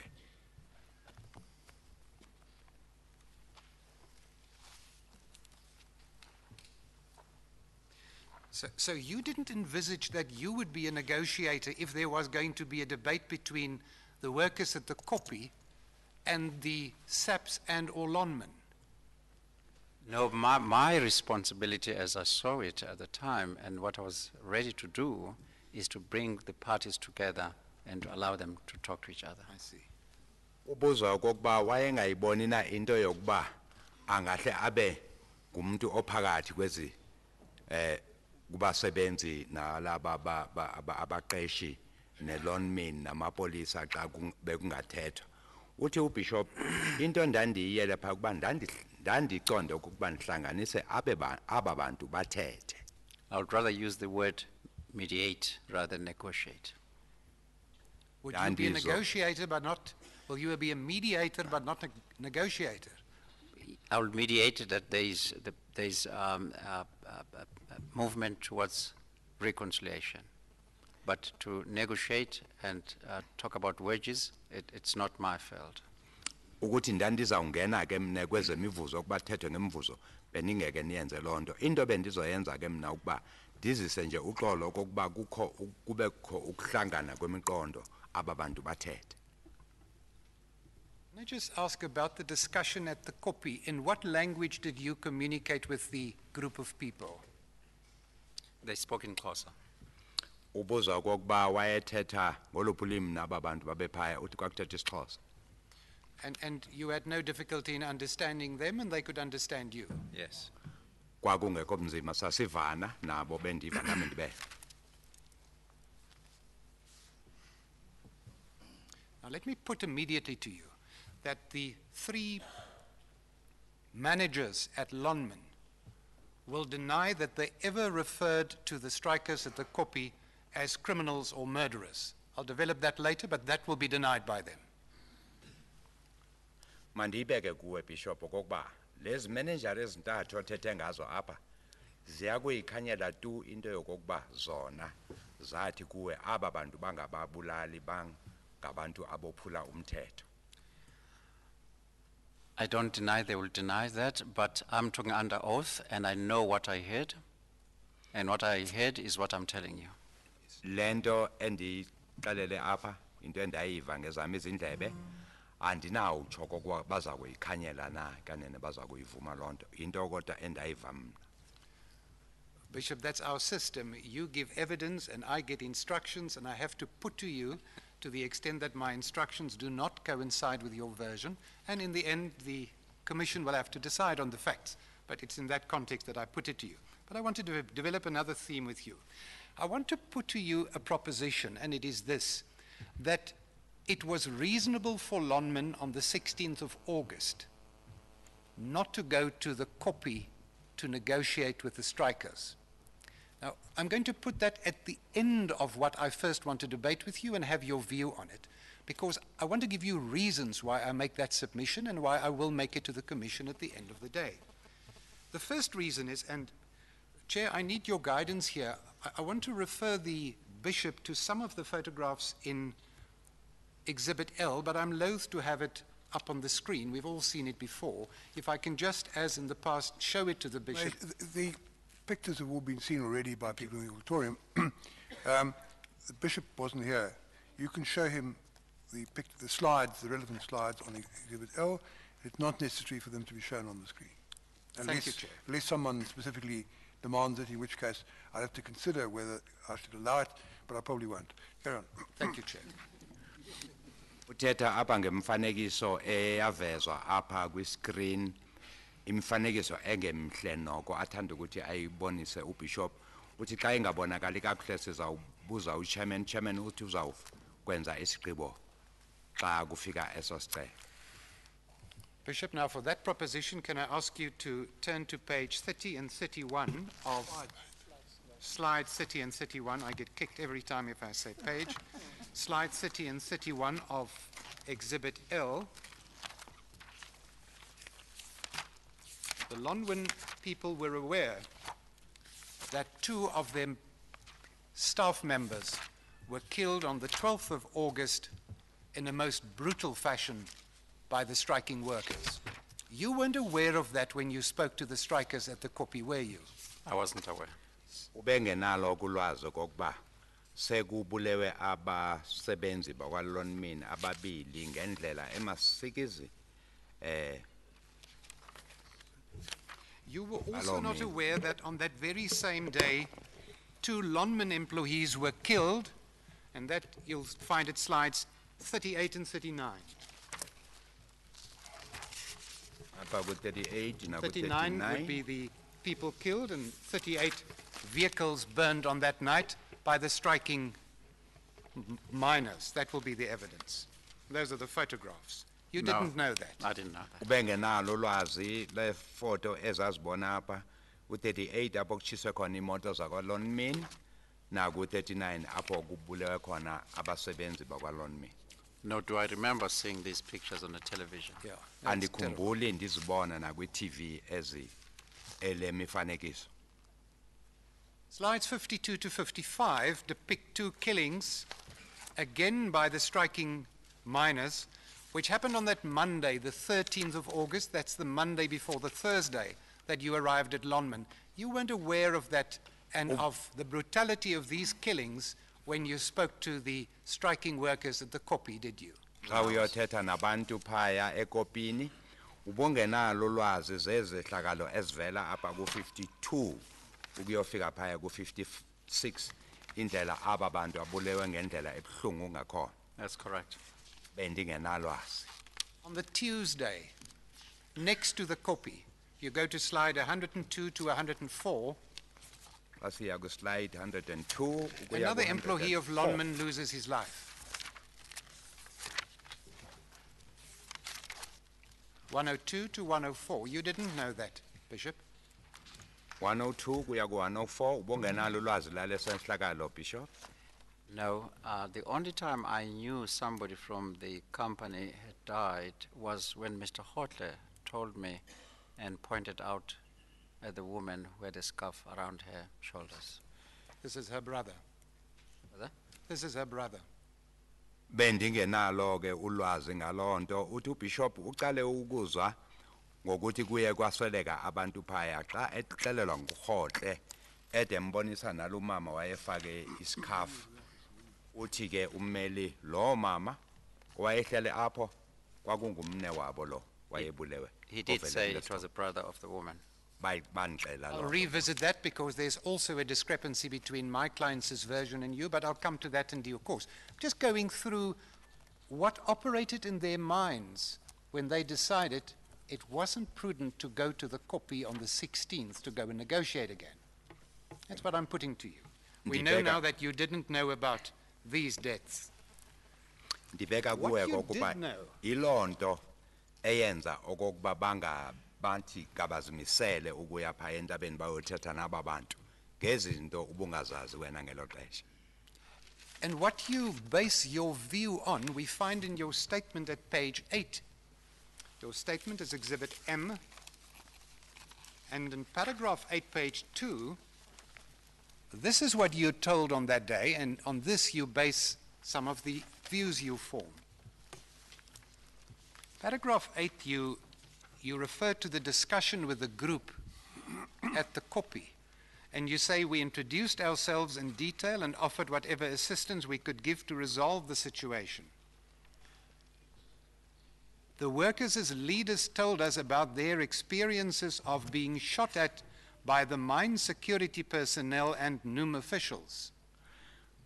Uyintetho yakho ke leyo bishop uthi wathi xa ufika pha uthetha nabo bakuvezela lento yokokuba baye badutshulwa ngabaholi benum nama security akwa Lonmin.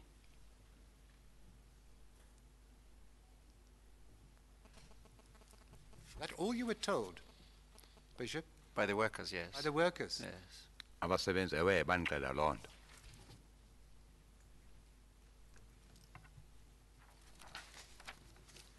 As much as Mr. Hortler told me that some of their men had been killed. No, Tata Khotle ke and pointing out at that woman at the reception. Abanye babasebenzi babo babulewe. And now you are telling me that the man lying down here is a brother to that woman. One bonisa lo mama behlele apho wathi ngomnye. Now, Bishop, at paragraph 8 we're at the copy, and you tell the commission of a discussion between you and the striking workers. Mr. Hotla is not in this debate. Yes. What I'm probing is the information you got at the copy. We know what you didn't know. But is this the only information as to the 10 killings that you received from the striking workers at the copy? Yes. Ileyo ntetho nje axelwa ngababantu ababesekopini ukubulawa kwabo ngama security nokudutshulwa ngababenum phela kwento abamxela yona phaya ekopini. I've said that what I'm telling the commission here, it's what I heard, it's what I saw. Nothing more than that, or nothing less than that. Entethweni yami ndathi into endiyixela le commission into endayibona nento endayiva ngaphezu koko akukho okunye.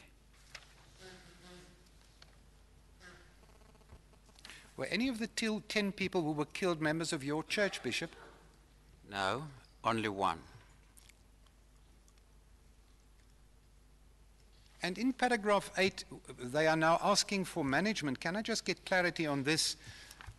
The second sentence reads, we were informed that we should secure the attendance of the management or the employer to come to the copy and address the workers. What would have been the subject of the address? Who would have said what to whom? The work, yeah. Uthi phaya kwathiwa kuwe mawuthole umqashi eze phaya azothetha nabo. Yintoni le babafuna ukuba kuthethwe ngayo? You know, sir, I've seen in your own document a sentence of that effect. No, I'm asking your knowledge, Bishop. Let's stay with your facts. I want to know what happened at the copy that day. Yes. You sit opposite them and you say to us, they ask you, management must come and address them. Address them about what? What are the demands and what is the subject of the discussion to be? How do you understand that? They wanted the Mkashi to come and address them on their demands. What were their demands? It was the wages. Babefuna umqashi eze phaya azothetha nabo ngemvuzo yabo. That is what had brought them to the copy. Babecho okokuba into ebazise phaya ekopini ngumvuzo. How much did they want and when did they want it? Babethi bafuna malini, bayifuna nini, They wanted 12,500. babefuna u-12,500. And that's what Umqashi was going to address. Ileyo nto babefuna umqashi azothetha ngayo. Did you know that the demands the whole week was they wanted 12,500 and management must tell them when they'll be paid that? I don't know whether management must tell them when to be paid, but I want to believe that is what the workers wanted to talk about. Uyabuzwa kokuba ubeyazi na ukuba lonke le viki kwakuthethwa le nto kokuba bafuna i-12,500 bafuna nokwazi kokuba umqashi uyakuba bhatala nini leyo mali. Uthi wayeyazi ukuba kufuneka u-12,500 mhlawumbe yiyo into babefuna uba umqashi azobaxelela yona. Bishop, may we assume that you also didn't know that the workers at the Kopi were part of an illegal gathering which had refused to disperse despite a request by SAPS to do so? Ubungayazi into yokuba laba bantu babebuthene phaya babe kule ndawo apha ngaphandle komthetho ngendlela exhasene nomthetho sebexelelwe nguSAPS ukuba mabasuke kulaa ndawo. That's correct. Ewe. May we also assume that you didn't know that on the Kopi on that day were 3 shotguns, 1 R5 rifle, and 2 9mm pistols which had been removed from the bodies of people who were killed earlier that week? Ubungenalo ulwazi okokuba kwafumanwa imipu apho R5s ne shotguns ezabantu babesweleke ngaphambili. That's correct. Yes. Ewe. We will also assume that you didn't know that the strike was in contravention of a court order which had been obtained on the Friday, the 9th of August. The 10th of August. That's true. Bengenalo ulwazi okokuba ke le nhlangano lo mbuthano wawuphaya wawuxhasene nomthetho ngoba mhla ka-10 ku-August kwafunyanwa i-court order esithi aba bantu mabahlukane. Now can we go back to my original proposition which I want to put to you as I will argue at the end of this, in this part of the inquiry, that it was reasonable for Lonmin, knowing these facts, not to be willing to negotiate with the strikers on Thursday, the 16th of August. Mbuzo ke ukuthi uyayibona ke lento At the Kopi. babefanele apha bako Lonmin okokuba bale ukuya phaya entabeni kuyothatha nabantu ngezi zizathu esendizivezile kuwe. What is your comment on that, if any?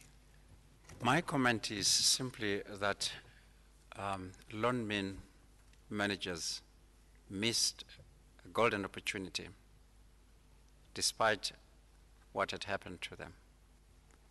Ndizawuthi mna ke ngaphandle koku into beseyenzakele iLonmin imanagement lena yalahlekelwa lithuba elihle nyani lokokuba igqitywe lento. Here is a messenger. Nanku umuntu othunyiwe phaya sithunywa.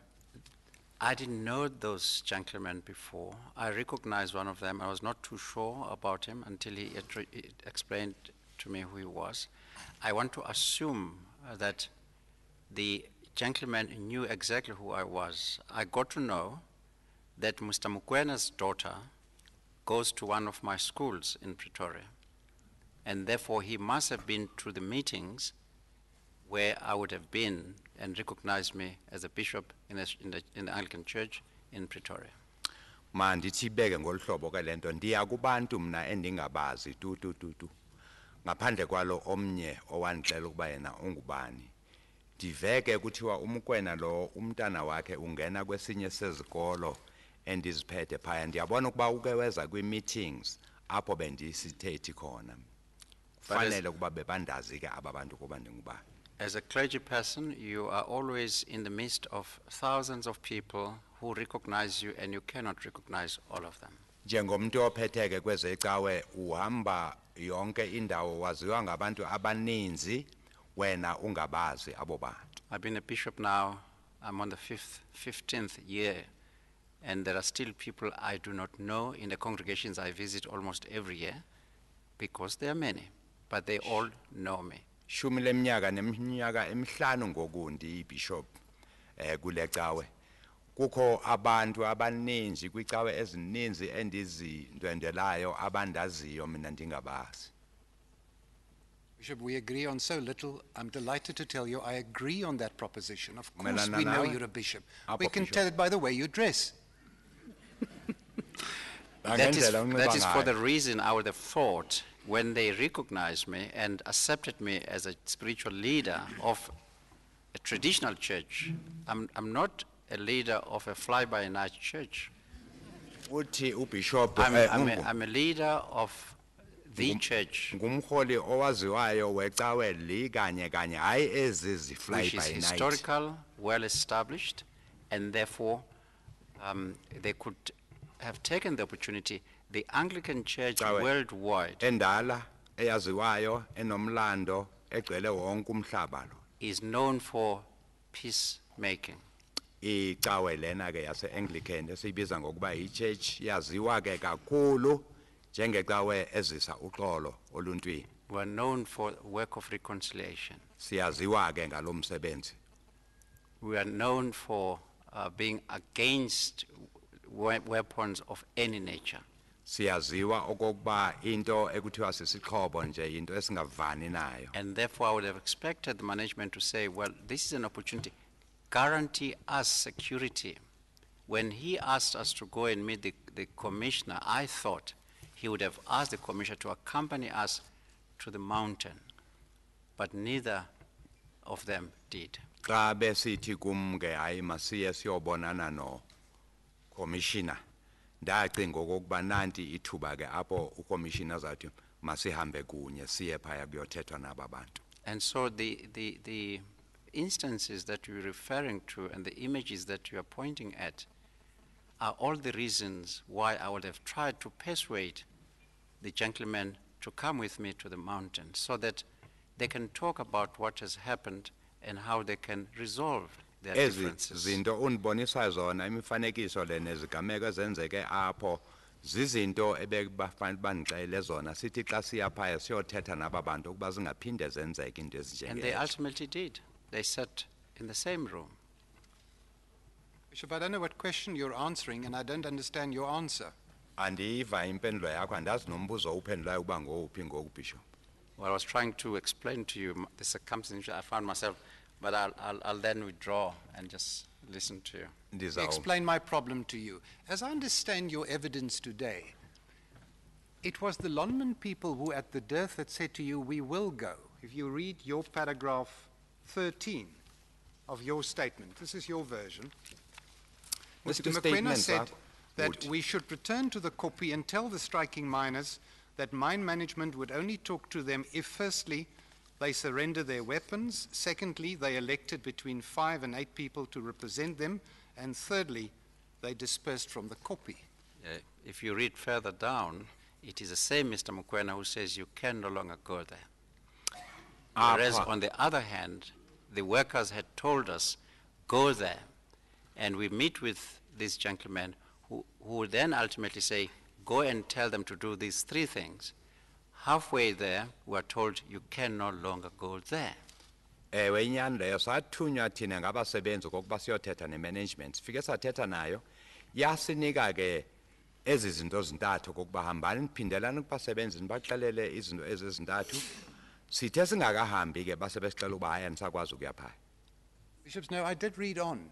And what I read on is that Lonmin couldn't go there because the Kopi had been cordoned off by the SAPs in the meantime on your version. Yes.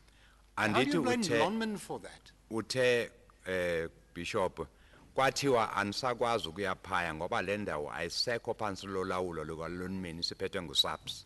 The issue was between the workers and Lonmin. In the document, the workers say they are not fighting with the police. Imbambano yayiphakathi kuka-Lonmin nabasebenzi. Mr. Mokoena izinto babeziphethe babesithi kabalwi and his group posed as people who have authority. And he could have said, I am told the place has been cordoned off by the police, but if you go there, it's your own business. not to say you cannot go back there, or something to that effect. Uthi umkwena Mukwena nabanye stopped me from going back there. wayesebenza nabo babebonisa ukuba ngabantu abanamandla olawulo phaya. Ukuba umkwena wathi kum jonga apha Bishop le ndawo isiphansi kolawulo lama epolisa ngoku angatsho kokuba ndingasayi phaya kube wathi xa ufuna ukuya ziyele wena. If I was in the shoes of Mr. Mukwena myself, I would have allowed the bishop to go back there and relay the message and see what would have happened thereafter. Ukube mina ke ndandisezihlanguweni zikaMkwena ndandizawuthi kuBishop ulungile Bishop phindela phaya ufike uxelele abantu ukuba sesisicelo sethu semayini. But the manager is not a bishop and the bishop is not a manager. Ngoku ke uBishop akayona imanager ayingobishop. Yeah, you know that's not the debate, Bishop, and you make light of what is a very serious issue. It is evidence before this commission that by that time, the copy had been under the control of the SAPs for a considerable period. Didn't happen then. But in your favor, I assume it happened then. But by then, the copy is cordoned off by the SAPs. One can't go there. I don't understand why you blame Lonmin for not being willing to breach the SAT's no-go area. That I don't understand. Uthandiyibona ke into yokuba ubeke ityala kuLonmin ngoba ngelo xesha lintaba ibisiphansi kolawulo lwamapolisa ase-SAPS yintoni ngoku utyhola uLonmin. But how do you know that I understand why the police did not tell me that that place is now under them and I should not go back there? Why did the company tell me not to go back? I'd like to know that. Kube ikhampani endicela ukuba ndingayi phaya Place has kungabi been condoned ngamapolisa off by the police. amapolisa besephethe ulawulo It phaya was under their control, elawula le ndawo and I had been talking to the person in charge of that situation, and she does not tell me I should not go there. ndathetha nomntu ophethe ke apho The emapoliseni man that approached us akandixelelanga uba ndingayi phaya and spoke to Mr. Mukwena, lindoda eyeza phaya kuthi yafike yathetha nomkwena he did not have a uniform that would indicate he's either a policeman or a soldier. wayenganxibanga izinxibo ezibonisa My ukuba assumption is that ulipolisa he was a okanye civilian. lisoja bejongeka nje njengomuntu nje So my wasekuhlaleni. question to you is, why was it that the commissioner did not come and say to me, Bishop, this has nothing to do with you, this is now under our control, and please get into your car and get off? Umbuzo ke mna endiwubuza ukuba yintoni ucommissioner angezanga kum athi Bishop awungeni wena kule nto le nto isiphethe ngamapolisa ngoku ngene emunqweleni yakho uphinde umva. Curtis would have required that the police chief comes back to the bishop and says, sir, I don't have time to be talking to you, I need to go and do my work. She left as though she was coming back, she never came back. Wahamba ke That's a umama show lo of disrespect of any ebonisa civilian. ukungahloniphi I think ehamba engathi uzawubuya. Mr. Berg is putting to you that it may well be that the Lieutenant General was disrespectful, but he says, why do you blame Lonmin for that? I'm not blaming Lonmin. I'm saying that Lonmin is the one that stopped me when I would have expected the police to stop me, because they're the one who were said to have condoned off the place, and the place was under their control. The person that told me not to go back there is the same person who gave me the message to relay back to the workers. Anditsholi Lonmin ndithi mna uLonmin owandixela uba ndingasaphindi ndiye phaya entabeni kanti le ndawo ibisiphethwe ngaba bomthetho kwakuthi ngokokuba kube ngabo abandixelayo lo mntu lo wandixela uba ndingasayi phaya uye lo wandicela ukuthi ndimikise lo mlayezo phaya. But, Chair, I was aware that I was in the mine property. I was in the property of Lonmin. And therefore, if you want to say I'm blaming them, I would say maybe it's because I was in their property. Bishop, are you willing to withdraw that criticism and assume that Lonmin couldn't go there if the police had cordoned off the big copy? You're willing to do Uzimisele that? ukuyirhoqisa le ntetho yakho Bishop yokuba uLonmin ubengenawo amandla okuvumela ukuya phaya ngoba le ndawo yaseyiphethwe ngamapolisa.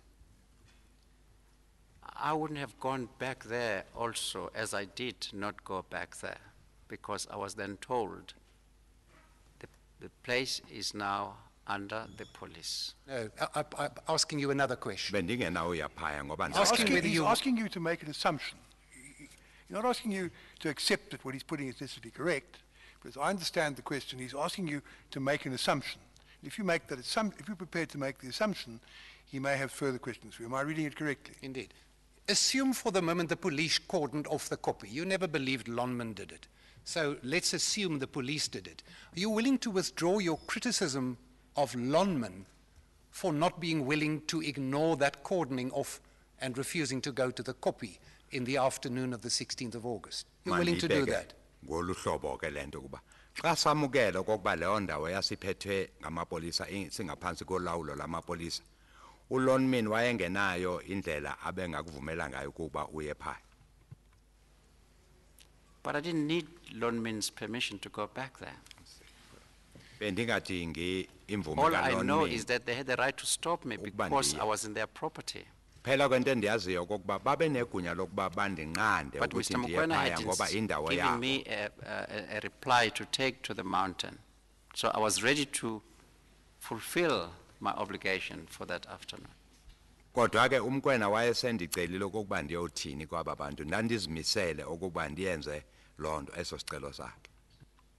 Yeah, I'm afraid the Bishop and I have some further talk to talk. Is this a convenient time for the adjournment? I did understand that the Bishop isn't available tomorrow. Is that correct? Mr. Mdlango, no, sorry, Mr. Mpofu, the witness is here under your banner. Yes, Can you tell us whether he's available tomorrow? Chairperson, maybe can we have a short adjournment so that I can see if we can mitigate that situation? You'll allow me to, okay.